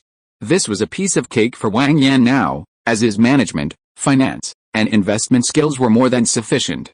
His employees were also quite enthusiastic. Wang Yan wasn't heartless, and he paid them well. The company usually didn't have any major issues, no overtime, no KPIs, etc. Their abilities were also good, making the overall work very relaxed. After a busy period, it was past 5 o'clock, time to get off work. Wang Yan made a reservation at a famous local cuisine restaurant. He hadn't eaten there in a long time and was somewhat nostalgic. Service industry workers tend to get off work late, so around 8 o'clock, Wang Yan drove to the vicinity of the mall. He didn't go directly to her. As an adult, it's basic to consider others to some extent. Especially someone like Wang Yan, who had a clear goal in mind. He sent Wang Mani the address via WeChat, and soon she arrived carrying a bag. Seeing Wang Yan roll down his window and wave, she smiled and responded. As a woman who had long aspired to a life of luxury, she naturally knew a lot about cars. Seeing Wang Yan's car gave her a further understanding of his financial situation. "Sorry to keep you waiting," Wang Mani said to Wang Yan beside her as she opened the car door and sat in the passenger seat. "It won't take long, and what's wrong with waiting for a pretty girl? Don't be so polite, buckle your seatbelt, let's go." Wang Yan started the car and merged into the traffic. "You must be starving after a long day at work. I booked a restaurant, everyone says it's good. Eat something nice to reward yourself," Wang Yan said as he drove. Chapter 23 Wang Mani. The two arrived at the restaurant, ordered a few of their signature dishes, and chatted casually for a while. The food arrived quickly, all served in no time. "It tastes good, have some more," Wang Yan said to Wang Mani after taking a bite and finding it quite delicious. "Yeah, it's really good," Wang Mani replied, picking up a piece of food. With his salary, this level of food was a bit of a struggle. Although she received invitations from others, she couldn't invite them every day, for every meal. With Wang Yan leading the conversation, the atmosphere was relaxed, and Wang Mani became very talkative. No matter what she said, Wang Yan always managed to respond, and Wang Mani became increasingly happy as she chatted. Wang Yan didn't believe a word Wang Mani said. Blindly pursuing a life beyond her means without striving to improve herself to be worthy of it, whatever she said was basically nonsense. The atmosphere was right, so they had to drink. Under the influence of alcohol, Wang Mani loosened up. She recounted the hardships of living in Shanghai over the years, moving herself quite to tears. Although they had drunk quite a bit, Wang Mani remained very sober. She had a good tolerance for alcohol. Besides, they weren't children. It would be crazy for two people to drink themselves to death on their first meeting. They had eaten and drunk their fill, and chatted to their heart's content. It was getting late, so they packed up, paid the bill, and left. Once outside, Wang Yan looked at a hotel across the street and said to Wang Mani, "How about we go there and have a proper chat?" Wang Yan's directness wasn't really an insult to her. Putting aside everything else, Wang Yan had experienced a lot in the past few years of selling houses. No matter when, rumors always spread quickly. You could often hear about real estate agents or sales consultants from various places, talking about how they sold a house directly from the buyer. Even some of the people around him were openly doing it, everyone knew it. After all, earning tens of thousands from a one-night stand was much more lucrative than prostitution. This was understandable. Some people wanted to sell but couldn't, and being a seller was an asset, wasn't it? In this materialistic society, survival ultimately comes down to money. It's irrational and mindless to criticize or condemn someone simply because their chosen methods aren't widely accepted. After all, they earn money through labor, the only difference is the method. Supply and demand dictate that where there's a market, there's supply. Isn't it fun to run a full-service operation? Making money isn't shameful. The current attitude towards relationships, this prevailing trend, is hard to say whether it's good or bad. Those who are open-minded think it's good, those who aren't think it's bad. It's hard to say definitively. As for Wang Manny, after so many years selling luxury goods, she's still aiming for a higher position. It's not malicious speculation, but logically speaking, with her looks, she must have had her share of such affairs during her 8 years in the industry. Of course, it's possible she's truly chaste, but given her behavior in the story, that possibility is extremely small. Wang Manny followed his gaze and instantly understood. She had considered this when she agreed to have dinner with Wang Yan. They were both lonely urban men and women, and even in a small world, they needed a little romance. Wang Yan was witty and had a natural air about him. Even though he wasn't particularly handsome, he possessed a unique charm. And unlike most people, he didn't treat her like a prostitute, thinking money was all it took. She had a good impression of Wang Yan, they chatted quite well, and she wasn't averse to him. While he might not be considered experienced, he certainly had plenty of experience. Having had a few drinks, she nodded in agreement without objection. Seeing her nod in agreement, Wang Yan directly put his arm around her and led her across the street. Wang Yan wasn't going to skimp on himself, so he booked a presidential suite. Once in the room, Wang Yan didn't stand on ceremony and immediately started the car. They had eaten and drunk their fill, and had talked enough. Why waste time on unnecessary chatter? Since returning to the real world from his time in the underworld, he hadn't touched a woman. He was naturally robust and full of energy, and had been pent up for a while. A one-night stand, let's leave that aside. The next day, Wang Manny woke up and looked around, not seeing Wang Yan, assuming he had already left.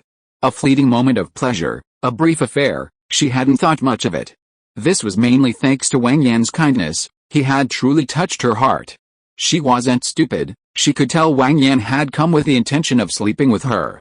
However, what she didn't expect was that Wang Yan would simply leave, leaving without a trace. She could refuse, but he couldn't just leave without giving her anything. Shouldn't he at least buy her something, or at least give her some money as a token of appreciation? Casually throwing on a bathrobe, she got out of bed and poured herself a glass of water. Wang Yan had truly touched her heart. She was exhausted from his antics the previous day, and hadn't recovered even after a full night's sleep. The hotel was nice, at least a 5-star establishment. A skyscraper, a standard feature of big cities, and this suite was on the top floor, offering a particularly beautiful view. She carried her water glass to the large balcony, watching the rising sun, lost in thought. At that moment, Wang Yan opened the door and walked in. He was used to waking up early. The hotel had a gym and a swimming pool. He'd been exercising all morning, stretching and getting into shape. Wang Yan took off his clothes as soon as he entered the room. He'd worked up a sweat and needed a shower. Hearing the noise, Wang Manny came in from the balcony, just in time to see Wang Yan undressing. Looking at his sharply defined yet naturally flowing physique, Wang Manny couldn't help but recall the pleasure of the previous night, and shifted uncomfortably. Wang Manny hadn't tied her robe too tightly, revealing a large expanse of her skin, and her legs, combined with her unnatural movements, were incredibly attractive to a vigorous man like Wang Yan. Haven't washed up yet? Let's wash together. Wang Yan casually tossed his clothes aside, and with Wang Manny's exclamation of awe, he scooped her up and carried her to the bathroom. For a moment, the bathroom was filled with a scent of passion. After a while, Wang Yan emerged, carrying the still pleasantly exhausted Wang Manny. He placed her on the bed, tidied her up a bit, and then transferred 50,000 yuan to her on his phone. I've transferred 50,000 to you. Buy whatever you like. I'm leaving now. Without waiting for her to say anything more. They each got what they wanted. What was the point of all that nonsense? Wang Yan got out of bed coldly, not even glancing at her again, and turned to leave. The limp and powerless Wang Manny watched Wang Yan's retreating figure, her heart filled with mixed emotions. There was nothing more to it than her body being conquered. If you also considered Wang Yan's wealth, his character, and his unique charisma, then Wang Manny's attraction to him at this moment would definitely be over 90%. Women are lustful too. Who wouldn't like the pleasures of love between men and women? Even though she had considered this before coming, she still felt a little regretful. Things easily obtained are never cherished or valued. Wang Manny thought to herself, if only she had kept Wang Yan in check, without letting him know her true strength, and used all her skills over the years, and had more contact with him, would he have been her perfect match? Would her long-cherished wish have been fulfilled? Unfortunately, her idea was destined to be a joke. Not to mention that Wang Yan knew the plot and what kind of person she was. With over a decade of life experience from the previous two worlds alone, Wang Yan could easily figure out what kind of person she was. He didn't have time to care about Wang Man's thoughts, he was busy poaching her. Driving back to the Junyu mansion, Wang Yan was about to take the elevator upstairs when he saw Gujia coming out. Wang Yan said to Gujia, "Miss Gu, what a coincidence. Where are you going?" Gujia smiled gently at Wang Yan. "It is quite a coincidence, Mr. Wang. I have something to attend to." A completely unrelated, standard Chinese greeting. "Oh," Wang Yan nodded, indicating he understood. Then he said, "By the way, I heard you say yesterday that you'd like to invite your family of 3 to dinner. We just moved in yesterday, so we must be busy. Are you free tonight? I'll set up a table so we can all catch up." Seeing Wang Yan's enthusiasm, Gujia couldn't refuse. Besides, she was a highly ambitious person and naturally wouldn't miss such an opportunity to expand her network. She had also found out yesterday that Wang Yan was at least a bit more accomplished than them. Moreover, he works in finance, his connections are definitely much stronger than theirs. After thinking for a moment, Gujia said, "I don't know if my husband has time today. How about this, I'll ask him in a bit, and I'll contact you if he's available." Wang Yan readily agreed, "Okay, let's add each other on WeChat then. I'll wait for your message." After adding each other on WeChat, they politely said goodbye. Back home, Wang Yan changed his clothes and went to his company.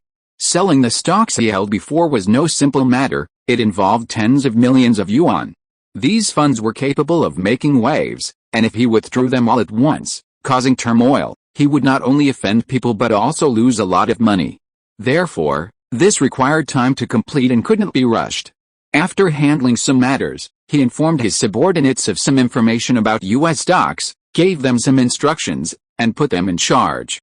Due to the time zone, he adjusted his working hours, allowing him to rest during the day and simply monitor the situation at home at night, reporting any developments to him immediately.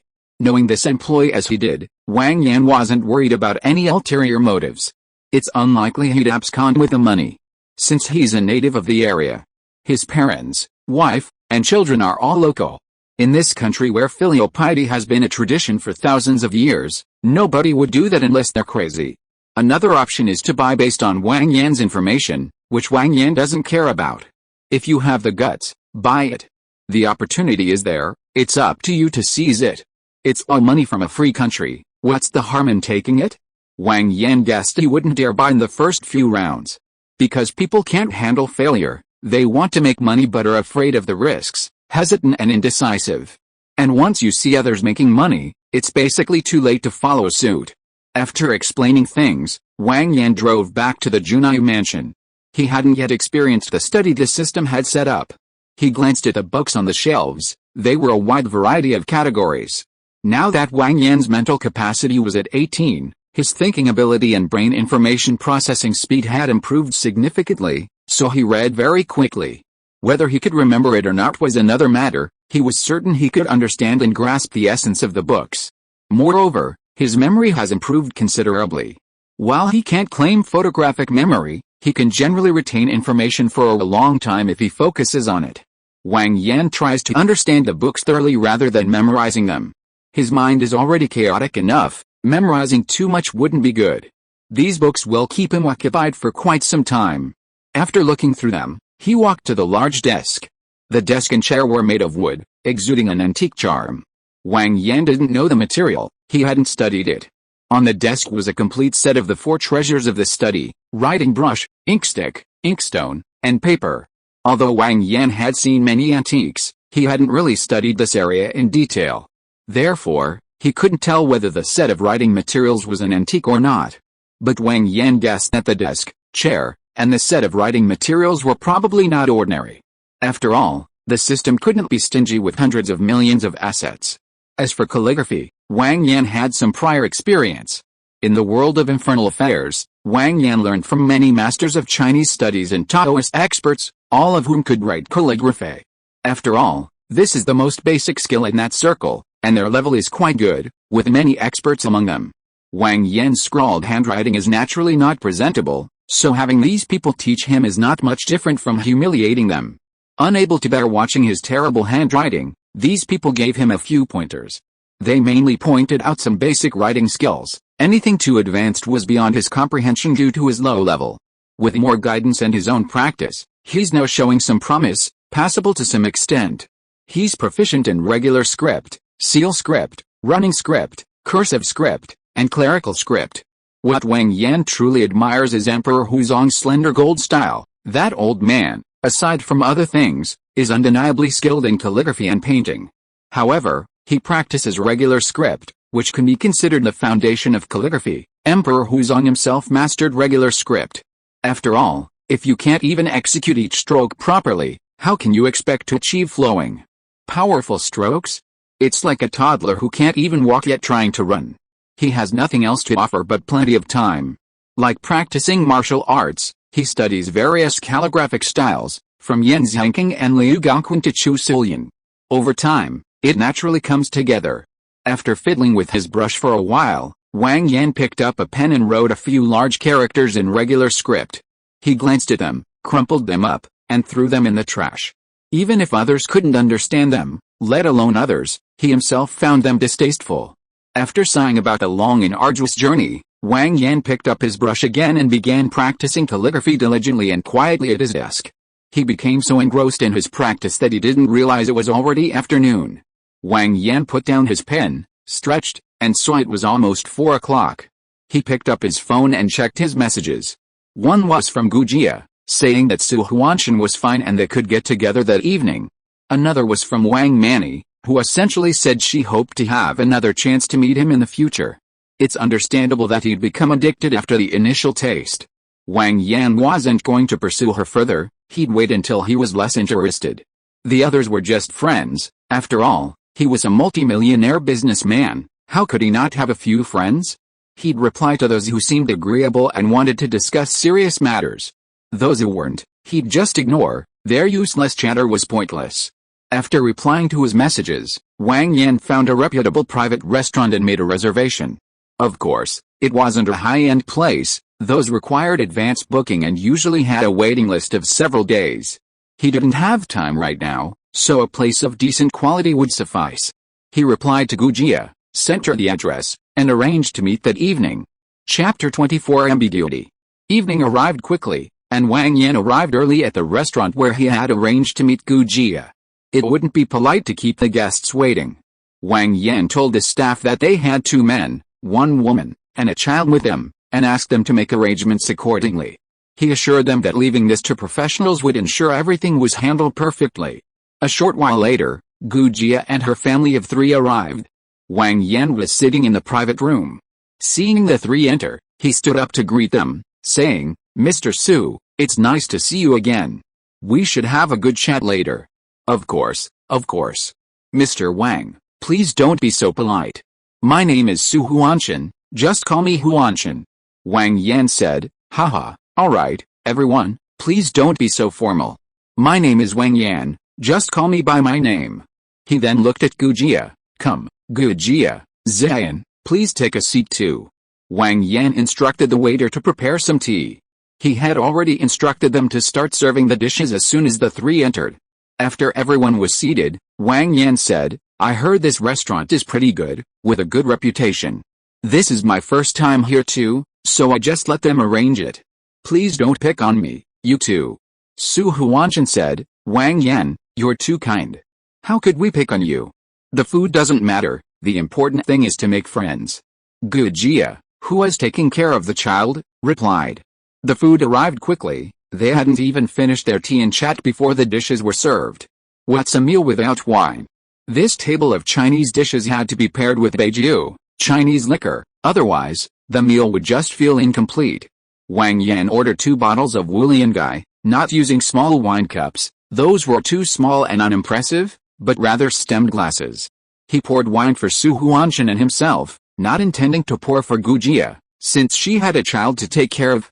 Unexpectedly, Gujia was quite sociable and insisted on having a drink. Wang Yan politely declined, pouring her only 1 glass. Come on, let me raise a glass. Let's celebrate our gathering today and how we all met. Gujia and Su Huanshan both raised their glasses, the 3 of them clinked glasses, and downed their drinks in 1 gulp. Eat, try it. Wang Yan warmly invited them. After eating for a while, they chatted casually. After clinking glasses with Su Huanshan, Wang Yan asked, "I didn't know what you two did?" Su Huanshan replied, "My family makes fireworks, we handle all sorts of celebrations and such. Gu Jia is a full-time housewife, taking care of Ziyan at home." "Oh, I see. I'll see if any of my friends need fireworks or anything, and I can introduce you to them." Hearing Wang Yan say this, although they weren't sure if it was reliable, the couple thanked him repeatedly. Gu Jia, who was taking care of the child's meal, asked, "Wang Yan, I heard from the property management that you work in finance? What exactly?" Gu Jia was somewhat aware of the situation. She had only mentioned that the property management staff said Wang Yan worked in finance. In a residential complex like Junaiu Mansion, management is very strict. The property staff were too talkative. If Wang Yan were to lose her temper, none of those troublemakers would escape unscathed. Wang Yan guessed that it was probably those people who had mentioned it earlier, and she had also inquired with Zhang Xiaoqan about it later. "Nothing much? Just dabbling in stocks and stuff. You can come to me if you have any questions about that." Wang Yan didn't say anything like "you can invest if you have money," as it's always a taboo to speak too frankly with casual acquaintances, and talking about that kind of thing would make him sound like a con artist, which wasn't good. He had no intention of helping Gu Jia right now. After all, this fictional world was, to Wang Yan, the real world. The people here were all flesh and blood, and they all had their own thoughts. The conflict between Gu Jia and Su Huanshan stemmed from Gu Jia's strong personality and the events that occurred after they moved to Junaiu Mansion. If you were to make things go smoothly for Gu Jia, and if the two of them were to become more and more loving, what would be left for him, old Wang? He had to wait until Su Huanshan met Lin Yaoyao before he could take any action.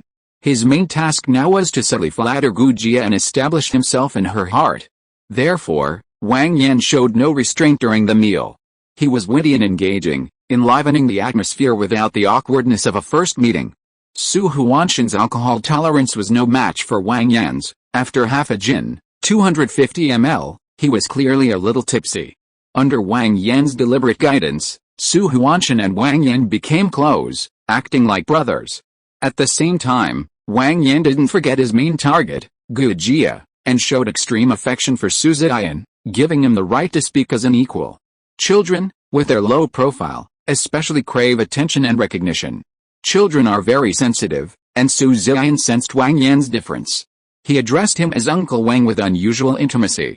To get close to a mother who loves her child dearly, starting with her child is definitely the most efficient method.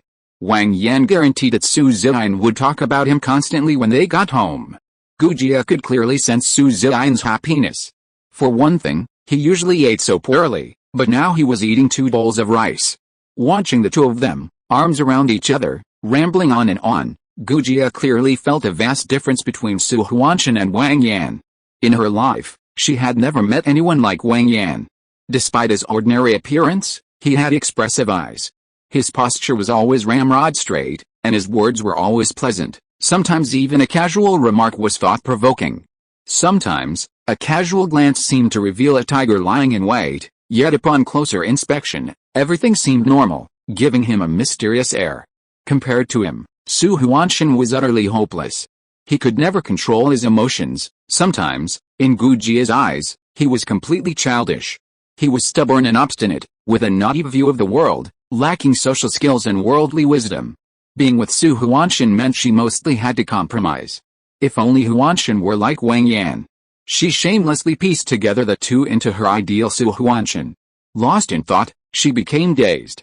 Su Ziyan was eating heartily, not hearing Gu Jia speak for a while, and nudged her, "Mom, what's wrong? Why aren't you saying anything?" Su Ziyan's action snapped Gu Jia out of her reverie. She saw Su Huanshan and Wang Yan both staring at her. Meeting Wang Yan's gaze, Gu Jia remembered her earlier daydreaming and felt her face flush. However, she had drunk a little, so no one could tell. She explained, "Nothing, I was just spacing out." She glanced at Wang Yan and continued to soothe the child. Watching her child, the fruit of their love, eating heartily, she recalled her sweet memories with Su Huanshan. "No matter what he's like, he's the love of my life, and that's exactly who I love." Gu Jia reaffirmed her resolve and gave herself a pep talk. However, she couldn't help but feel a strong liking for this humorous, witty, well-mannered, and intelligent man. Wang Yan noticed the look in Gu Jia's eyes after she finished speaking and knew what was going on. As the saying goes, it's not that you don't know the goods, it's that you don't compare them. The result was obvious. Could anyone compare to him? The meal lasted several hours, and both Wang Yan and Su Huanshan were quite drunk. Wang Yan couldn't say he was fine, but he was still sober, pretending to be completely drunk. A normal person would be completely drunk after drinking 2 gin, a unit of weight, so Gu Jia didn't suspect he was faking it. The difference was that Su Huanshan was truly drunk. He had only 7 or 8 lang, a unit of weight, of alcohol, but Wang Yan had forced him to drink a gin and a half, leaving him completely unconscious. Wang Yan drank more than Su Huanshan. His urging to drink was essentially a suicide attack. He had drunk about 2 gin, and the two of them, arms around each other's shoulders, mumbled nonsense. They staggered out, one step at a time. This put Gu Jia in a difficult position, as she not only had to take care of the child but also Su Huanshan and Wang Yan. Of course, her primary concern was Su Huanshan. Wang Yan was left in the care of the housekeeper. Since they were all staying at the Junaiu mansion, Gu Jia couldn't let Wang Yan go home alone. She hired a designated driver to put the 2 drunk men in the back seat, and she took Su Ziyan in the front passenger seat back to the Junaiu mansion. The property management staff, seeing Gu Jia with 2 drunk men and a child, very considerately offered to help Wang Yan and Su Huanshan. Gu Jia first took Su Huanshan and the child home to the nanny. She then accompanied the property management staff to the 18th floor. She was worried about Wang Yan. There was no other reason. If something happened to Wang Yan, they would definitely bear some responsibility, which would be terrible. Besides, she had a good impression of this new friend. Arriving at the 18th floor with the property management staff, she saw that the smart lock on the door was malfunctioning. Although the smart lock also had a keyhole, with everything so smart, who would carry keys when going out? She asked the property management staff nearby if they had any solutions. The property management staff said they were helpless and could only wait for Wang Yan to wake up or find a locksmith. Gu Jia didn't have any good ideas either, so she told the staff to go back while she helped Wang Yan ask him for the password. Old Wang was cunning, seeing that it was just the 2 of them and he was still drunk. He couldn't let the opportunity slip by. He smacked his lips, slumped forward, and staggered backward against the wall. He started to slide down the wall. Gu Jia couldn't just watch Wang Yan fall to the ground, so she went over and struggled to support him. With support, Wang Yan naturally put his arm around Gu Jia's shoulder, leaning against the wall to stop his slide. Feeling the warmth of Wang Yan's hand on her shoulder, the weight on her body, and the muscles pressed against her skin, Gu Jia's delicate body trembled and stiffened. After a moment, she patted Wang Yan on the shoulder and said, "Wang Yan, wake up, we're home.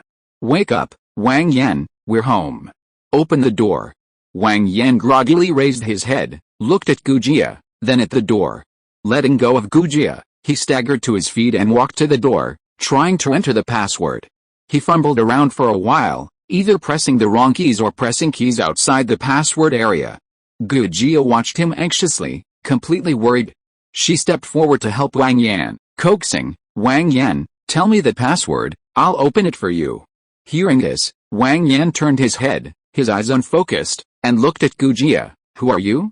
Before Gu Jia could answer, he steadied himself, rubbed his eyes, and then suddenly realized, mumbling incoherently, "Oh, Gu Jia." He paused, then said, "Since you're here, could you please watch my front door? It keeps hiding from me and won't let me in." He even swayed his body slightly as he spoke. Gu Jia was both amused and exasperated by Wang Yan's childlike words, and helplessly asked again, "What's the password? Tell me, I'll open it for you." Wang Yan recited a string of numbers. Gu Jia helped Wang Yan to the other side so he wouldn't block the door. After entering the password and opening the door, she looked at Wang Yan again. He was leaning against the wall, head drooping. Shaking her head helplessly, Gu Jia went over and put one of Wang Yan's arms around her shoulder, laboriously helping him into the house. It's clear that things get better after the first time. Initially, she was clinging to Wang Yan's arm. After Wang Yan's intervention, she naturally supported herself. Entering the house, Gu Jia was stunned by what she saw. After all, few people are foolish enough to leave only 2 rooms and demolish everything except the kitchen. The 200-plus square meter space was flat and exceptionally spacious. Coupled with the understated yet unique and naturally harmonious decor, the paintings and calligraphy on the walls, the decorative items on the partitions, and some indoor landscaping, it had a unique impact. Gu Jia was amazed. She had never seen or imagined this style of decoration. This gave her a better understanding of Wang Yan. The bedroom was easy to find. There were only 2 rooms, a study and the bedroom. Helping Wang Yan to the bedroom, she tried to lay him down on the bed. Taking advantage of the opportunity, Wang Yan pulled Gu Jia down onto him. Gu Jia cried out, "Ah!" and landed on top of him. Lying against Wang Yan's chest, hearing his strong heartbeat, feeling the sharp lines of his muscles, and seeing his face so close, she felt a sudden weakness in her body. After a while, she regained her balance and stood up, supporting herself on Wang Yan's strong chest. She went to the kitchen, got a glass of water, and fed it to Wang Yan. She then carefully adjusted his position, making sure he was lying down comfortably, and covered him with a blanket. She didn't undress him. As someone else's wife, it was clearly inappropriate. Besides, her heart belonged to her husband and son, and she couldn't betray them. Gu Jia wandered around Wang Yan's house, giving a general look at the layout and decor. She was genuinely curious. After looking around, she went to the bedroom and watched the sleeping Wang Yan for a while, lost in thought. Snapping out of her reverie and confirming that Wang Yan was alright, Gu Jia turned and left. She had to go back to take care of her husband and son. Hearing the door close, Wang Yan opened his eyes and sat up. He went to the balcony, lit a cigarette, looked at the night view, and thought about the events of the evening. To be honest, he was quite impressed with his own acting skills. He played the drunkard convincingly. This was mainly due to his experience. Before he had the system, his body couldn't compare to now. Every time he drank heavily, he was like a madman, so he knew that state all too well. He had a perfect grasp of what a drunkard was like. It's all tears and hardships, damn it, that's life. Through the ambiguous moment just now, he didn't know about anything else, but his body was definitely fine. Wang Yan clearly felt Gu Jia trembling against his chest, and a hint of excitement. Wang Yan guaranteed that Gu Jia wouldn't sleep well tonight. What? This old woman isn't lustful. This had solidified Wang Yan's place in Gu Jia's heart. He just needed to show his face to her more often. Su Huanshan was completely bewildered by Wang Yan's charm, the heartless man still calling him brother. He didn't know that Wang Yan's goal from beginning to end was clear, to be old Wang, to love married women, and to seduce his wife. It was only because Wang Yan still had some principles, afraid of affecting future development, that he was able to achieve this. If Wang Yan had taken the opportunity to act directly, then so be it. Gu Jia would have only made a token struggle. After finishing his cigarette, Wang Yan stopped thinking about those useless things, drank a glass of water, and went back to bed to sleep.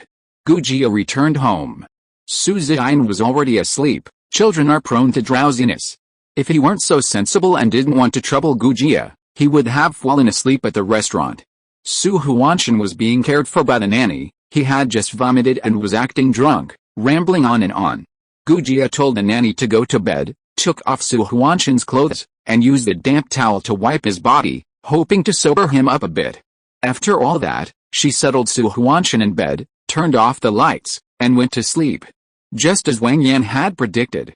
Listening to the snoring beside her, Gu Jia was restless and couldn't sleep, thinking about what had happened at night. She couldn't calm her restless mind.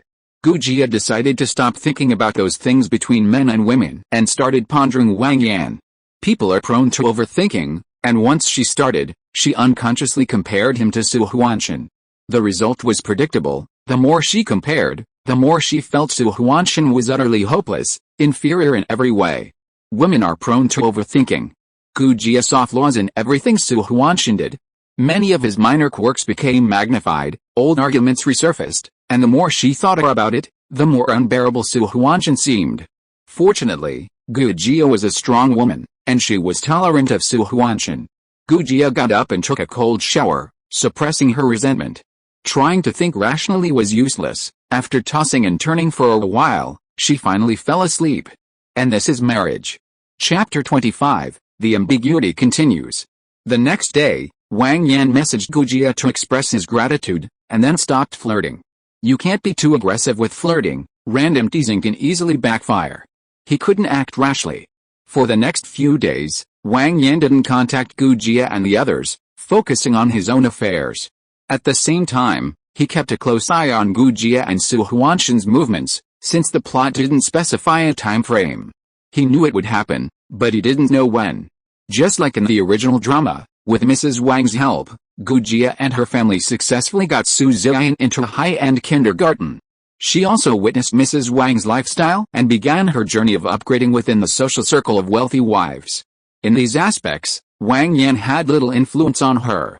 He didn't want to get involved in the petty squabbles of those women. It was pointless. Frankly, Wang Yan disliked those women, and even most of the characters in the entire story. He won't name names, it's pointless. They hadn't provoked him, and he couldn't possibly retaliate just because he disliked them. It wasn't worth the effort. There are just too many people in real life that I can't stand, so I might as well just ignore them. That day, Wang Yan received a phone call. The caller said that Gu Jia had gone to Mu Zi's mother's house. These were two henchmen Wang Yan had recently recruited. With a double guarantee of force and money, the process was, of course, without any problems. These two weren't exactly good people either. Wang Yan had even gathered some dirt on them, enough to get them at least 10 or 8 years in prison. He had completely subdued them and assigned them to keep an eye on him. After hanging up, Wang Yan didn't hesitate and drove to the vicinity to stake out the area. A short while later, Gu Jia emerged, looking slightly disheveled, carrying Su Ziyan. Today, Su Huanshan had thrown a tantrum and gotten into a fight with that boss Wan. She had gone to host a banquet to apologize, hoping boss Wan wouldn't hold a grudge against Su Huanshan and that everyone could make money peacefully. However, that old bastard boss Wan had been plotting against her all along, and she had been taken advantage of. In the end, she naturally left in a huff. Originally, their family's fireworks company was counting on this one order to stay afloat. Now, it's in such a mess that they're struggling to pay salaries and don't even know how to collect payments. When she got home, she found her son wasn't there, and Su Huanshan wasn't home either. She immediately knew they were playing soccer. She went to find Su Ziyan, only to be locked in a dark room and abused by Mu Zi's mother and her gang. Women are inherently weak, but mothers are strong. She couldn't be allowed to be spoiled. She took on multiple women and gave them a good beating. Walking down the street, Gu Jia thought about the day's events, and a wave of sadness washed over her, her eyes reddening. She thought and thought, remembering Su Huanshan, their vows of eternal love, their romantic love story. Then the scene shifted to the bullying she suffered today. His wife and child were being bullied, and he was heartlessly playing soccer with those two. Gu Jia cursed Su Huanshan silently. Thinking about it, she thought of Wang Yan, whom she had dinner with a few days ago. If it were Wang Yan, none of this would have happened. She couldn't help but recall the ambiguous moment that night, remembering Wang Yan's warm, broad chest, and the clearly defined muscles she could feel even through his clothes. Taking advantage of the opportunity, Wang Yan casually drove past Gu Jia and her child. He then turned back and reversed. Gu Jia was still wondering about the car when she saw the window roll down, revealing Wang Yan's smiling face. Seeing Wang Yan, Gu Jia, who had been lost in thought, felt her face burning. Wang Yan opened the door and got out, calling to Gu Jia, "Gu Jia, why are you carrying the child alone?" He then opened the car door, saying, "Get in, I'll take you home."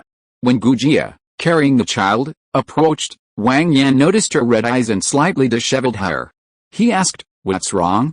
Your eyes are so red, have you been crying?"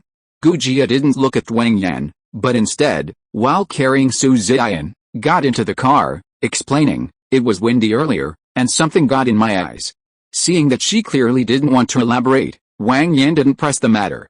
He closed the car door, stepped on the gas, and drove towards Junai Mansion.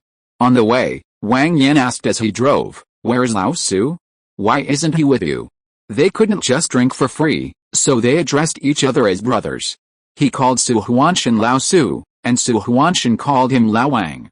Gu Jia hadn't quite processed what was going on yet, and the mention of Su Huanshan still made her angry. His wife and children had been bullied, and it was all because of him. After all that trouble, he'd vented his anger and then acted like nothing had happened, playing football with his friends. But how could she tell Wang Yan this? She could only manage a forced reply, "He's at the company, pretty busy lately." Wang Yan chuckled inwardly, grunted, and stopped talking, focusing on driving.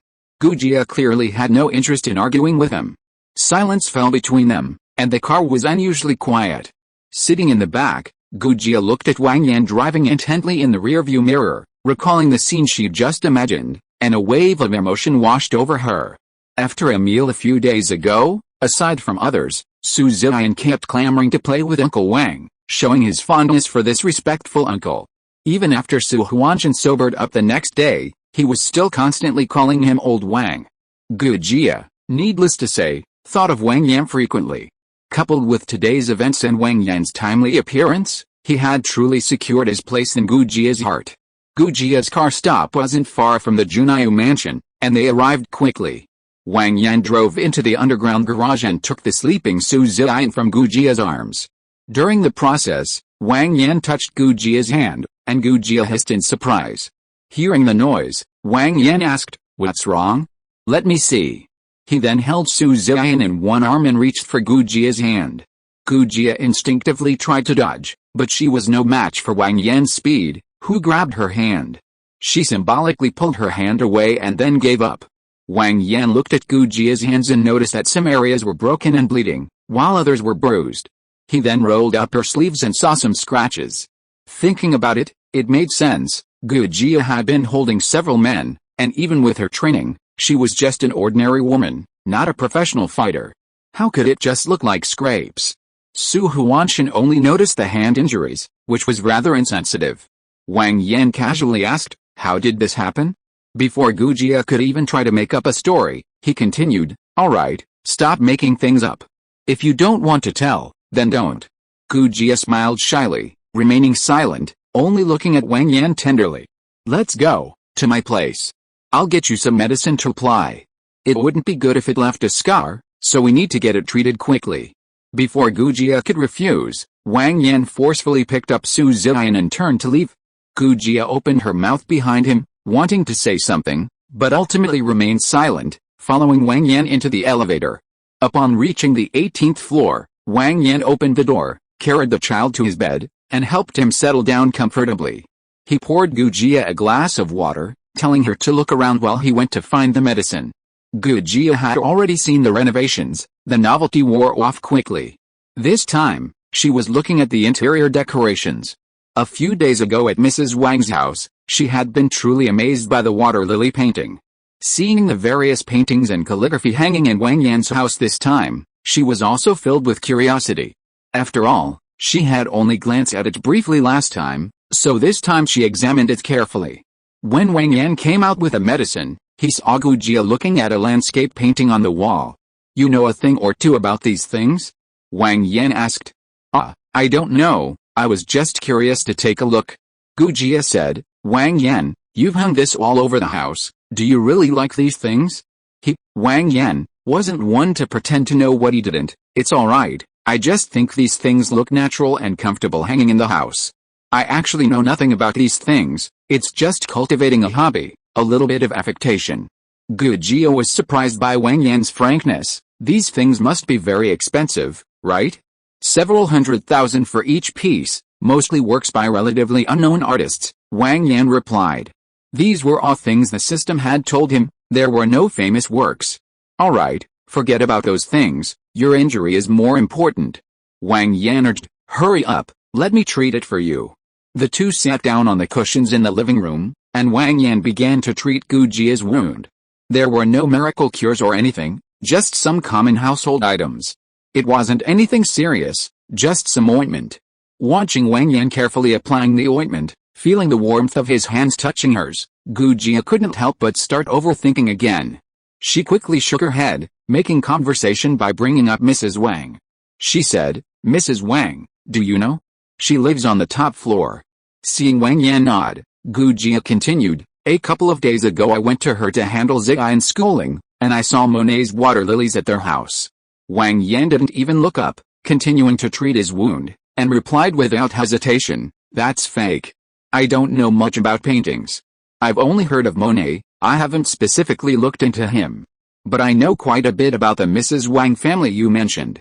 This was something Wang Yan had discovered during his research. He had basically investigated all the characters in the drama. Hearing this, Gujia gave a no, and waited for him to continue. There's too much to say, so I'll just give a brief overview.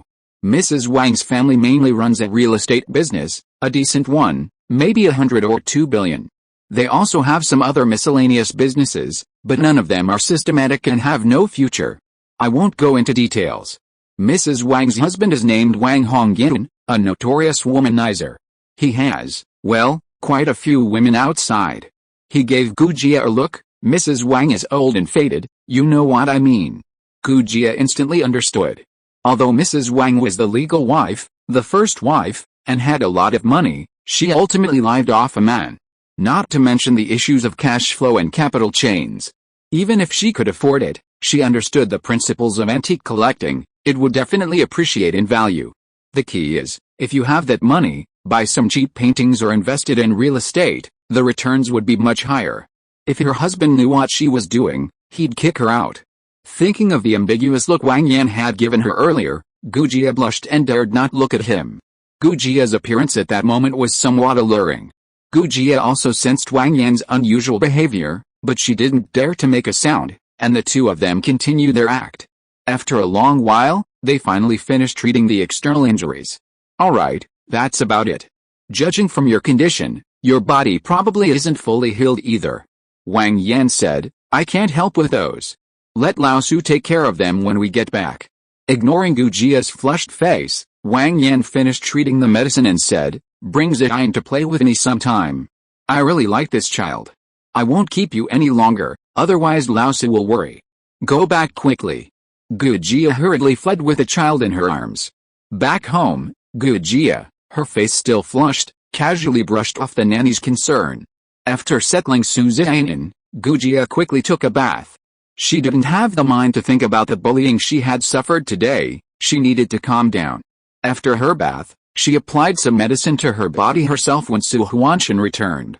Seeing Gu Jia alone on the balcony admiring the view, Su Huanshan walked over and sat down beside her. What's wrong? Something on your mind? Gu Jia didn't look at him, afraid of revealing her guilty conscience. No, I was just looking at the scenery. Su Huanshan took her hand, about to speak, when he felt something was off about her skin, it wasn't smooth as usual. He brought her hand up to his eyes and saw the treated wound. How did you get like this? Gu Jia explained, it's nothing, I accidentally fell, it's all taken care of. Su Huanshan didn't suspect anything, just told Gu Jia to be careful. He then asked about President Wan. Gu Jia was somewhat disappointed by his behavior. They were both men, how could there be such a big difference? Perhaps she had finished her self-consolation, or perhaps it was because of the guilt she felt about her ambiguous relationship with Wang Yan. Gu Jia didn't argue with Su Huanshan. Instead, she began to comfort him, expressing her respect for his ideas and saying they would do things his way. After talking for a while, they went back to sleep. Su Huanshan wanted to be intimate, but Gu Jia refused, citing the smell of medicine on her clothes and feeling unwell. He didn't say much, he was tired after playing soccer all night. His suggestion was just a post-exercise burst of energy. After Gu Jia left, Wang Yan received a WeChat call from Wang Manny, who said she needed comforting. Wang Yan, still feeling aggrieved by the previous intimate moment, was more than happy to oblige. Old Wang was always decisive, never resorting to useless methods. He directly asked for Wang Manny's address, got in his car, and was about to go have some fun. At this moment, Wang Manny felt helpless. She was framed by Linda and couldn't protect herself, utterly powerless. She racked her brains at home, trying to think of a way to resolve the situation. After all, such a heinous act had tarnished her reputation, and she knew she couldn't continue living like this. How could she possibly reach those elite people? How could she find a wealthy Prince Charming who only loved her? She couldn't think of any solutions. She needed to vent her anger intensely. This reminded her of Wang Yan, the powerful figure who brought her immense joy. She nervously called him, because ever since their last meeting, she'd been flirting with him all the time, but he'd completely ignored her. She wasn't sure if he'd answer this time. To her surprise, he did. After she explained her intentions, he agreed. Hanging up, Wang Manny quickly started tidying up the house. Soon after, Wang Yan arrived, parked his car, and found Wang Manny's apartment. He knocked, and the door opened. Closing the door, without a word, he swept Wang Manny up in his arms. After a long, comfortable time, Wang Yan leaned against the bed, smoking. Wang Manny talked to herself, confiding in Wang Yan about what had happened recently. This connection had no impact on Wang Yan's plans, so he didn't hold back. He simply told Zhang Xiaocan, as she had instructed, to find the person who had accumulated points at the corresponding time, and then follow that person's lead. Wang Manny felt as if struck by lightning, suddenly enlightened. Having found a solution, her worries vanished, and she was extremely grateful to Wang Yan. Here, I'd like to thank my brothers. Thank you, 2424, for the 500 coins. Thank you, for the 100 coins. Thank you, for the 100 coins. Thank you, for the 100 coins. Thank you, for the 100 coins. As for the first 4, those were all arranged by me. I don't know if you brothers will still read this, but thank you all, it's just a small token of my gratitude.